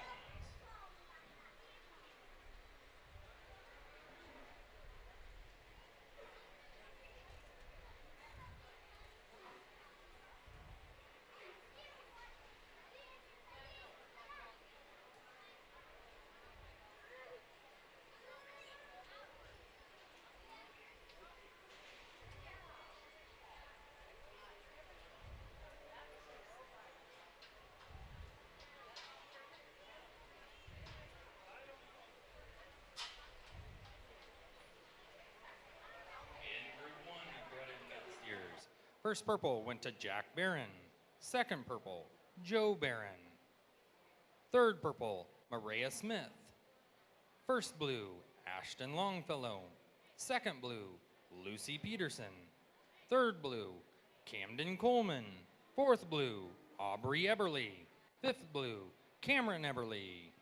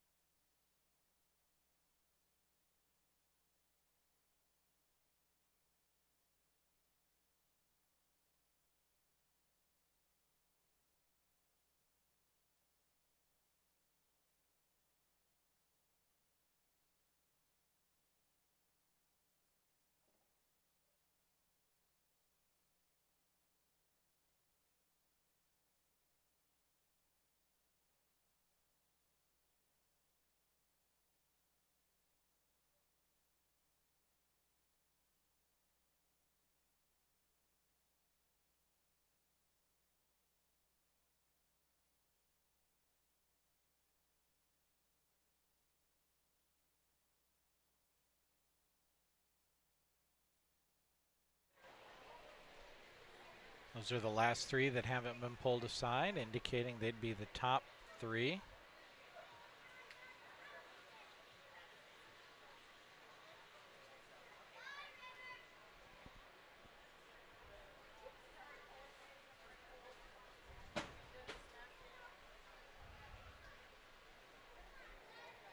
Top two in the group here.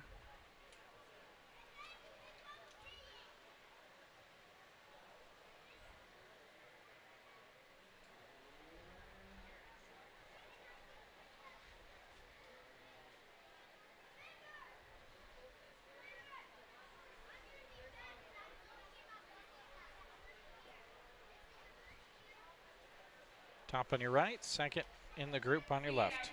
Second class of bred and feds, and I think a nice Shar influence steer to go ahead and I think he was the one that best combines having some true muscle and still coming with the right kind of finish. One that's really good in terms of his lower body and rib and the stout out through his pin set. I think a nice steer that'll be fun to bring back here for our bred and fed drive. The young lady's black steer that winds up in second. I thought this was the one that still combined the right kind of power and muscle up high with having some finish and being good in terms of his lower body and balance. That one's probably not as stout out through his pin and down through his lower stifle, but a nice pair of steers to go ahead and win this class of bred and feds. The young man that comes next is one who has a ton of muscle shape up high. You can appreciate his cut ability. That's one you'd like to soften in terms of his flank and just drop down in terms of his lower body. The young lady's brockle that comes next is one that does hold the advantage in having some practicality in terms of his center body. That's one you get right in behind and you'd like to square up in terms of his pins and give him a little more true shape down through his stifle. The young lady who comes in fifth is one that I told her, I was like, man, your steer doesn't have much for legs. One that's definitely moderate.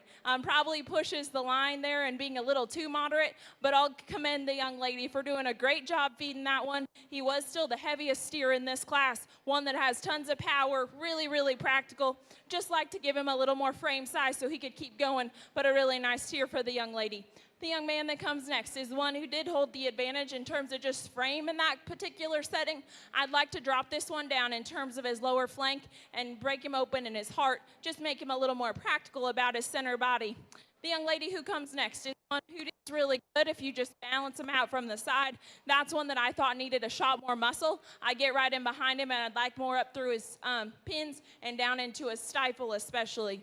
The young man's red steer that comes next is really big backed and shapely.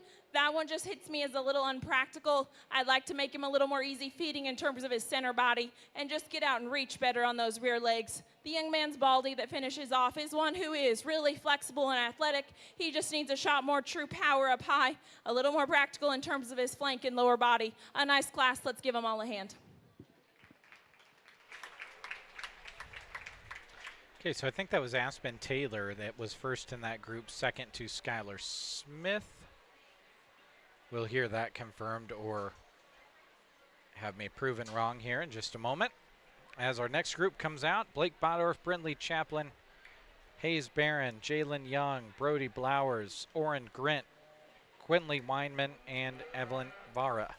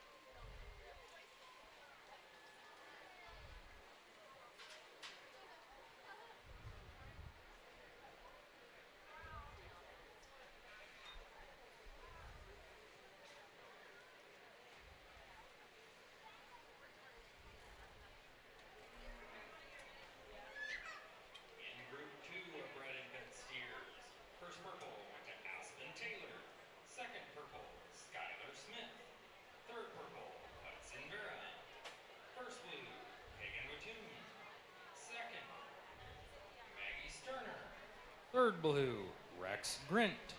Fourth blue, Shaylee Coleman. Fifth blue, Luke Coleman. 6 blue, James Barron.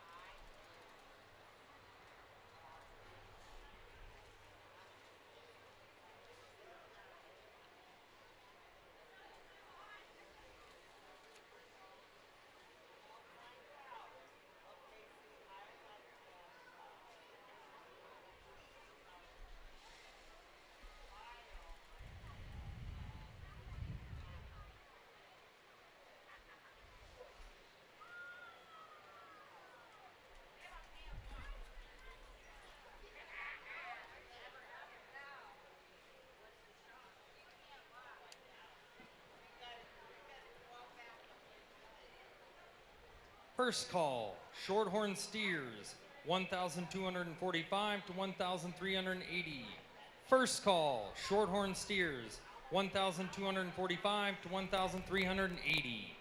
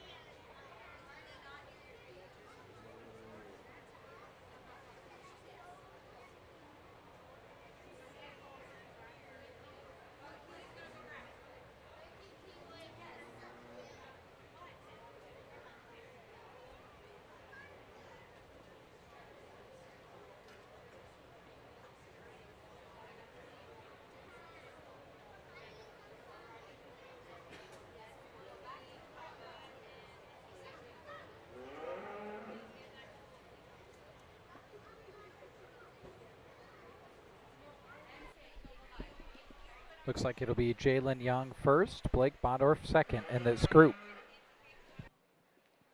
Well, we get out here into the next class of bred and feds, and an interesting top pair and just kind of a class to sort through from a dynamic standpoint.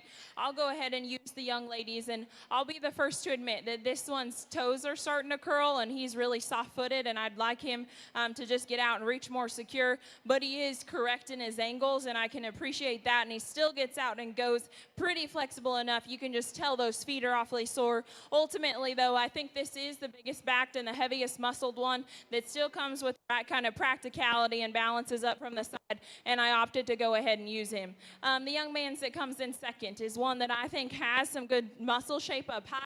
He's maybe not quite as square out through his rear pin and down through his stifle. I thought one that still balanced up really good and just was awfully complete to go in that top pair. The young man's red steer that came next is one who's ultra high cut ability. You can appreciate that one for having a ton of true shape up high. I'd like to drop that one down in terms of his flank and make him just a little more practical in terms of his body cavity. The young ladies who comes next is one who does hold that advantage. Definitely one who's a lot easier feeding and is type and kind. That's one that you'd like to just square up in terms of his shape, especially as you get right in behind him. The young man's that comes next is one that has a ton of just easy feeding character. He's one that you would like to freshen up in terms of his shape up high and just clean him up and make him balance a little bit better about his front 1/3. The young man that comes next, I applaud him for having a super heavy muscled steer. There's a ton of product there. That one just needs a better set of back wheels on him. He needs to be relaxed to the angle of his hock so he can get out and go a little bit better. The young lady's brockle that comes next is one who has tons of frame and a lot of extension. That one has some shape up high. Like to just blow it apart from a dimension standpoint and make it a little more practical in terms of its body. I finish off the class with a steer that I think has some dimension up high. That's one that gets awfully plain in his look. He's really downheaded and not as attractive about his front 1/3. A nice class of bred and feds. Let's give them all a hand.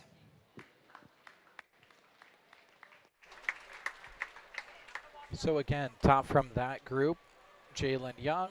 Second in that group, Blake Bodorf. That brings in group number 4 of 4, Brennan Barron, Creighton Cook, Quinn Rosentrader, Remy Dexter, Delaney Wyman, Bree Blowers, McKenna Wyman, and Dagan Dalby. Here they come.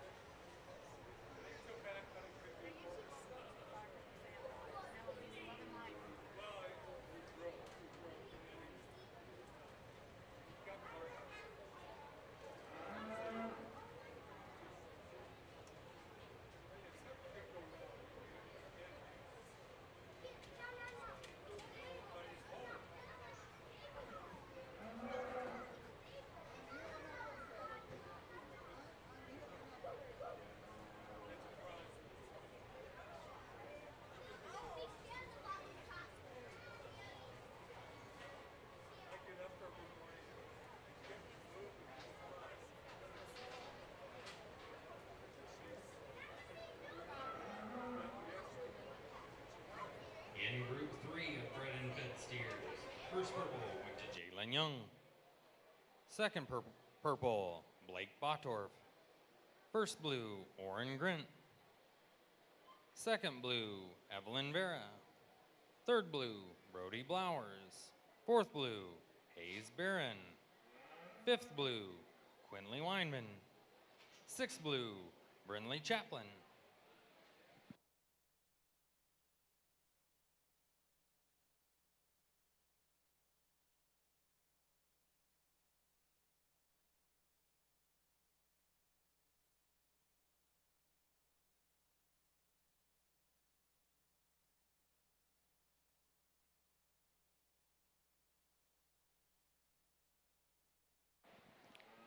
The The Custer County Ag Society would like to remind people that exhibits are now open under the grandstands. They'd also like to remind you that the Secret Garden is making cold drinks to order.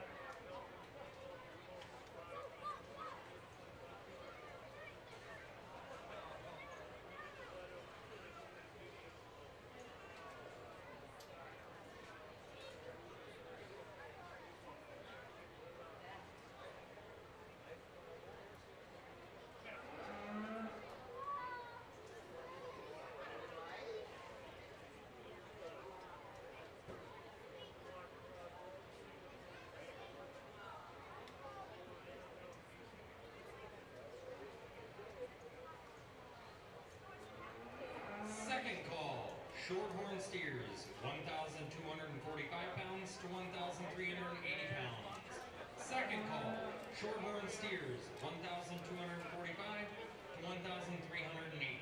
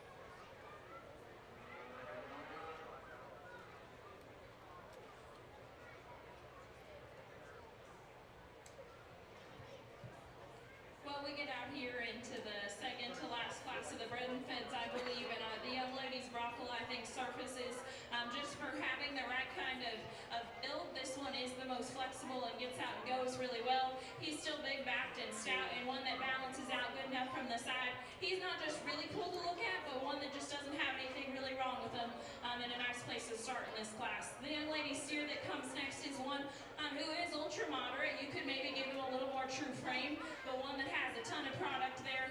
You could clean him up in his chest floor and just give him some more extension about his front 1/3, but one that's good enough in terms of his feet and legs and can get out and go and has a ton of true meat there. The young man's steer that comes next, the heavyweight steer in this class, one that's really good in terms of just finish and having some muscle. He gets a lot plainer about his front 1/3, but a really nice pounds heavy kind of a steer.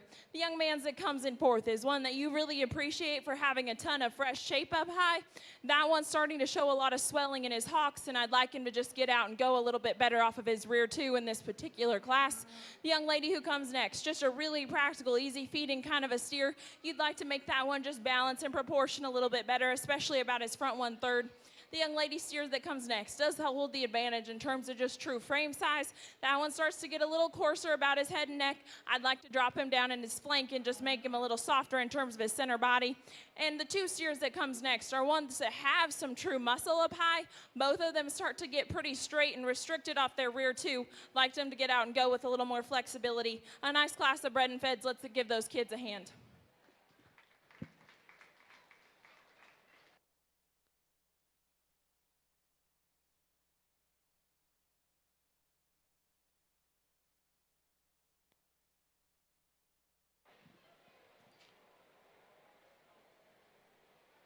First call, Hereford steers, 1,350 pounds to 1,530 pounds.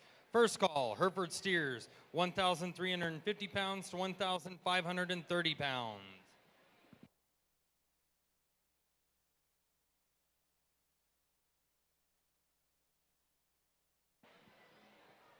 As our bred and fed steers re-enter the Custer County Farm Bureau Federation Arena, we'd like to thank our banner sponsors. We'd like to thank our champion bred and fed steer banner sponsor, Matt and Jen Dalrymple.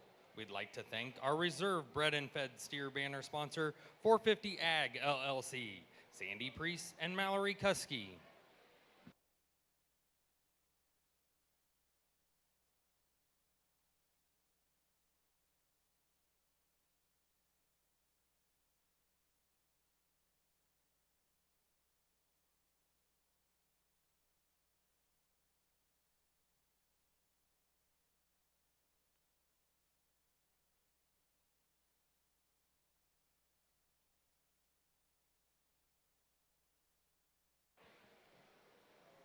In Group 4 of bred and fed steers, first purple went to Quinn Rosentrader.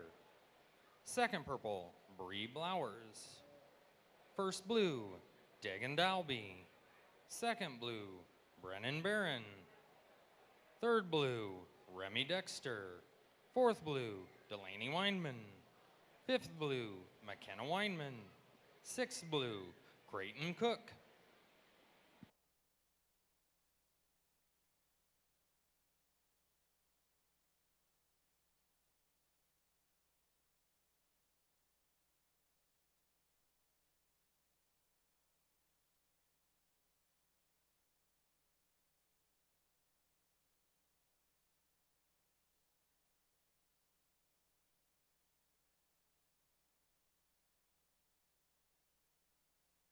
All right, so time to determine our champion and reserve in bred and fed steers.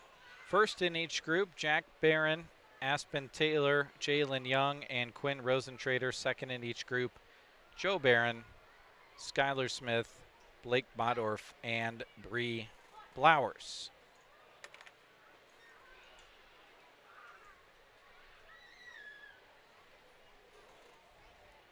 All on your screen. Well, almost. Here we go. Now all on your screen. Group 1 on the left, all the way over to Group 4 on the right. Lighter on the left to heavier on the right.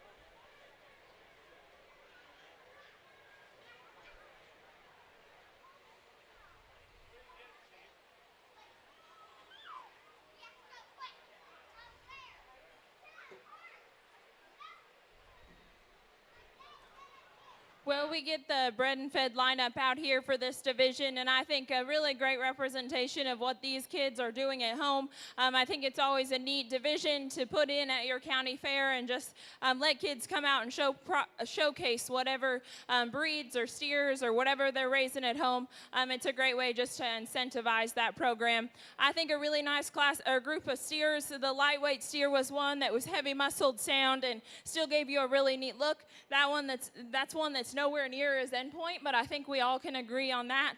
The Charlet influenced steer that came out of that second class is one who is heavy muscled and big backed. He's stout pinned as you get in behind him. That one balances in proportions really well and gets out and goes with some flexibility. He could be cleaned up and extended about his front 1/3, but one that still balances out. The young ladies that came out of that third class is one that I really appreciate for having some added feature at the ground. He's big backed and stout. One that when we nitpicked, we'd like to make him a little bit better in terms of his foot. And I think he'd get out and move a little bit better too if he wasn't a little sore-footed.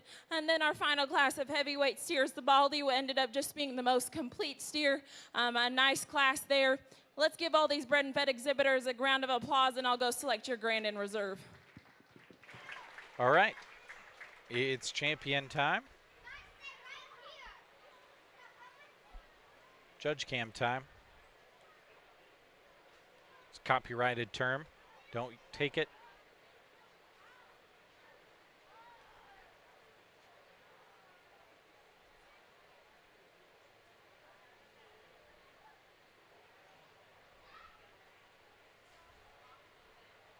Seen this judge choose champions from the heavier class more often than not today. See if that holds true again here. I think she really likes Jalen Young's in that third class.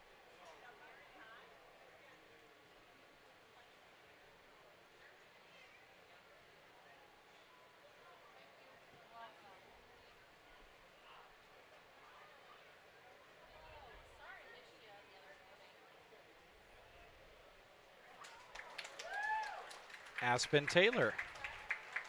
And then Jalen Young, your champion and reserve, respectively.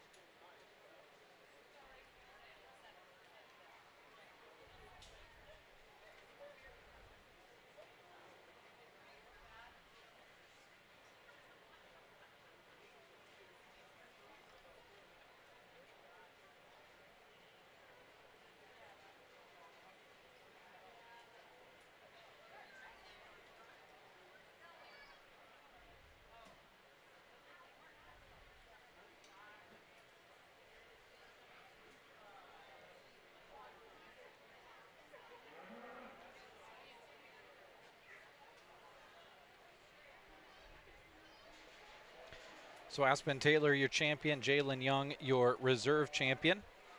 That'll bring us to a singular class of shorthorn steers.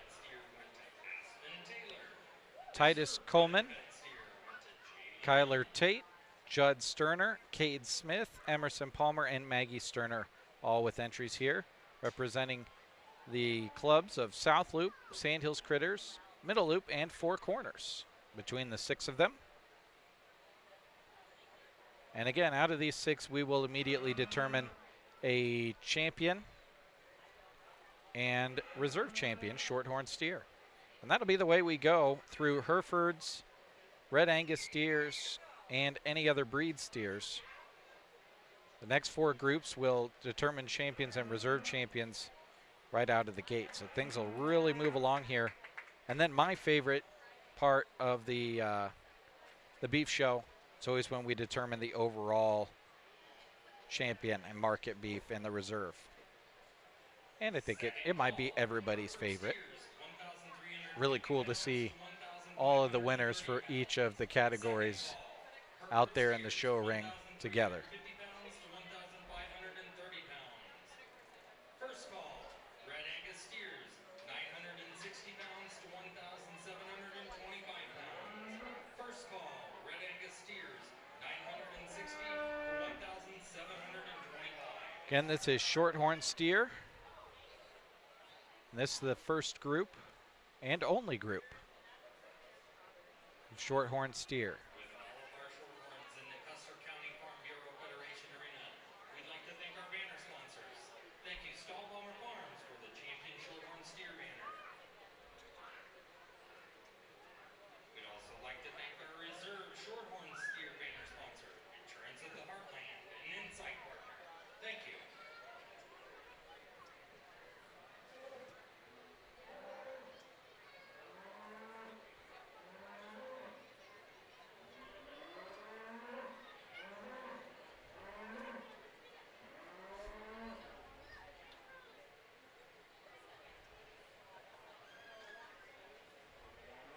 Another big shout out to Viera Wireless, helping us with our internet connection for the Custer County Fair 2026, making it possible for us to bring you lots of video streaming over the next few days. Started yesterday, continued today. We've got another full day on Wednesday, and then on Thursday we'll be here video streaming and radio streaming the champions at the livestock auction.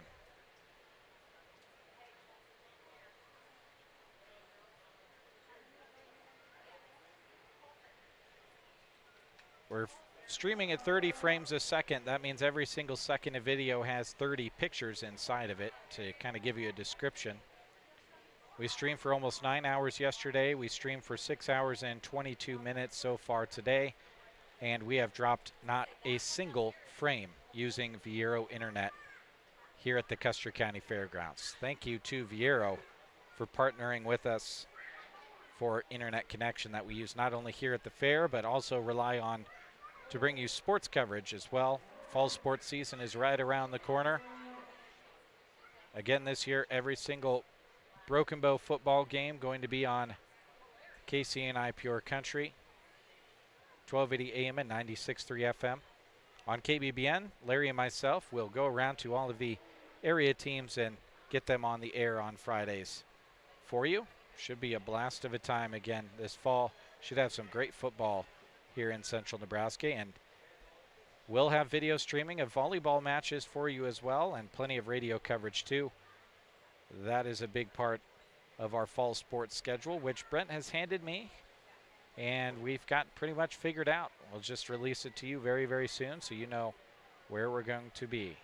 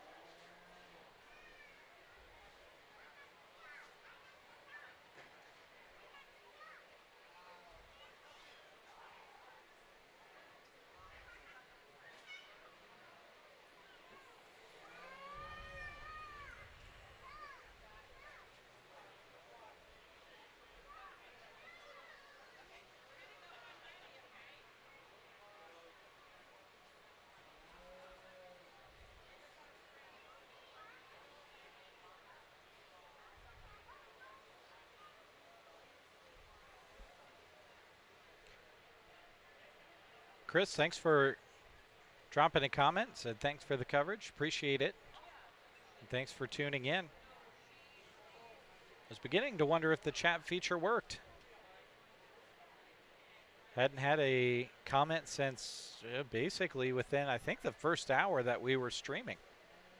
It's getting kind of lonely up here. We've had good numbers all throughout the day. We've had at least 40 viewers from the very point that we started. Had as many as 90 watching at one point. I believe that was during the showmanship side of things.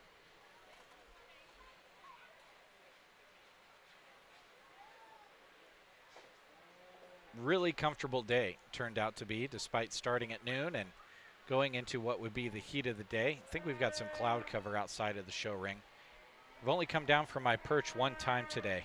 So that was for a 10-minute break. I grabbed a slice of watermelon and went to the bathroom, and that was it.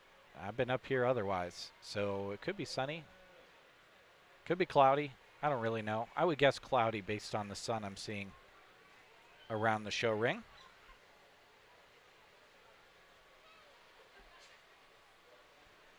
Again, the two left down here, Maggie Sterner and I believe that's Cade Smith. So they're going to be the top 1 and 2. We'll just see what order that they set them in here. Shorthorn steers, and I'll go ahead and use the young man solid red steer to go ahead and win this class. I think one that is really square hipped and really stout pinned. He feeds plenty of true shape up to the top side of his skeleton. I think one that if you're getting real picky, you get him out and moving, you'd like him to just reach better off of his rear too, but he still will fill his track and does good enough in this particular scenario. I think a nice place to go ahead and start. The young lady's traditionally marked roan steer is one who you appreciate for having a ton of true just round muscle shape up high. That one's not quite as square out of his pin. As you step off to the side of him, you'd like to just drop him down in his flank, but I think a steer that actually gets out and reaches a little bit better than our class winner, a nice top pair in the shorthorn steers. The young lady who comes in third with another roan steer is one that you can appreciate for having the extra finish, one that is really good in terms of her center body. That one gets a little lighter in terms of his muscle shape. You'd like to square him up in his pin and down through his stifle. The young man steer that comes next is one that does have some shape up high. You'd like to just blow that one apart off either end and soften him in terms of his flank. The young man's red steer that comes out next is one that has some dimension up high. It's when you get that one out on the move that he just gets too restricted off of his rear end to move any higher. We finish off the class with the young man's lighter weight steer, and I think that one does have some shape. Just kind of runs out of true dimension off of either end, and you'd like to soften him in terms of his center body. A nice class of shorthorns. Let's give those exhibitors a nice hand. Okay, so champion shorthorn steer shown by Cade Smith. And reserve shorthorn steer Maggie Sterner.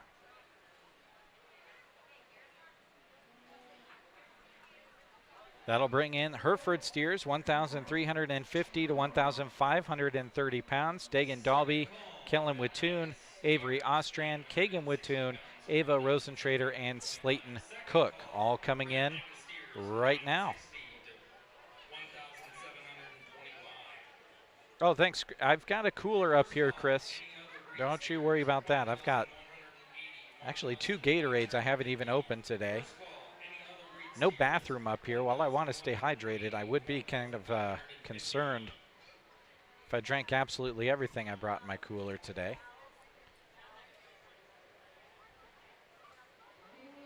But I have plenty of snacks that I've had. And the day didn't start until noon, so it was kind of nice. I was able to eat before I got up here, so we are sitting pretty. I've actually learned a thing or two about preparing my cooler for these long days streaming video at the fair. It was rough the first couple of years, I'll admit it. I just kind of did it dry and just had a singular water bottle up here. In Hereford steers here, we will determine right away a champion and a reserve before we move on to the Red Angus steers, which is a huge singular group. That should be entertaining here coming up very, very soon.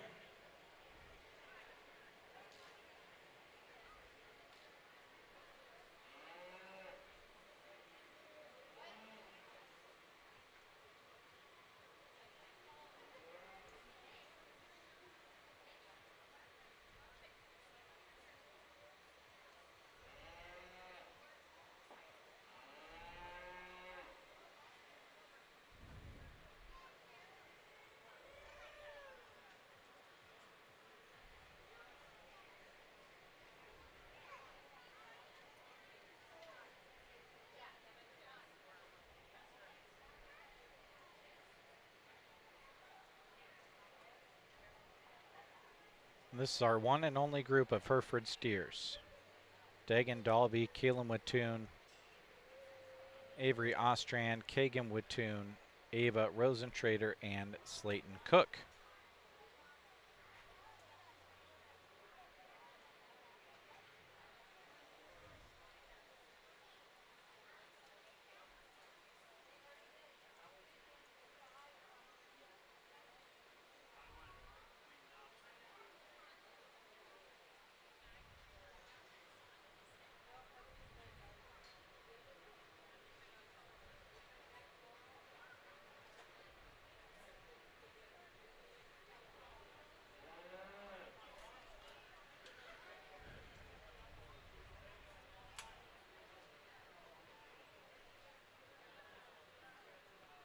So it looks like the two Wattoon girls and Avery Ostrand are the three that are left.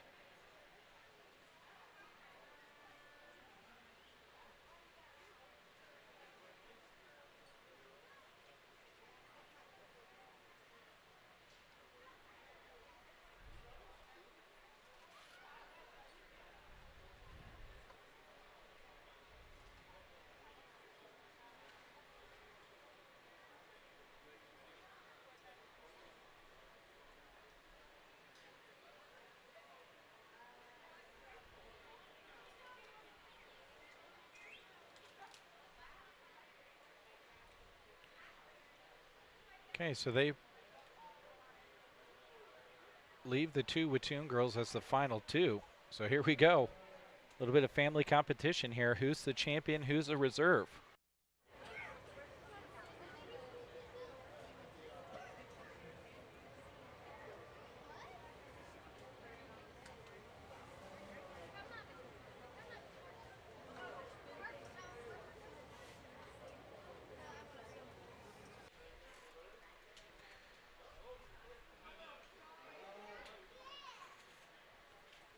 Keelan Wattoon on the left, Kagan on the right.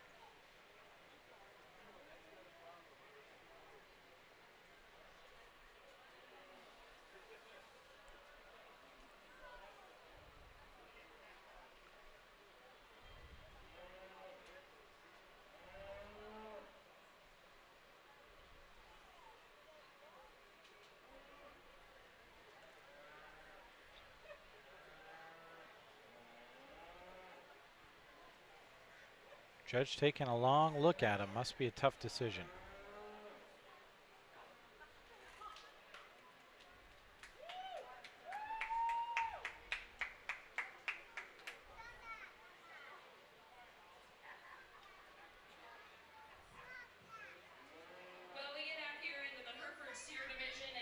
I will admit, maybe don't judge me for this, but we maybe spent a lot of time showing Hereford steers at our house, so I can always appreciate this division. I think the young ladies bring us a really close top pair, and you can prioritize things a little bit differently and switch them, and I wouldn't be offended. Ultimately, I'll sort up the heavier muscled steer to go ahead and win. I think this one is definitely bigger featured at the ground. He's huge in terms of his feet. He is really, really big backed and really shapely, and I still think balance is up good enough. There's no doubt I'd like to drop him down in his heart and his flank a little bit, but I think a really nice place to start. The young ladies who comes in second is one who probably balances out better if you step off to the side of him. That one is just lighter muscled. He's narrower in terms of his chest floor out through his pins. I'd like to just square him up in his top shape. The young lady who comes third is one that you really appreciate for some muscle up high, and that one's really stout and topped. That one just doesn't come with some of the extras in terms of the look about his front 1/3. He gets a little plainer in terms of his feature, and you'd like to drop him down in his flank. The young man that comes next is one who's just really traditional in how he's put together and his look about his front 1/3. He has plenty of true power. That one starts to just get a little plainer about his front 1/3, and you'd like to just freshen him up a little bit. The young lady that comes next with kind of the brockled one is one that you appreciate for being just ultra practical and really easy feeding. That was one that I started to question if he really had much true muscle up high. I'd like to break him open and just make him a little stouter up high. The young man who finishes out the class, a really nice class, one that you think has some shape up high. That one just kind of gets overwhelmed in terms of true dimension and body in this particular class. A nice class of Herefords. Let's give all those exhibitors a hand.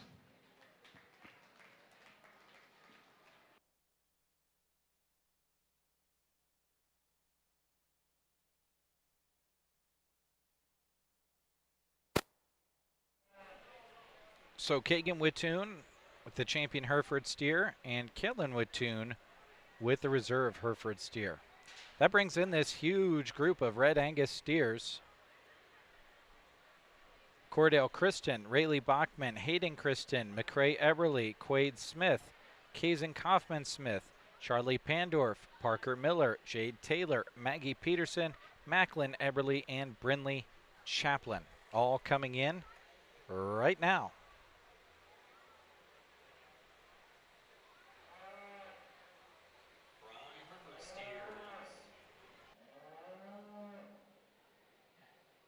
Champion Hereford steer went to Kagan Wittoon. Reserve Hereford steer went to Kellen Wittoon. First purple went to Avery Ostrand. First blue went to Slayton Cook.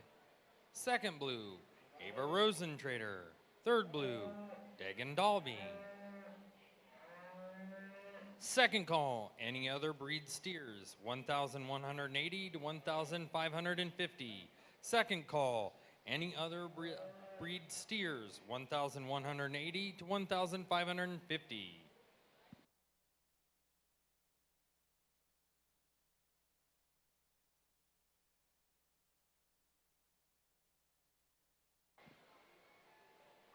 We'd like to thank Cursive O Cattle, Brandon and Barb Miller family for sponsoring the champion Red Angus steer banner.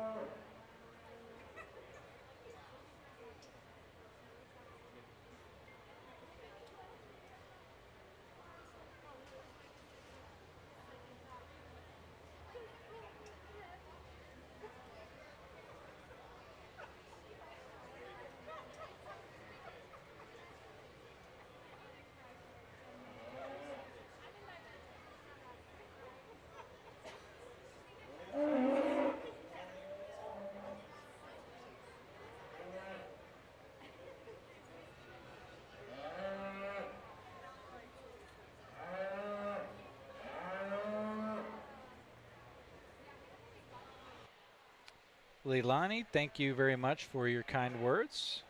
Said thanks for allowing us the privilege of watching. Appreciate having you along.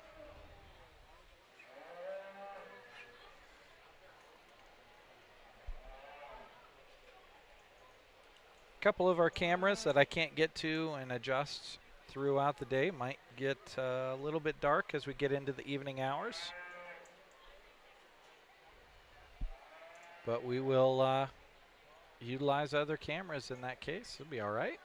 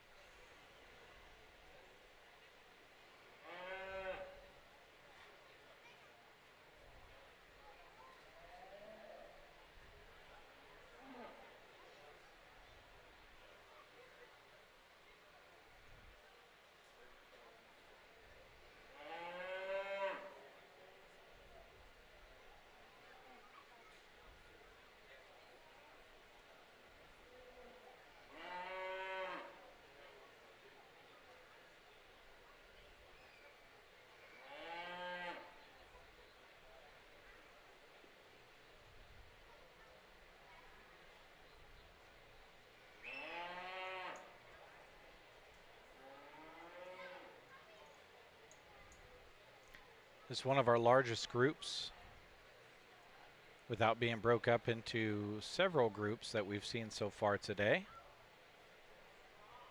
Red Angus steers from 960 pounds all the way up to 1,725 pounds. Can I mention, it's been a couple hours ago, but I think the heaviest animal we've seen today was in the 1800s. Let me confirm that.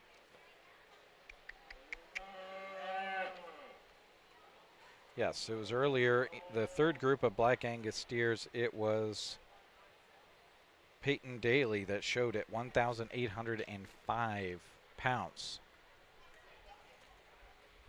1,725 pounder out there being shown by Brindley Chaplin at the moment.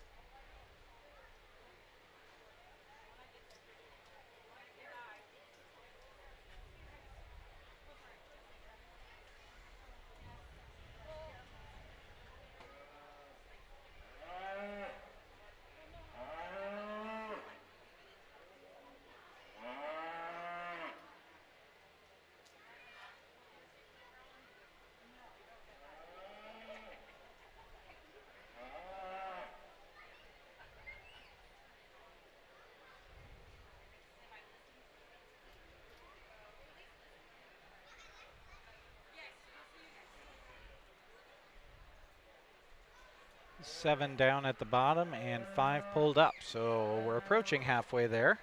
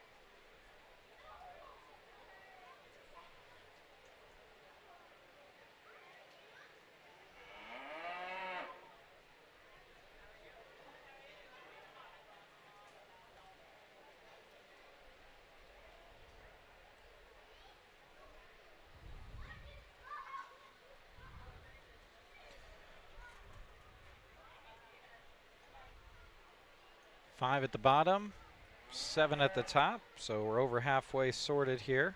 Again, we are determining a champion and a reserve champion out of the gate here, as we just have this one massive group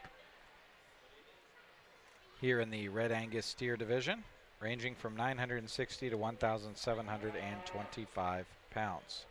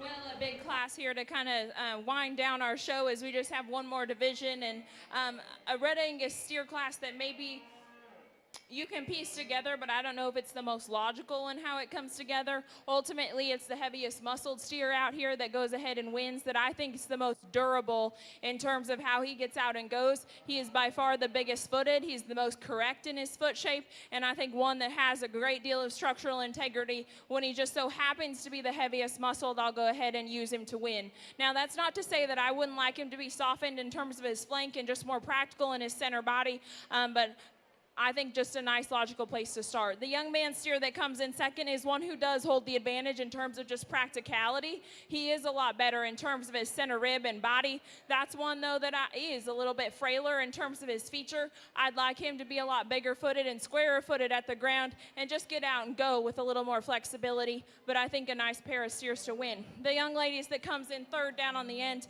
you can tell she's done a great deal of work and has a nice coat of hair on that steer. That's one that does have some shape up high.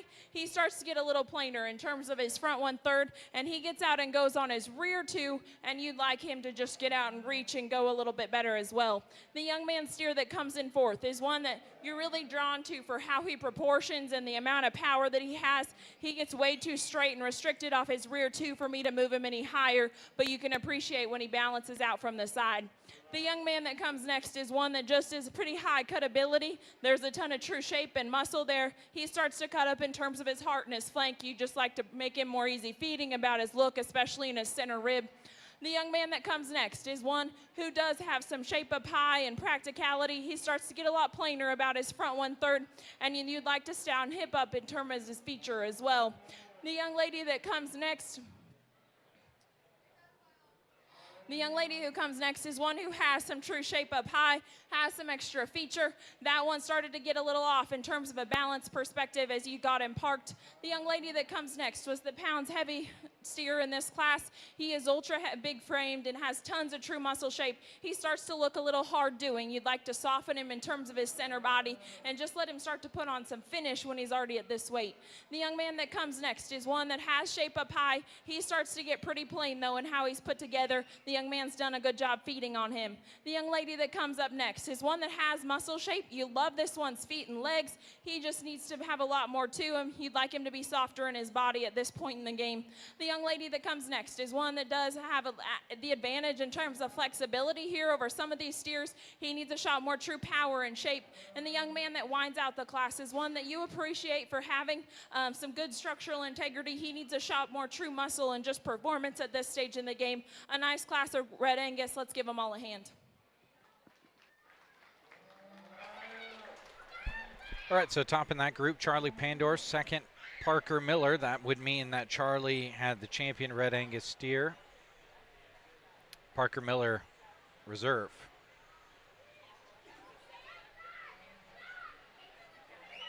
Can we have all champion and reserve champion from the breed classes up to the Custer County Farm Bureau Graduation Arena, please? Can we have all champion and reserve champion? This brings any other breed steers, 1,180 to 1,550 pounds into the show ring. Addison Stump, Callie Nelson, Caden Goodman, and Jade Taylor.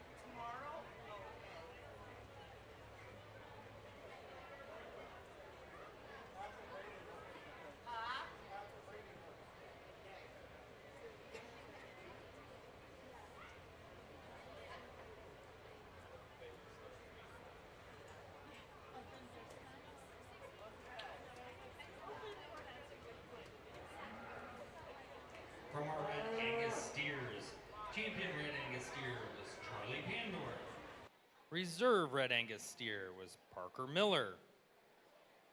Purple went to Jade Taylor. Purple went to Kaysen Kaufman Smith. First blue went to Macklin Eberly.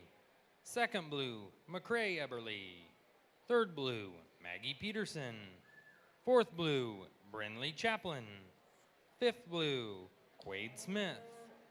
Sixth blue, Rayleigh Bachman. Reds went to Hayden Kristen and Cordell Kristen.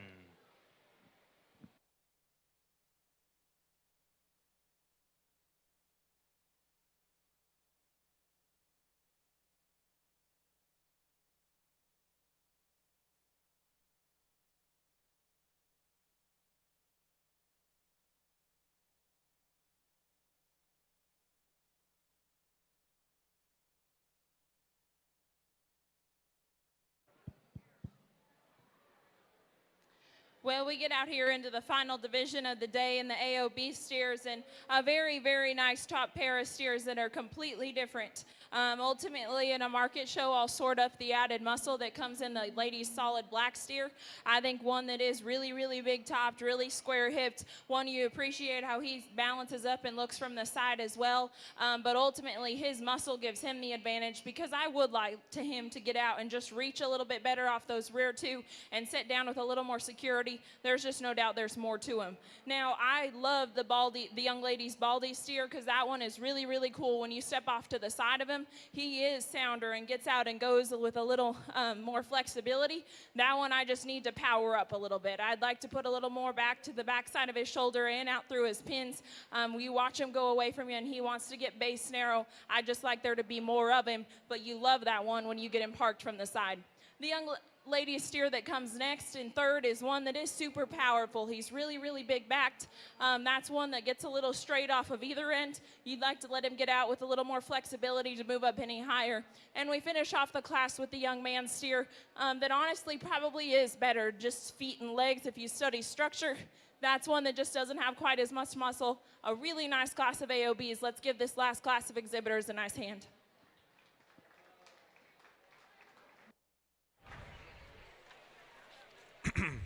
All right, so champion any other breed steer, Callie Nelson. Reserve was Addison Stump. So let's recap what's going to be coming in here and competing for overall. This is when it gets intense. This is my favorite part of the beef show each year. Let me find where I'm going here. Okay, we start with market heifers. Champion was Trip Oxford. Reserve, Allie Smith. Simmental steers, Carly Nelson. Champion, Reserve, Brecken Reinierson. Charlet steers, Champion, Reagan Babcock. Reserve, Olivia Austrian. Crossbred steers, Champion, Casey Nelson. Reserve, Reagan Babcock. Black Angus steers, Champion, Colt Christensen. Reserve, Avery Austrian. Bred and fed steers, Champion, Aspen Taylor. Reserve, Jalen Young. Shorthorn steers, Champion, Cade Smith. Reserve, Maggie Sterner. Hereford steers, Champion, Kagan Wittoon. Reserve, Kellen Wittoon. Red Angus steers, Champion, Charlie Pandorf. Reserve, Parker Miller. And any other breed steers, Callie Nelson. Reserve, Addison Stump. That is where we stand now. They're starting to come together.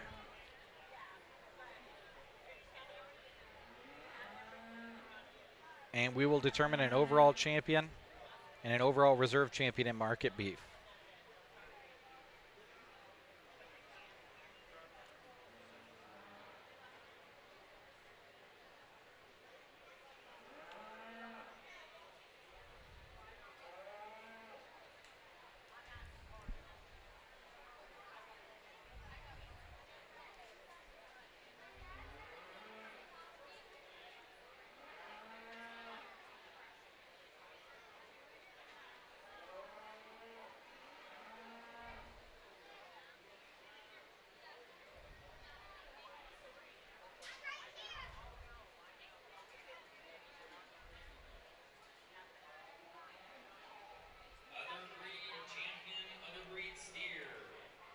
Allie Nelson.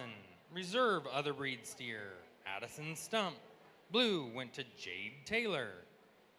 Blue went to Caden Goodman.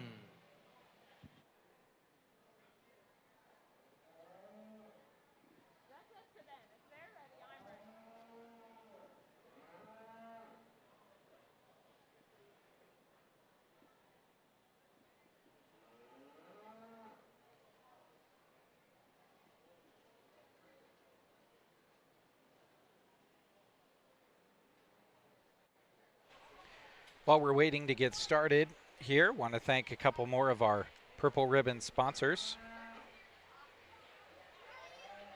Thank you to Lashley Land and Recreational Brokers. If you're considering selling your land, now's the time. Contact April Good or John Farley. Check out lashleyland.com. Thank you to Pioneer Seed, Monty Hermsmeyer and Sargent, Mike and Justin Bailey and Ansley, and Larry Leapart and Lacey Hopt of Anselmo, your Pioneer Seed reps in the area. Contact Monty, Mike and Justin, or Larry and Lacey to see what Pioneer can do for your fields. Thank you to Full Circle Irrigation. Contact Todd Wardine today at their office in Litchfield or Broken Bow for irrigation parts, technology, and service needs. They are your local Valley dealer. Thank you to Lines Appliance, offering very competitive pricing on all appliances, and they're ready to price match if you find a better deal. It's simple. Don't waste your time or gas driving out of town. Support local and support those who support our community. That would be Lines Appliance. Big Jim's Bar of Oconto, known for their flavorful, made-to-order pizzas and friendly small-town atmosphere. Open at 5 Monday through Friday and Saturdays, and Sundays open at 3. Dine in or call ahead for takeout. Big Jim's Bar in Oconto. Farm Bureau Financial Services, local agents Travis Hansen, Jack Lindstrom, and Lloyd Johnson are proud to serve the community to help protect what matters most, your family, home, farm, business, and your future. Go to 616 South C Street in Broken Bow or call 872-6433. And last but certainly not least, thank you to Agribest Feeds, offering loose minerals and room and edge tubs for your cattle. They also have posts, red brand, barbed wire, and any other fence supplies you need. They have ATV drive-over gates or automatic wireless hydraulic gates. Those are available at Agribest Feeds of Callaway as well. Thank you to each and every one of our Purple Ribbon sponsors. You see them scrolling on the left at the top right-hand part of your screen. And they'll continue to do so tomorrow as well.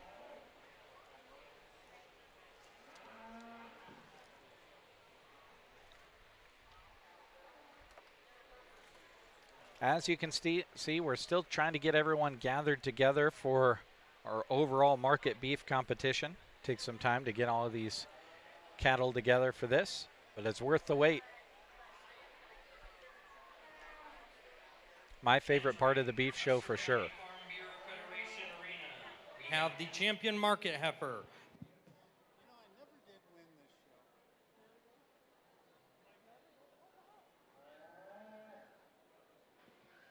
Shown by Trip Oxford of the Ansley Junior Livestock 4-H Club.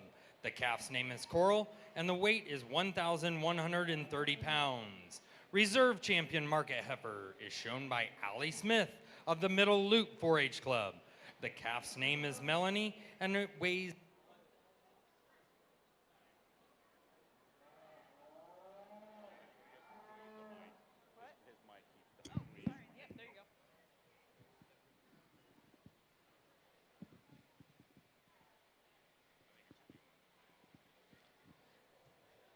That reserve champion market heifer is shown by Allie Smith of the Middle Loop 4-H Club. The calf's name is Melanie, and the weight is 1,170 pounds. The champion Semitol steer is shown by Carly Nelson of the Sandhills Critters 4-H Club.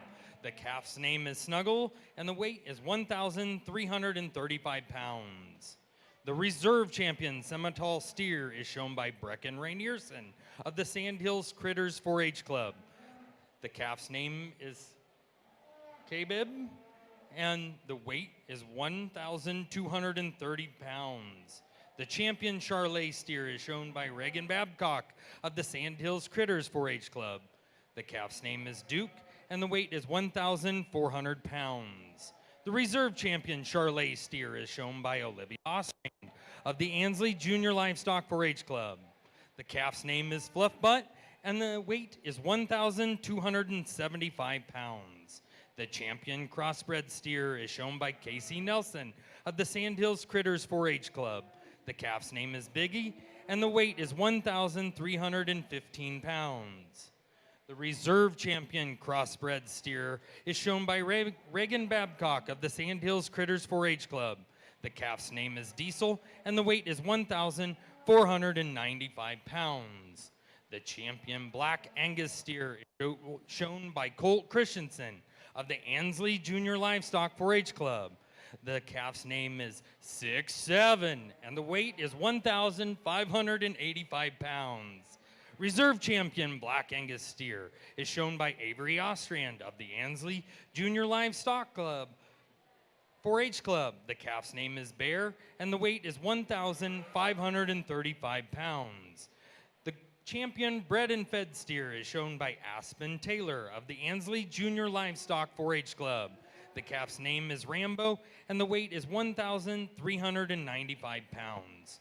The reserve champion bred and fed steer is shown by Jalen Young of the Middle Loop 4-H Club. The calf's name is Larry, and the weight is 1,510 pounds.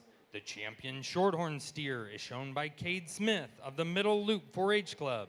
The calf's name is Hank, and the weight is 1,335 pounds. The reserve champion shorthorn steer is shown by Maggie Sterner of the Four Corners 4-H Club. The calf's name is Ketchup, and the weight is 1,380 pounds. The champion Hereford steer is shown by Kagan Watoon of the South Loop 4-H Club. The calf's name is Hank, and the weight is 1,440 pounds. The reserve champion Hereford steer is shown by Kellen Watoon of the South Loop 4-H Club. The calf's name is Bank, and the weight is 1,360 pounds. The champion Red Angus steer is shown by Charlie Pandorf of the South Loop 4-H Club. The calf's name is Colby Jack, and the weight is 1,465 pounds. The reserve champion Red Angus steer is shown by Parker Miller of the Ansley Junior Livestock 4-H Club. The calf's name is Chief, and the weight is 1,475 pounds. The champion other steer is shown by Callie Nelson of the Sandhills Critters 4-H Club. The calf's name is Dr. Dre, and the weight is 1,355 pounds. The reserve champion other steer is shown by Addison Stump of the South Loop 4-H Club. The calf's name is Milo, and the weight is 1,180 pounds.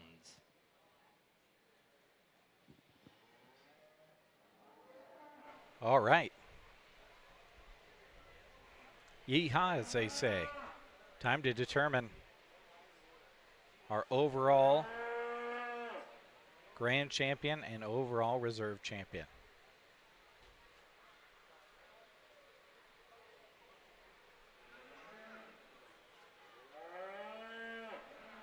Your reserves are up at the top, your champions are down at the bottom. Your reserves will just fill in if the champion is chosen from their particular class. That's kind of how that'll work.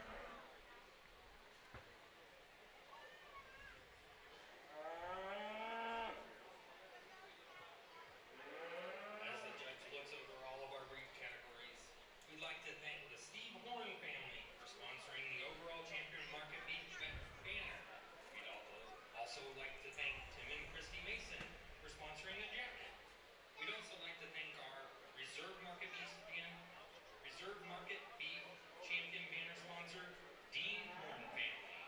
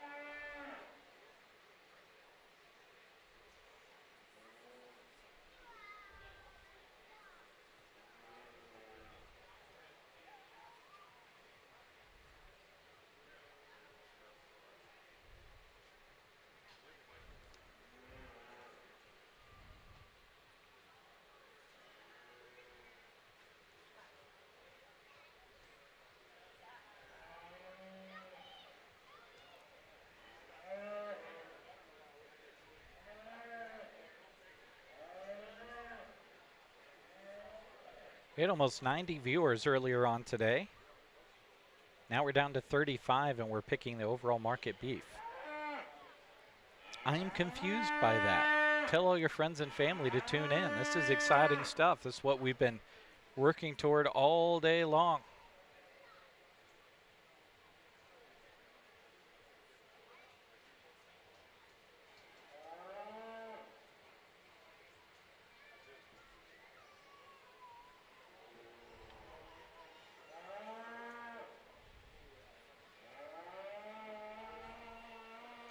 All right, time to hear from our judge.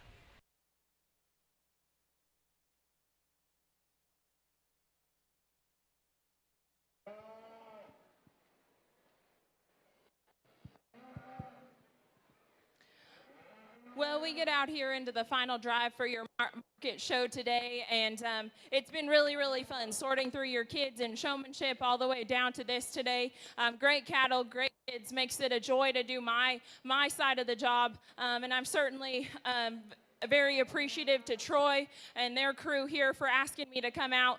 It was a pleasure to be down or up here today and do this. It gives me a day away from the feed yard on kind of an ugly week. So I will certainly take that.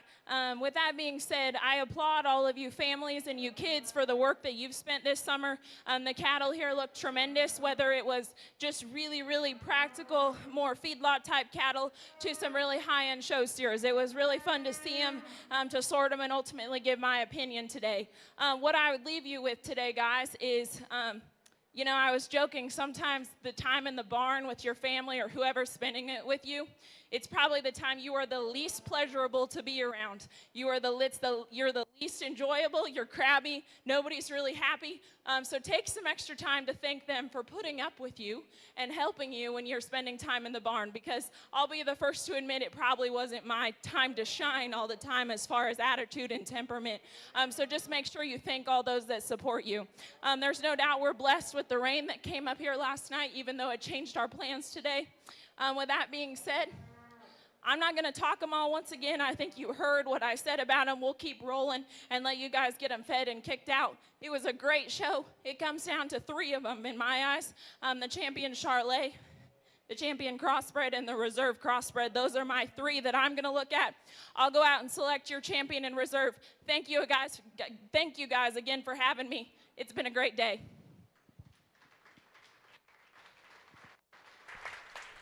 All right, here we go.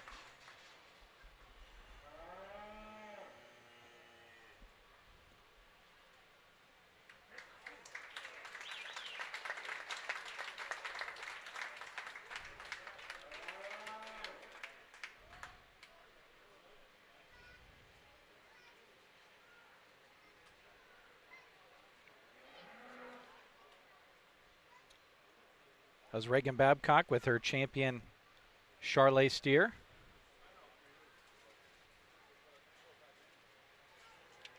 Your overall champion.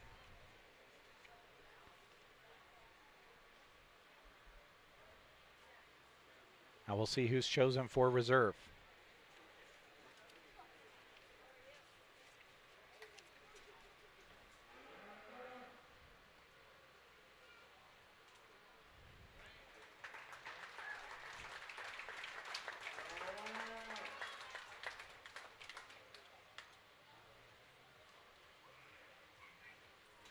There's your reserve champion.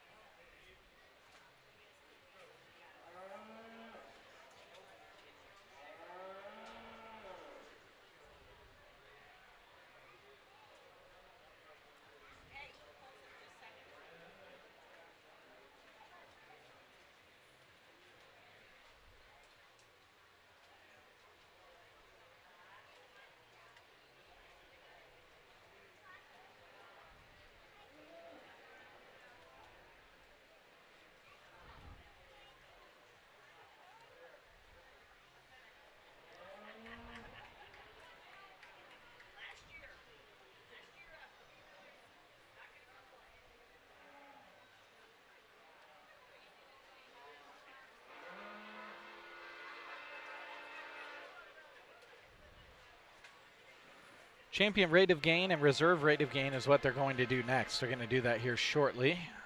I see Troy over there. He's waiting to come in to do that. Get all these cattle out of the ring here.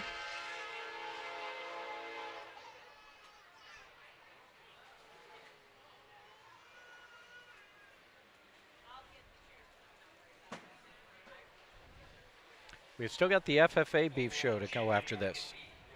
Babcock. Overall reserve champion market beef was Casey Nelson. Casey Nelson, overall reserve. Congratulations to her.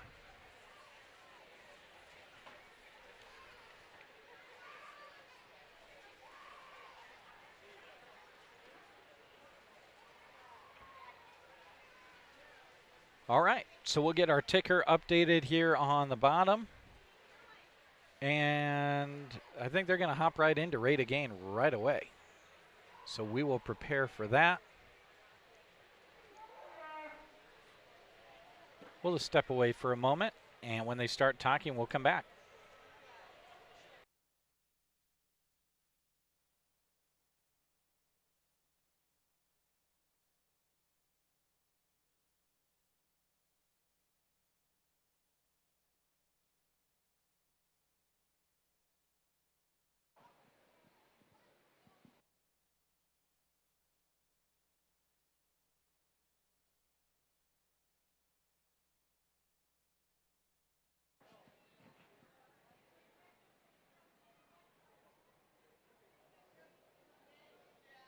As we work on ending up our 4-H for 2026, we will still have our club group of 5, and that will be 5 head from one club of market animals that they can bring out, and they'll be judged as a group for their club on that. But what I always like to do after we have picked our overall and reserve supreme champion market beef is give an award for the rate of gain, because that's important too as we feed our animals. And we weighed in animals this year on February 7th. We weigh in on a Saturday, and then we weighed them again here on Sunday 2 days ago. And we had cattle on feed for 169 days this year.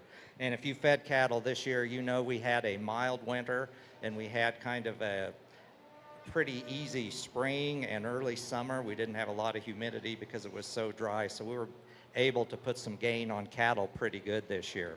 So for our reserve champion rate of gain, it's weighed 558 pounds when we weighed in February, and then when we weighed again on Sunday here, it weighed 1,630 pounds, and that was 5.2 pounds per day rate of gain. And that goes to Charlie Pandorf. So if Charlie is here, she can come out in the ring and get her award here.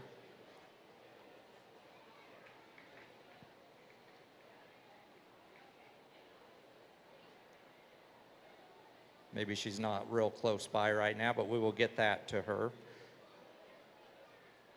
So then our champion rate of gain weighed 682 pounds in February. Then when we weighed again on Sunday, it weighed 1,605 pounds.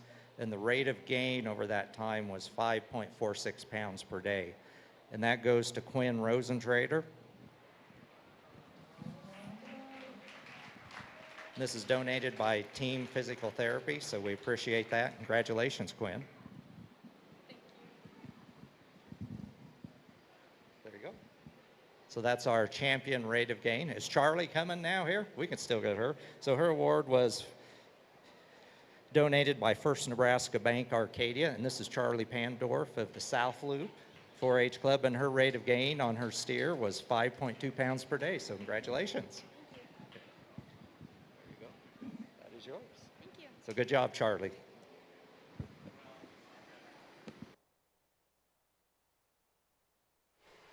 Okay, now I believe it's going to take some organizing to get their club group of 5 market beef together, so we will step away for a break right now and come back with that, and then we'll roll into the FFA beef show. Just a front page for the FFA beef show coming up.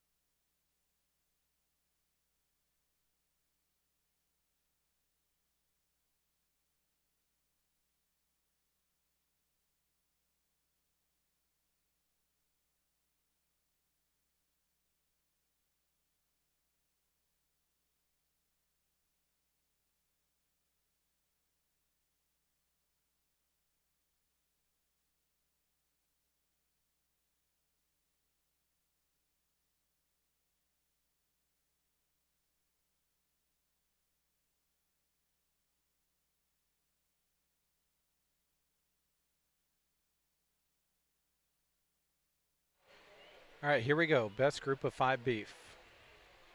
Last event here for 4-H, and then we'll go right into the FFA show. Oh, we've got one.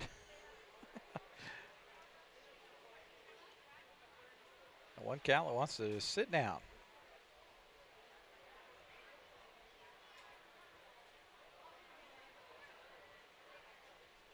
The steer has had it today. Over it.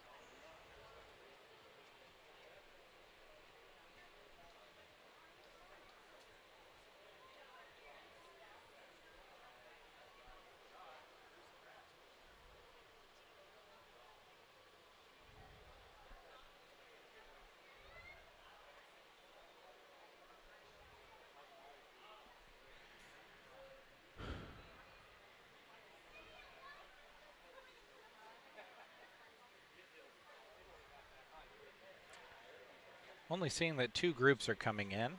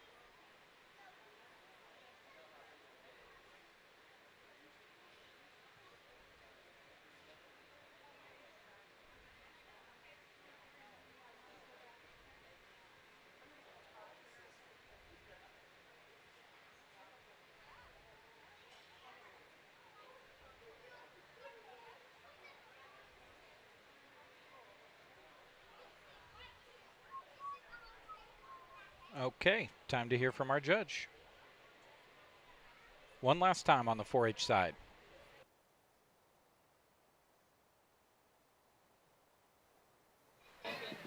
Just champion and reserve. Maybe. Yep.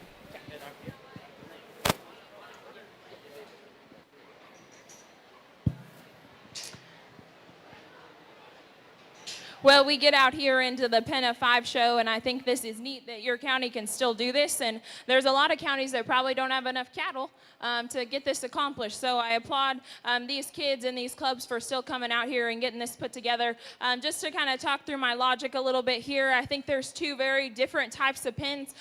This Pen of 5 black steers over here is by far the most consistent, and even if you're just talking about uniformity in putting a pen together, I think that one definitely exemplifies that. This Pen of 5 right here is one that has some really, really nice individuals. They maybe aren't the most consistent from end to end. Kind of just talking a little bit about what I see there. I'll go take another look and select your grand and reserve Pen of 5. Let's give all these kids a nice hand.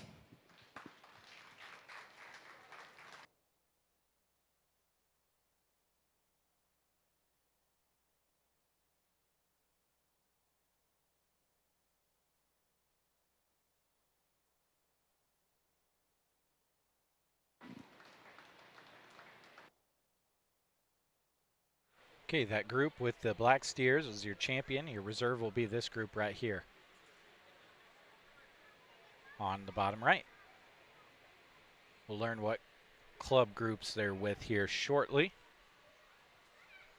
I don't have a way of identifying them.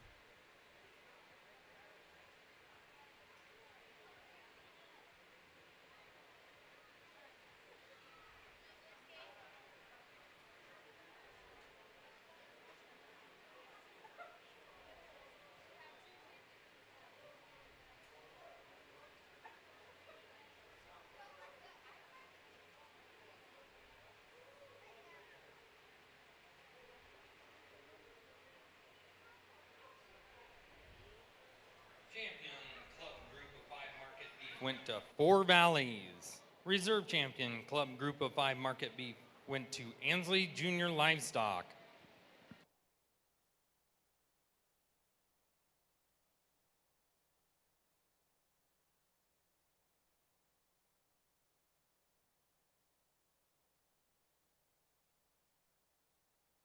All right, so that puts a bow on the 4-H cattle side of things, beef.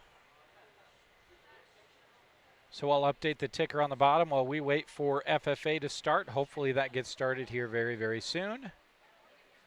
Not going to be a very long show. Stick around for that. We'll bring it your direction shortly. And make sure this evening to watch for a recap video that I will record here before I break down the equipment of everything that happened in beef here today.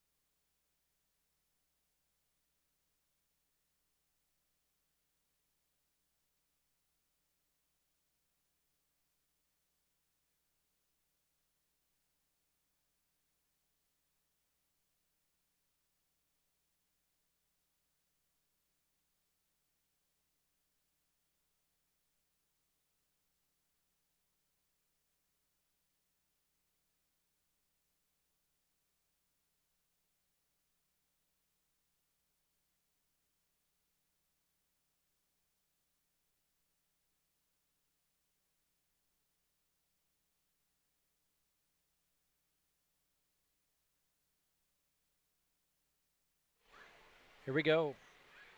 FFA Beef Showmanship. 5 entries. Mia Copley, Hayden Kristen, Allie Smith, Jalen Young, Clayton Barker. Not in that order. They're across the top part of the show ring.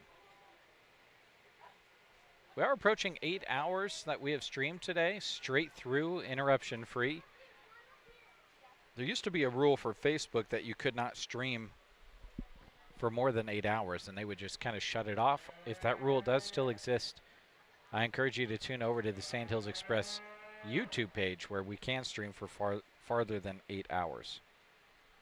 If that happens, it wasn't me. Blame Facebook.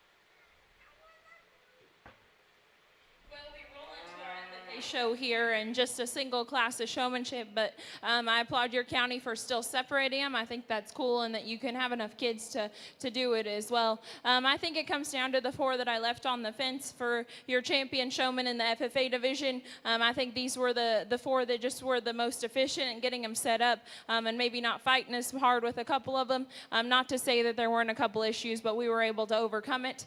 Ultimately, I'll go out and select your Grand and Reserve showman, but let's give all these kids a nice hand.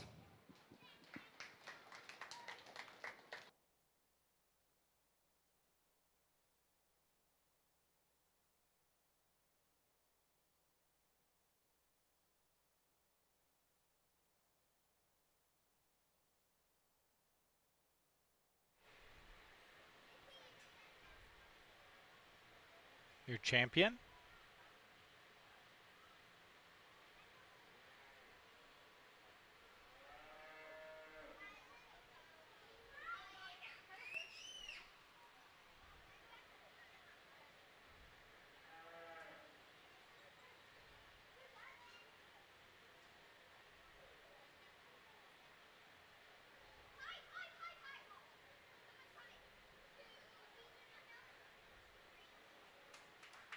And your reserve.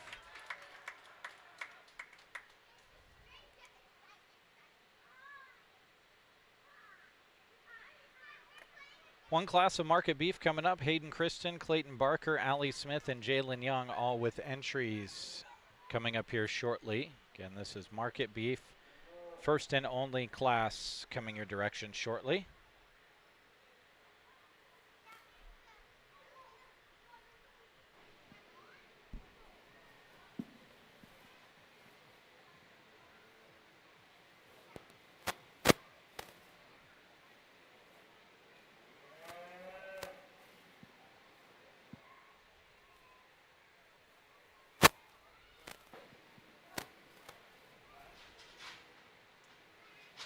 As we get ready for our market beef class, congratulations to your champion beef showman, Maya Copley, as well as to the reserve champion, Allie Smith.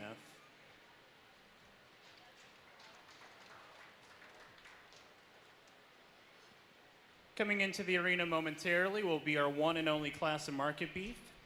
4 entries in the class. Weights are from 1,200 pounds to 1,510 pounds.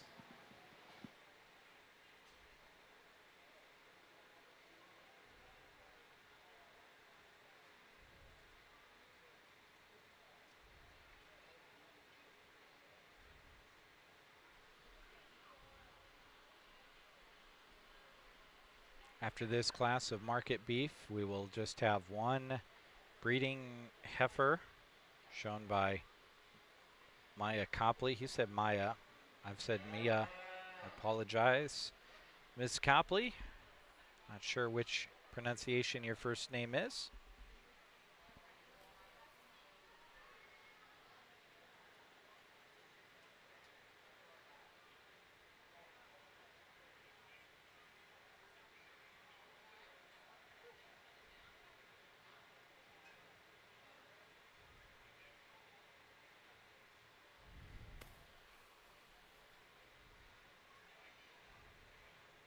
Here they come.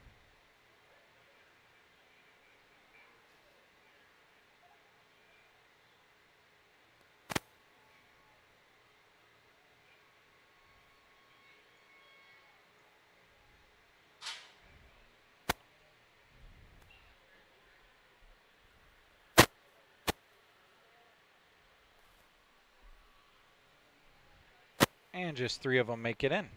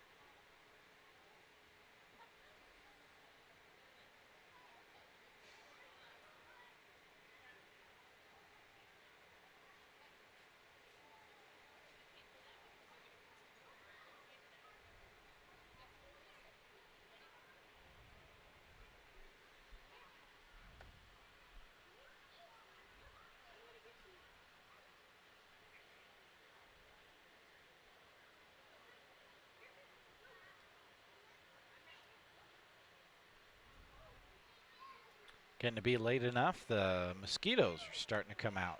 And we sure know there's plenty of water for them to be hanging out in. We'll say here toward the end of our broadcast today, again, how amazing it is that literally had a river running through the Custer County Fairgrounds early this morning. And within a matter of hours, they were able to have a full-on beef show with little to no problem. Just 4 hours later than what they were originally scheduled to start. Simply amazing. If you haven't checked out the video I posted on my Facebook page and then shared to Sandhills Express, I highly encourage you to go and check it out. People helping their fellow 4-H and FFA family, moving cattle that weren't theirs out of water that was deep and dangerous.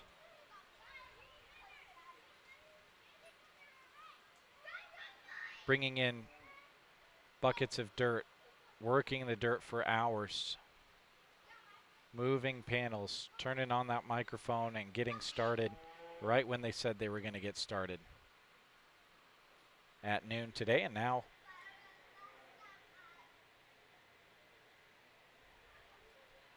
we are 8 hours in.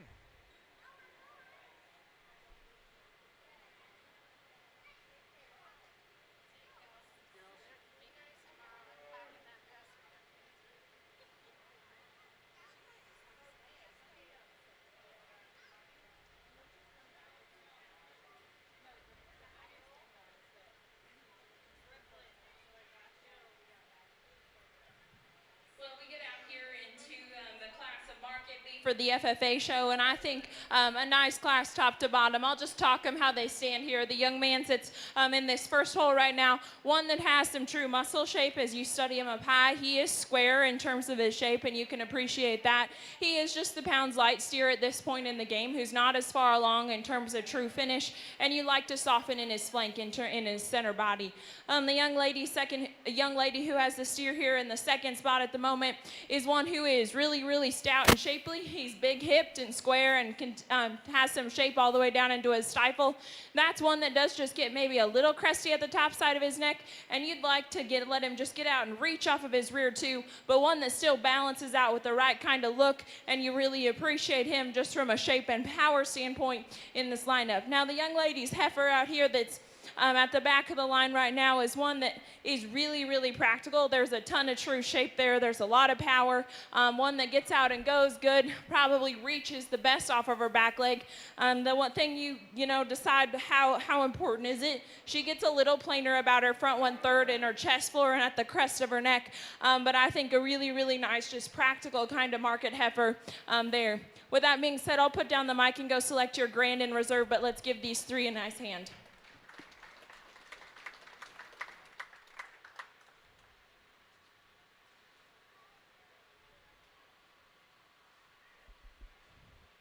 Allie Smith, your champion.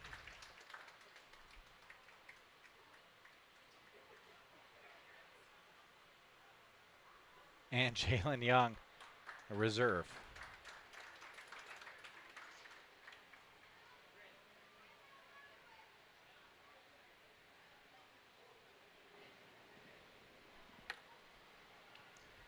With that last class of market beef, that concludes our market beef show.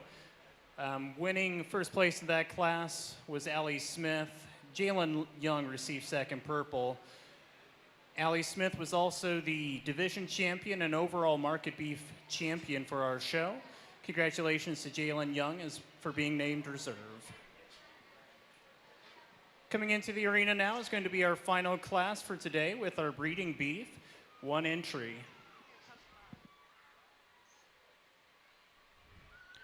All right, you heard there. Here's the single entry. Maya Copley.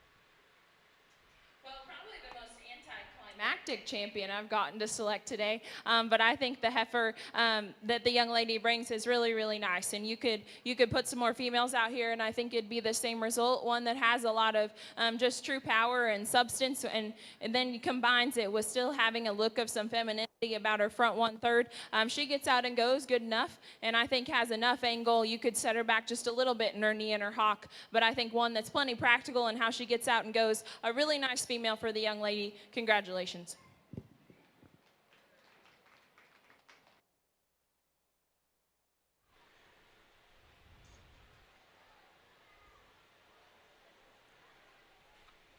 All right. Quick recap time here, folks. Let's go ahead and run through the full day. The full day of beef went like this. We started on the 4-H side.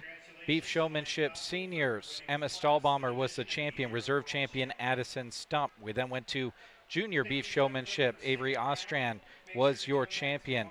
Your reserve champion, Brexton Ostrand. We then went to Beef Showmanship Pre-Junior. Carly Nelson was your champion. Cohen Dalrymple was your reserve champion. We then had the pre-juniors, juniors, and seniors all come out together and compete. Emma Stahlbaumer was your overall grand champion showman. Addison Stump, your reserve.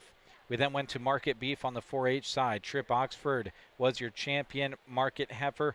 Allie Smith showed the reserve. Carly Nelson and Simmental steers was the champion. Brecken Reinierson was the reserve champion. We then went to a single class of Charlet steers. Reagan Babcock was the champion. Olivia Ostrand, the reserve. In crossbred steers, we had several groups there. Casey Nelson came out on top as the champion. Reagan Babcock, the reserve crossbred steer. We then went to Black Angus steers. Colt Christensen was the champion. Avery Ostrand, the reserve champion. Bred and fed steers. Aspen Taylor, the champion. Jalen Young was the reserve champion. Shorthorn steers, Cade Smith, champion. Maggie Sterner was the reserve. Kagan Wittoon in Hereford steers, the champion.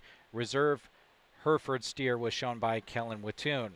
Charlie Pandorf, Red Angus steer champion. Parker Miller, the reserve. Callie Nelson, the champion. Any other breed steer. Reserve other breed steer shown by Addison Stump. We then went to overall grand champion market beef. That was won by Reagan Babcock. Congratulations, Reagan. Casey Nelson was the overall reserve champion in market beef.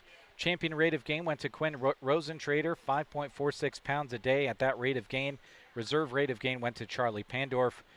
Club group of 5 market beef was won by Four Valleys. Reserve champion was Ansley Junior Livestock. And then just wrapping up moments ago was the FFA side of things. Maya Copley was the champion showman. Reserve champion showman was Allie Smith. Allie Smith had the champion market steer, Jalen Young with the reserve, and Maya Copley with the champion breeding heifer. That put a bow on the beef side of things. It started 4 hours late today, and as a result of just amazing community and an amazing 4-H and FFA family coming together to make things happen after getting 4 inches of rain, and this place essentially turning into a raging river. And it was an amazing, amazing effort to get this beef show accomplished today. Great job, everybody. And we'll come back tomorrow and bring you more coverage from the Custer County Fair. We look forward to talking to you then. Thanks for tuning in, everyone. Talk to you tomorrow.